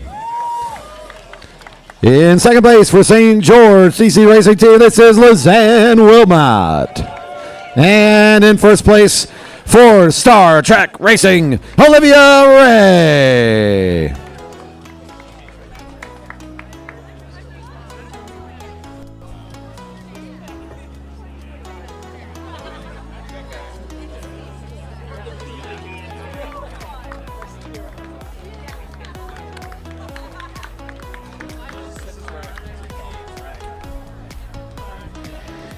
We're going to need JC again here in a bit, I think.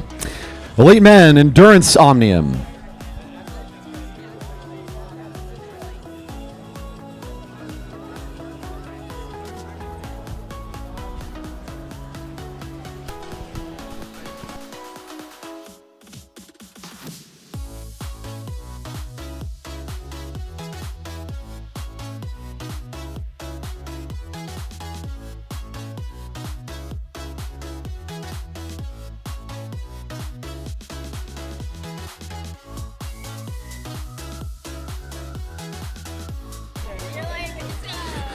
Top 3 for the weekend in the endurance events for the Elite Men.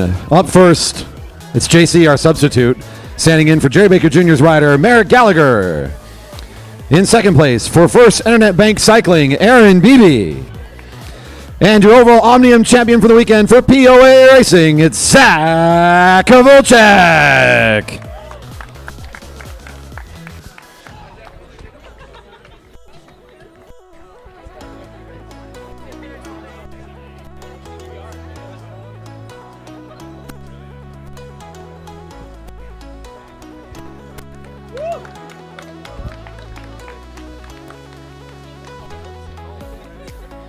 Top 3 for the Elite Women for the Endurance Omnium, now to the podium.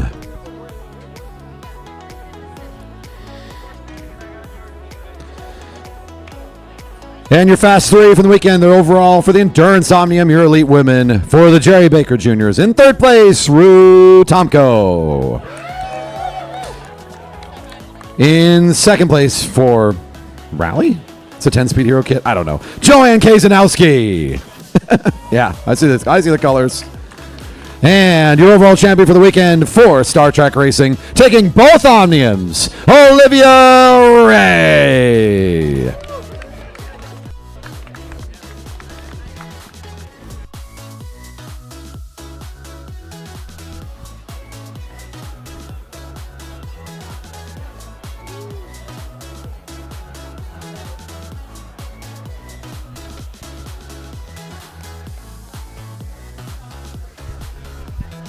Thanks, everybody. That's our last bit of, I think, my last bit of presentations for the evening. So I'm going to celebrate with the rest of you. Thank you for coming out here to join us, part of the GP. You all make this whole thing so special. Appreciate all the athletes for the great racing. Very fun to be with you for this event. Safe travels back home. Hopefully you can make it for more racing here with us in future years. Signing off.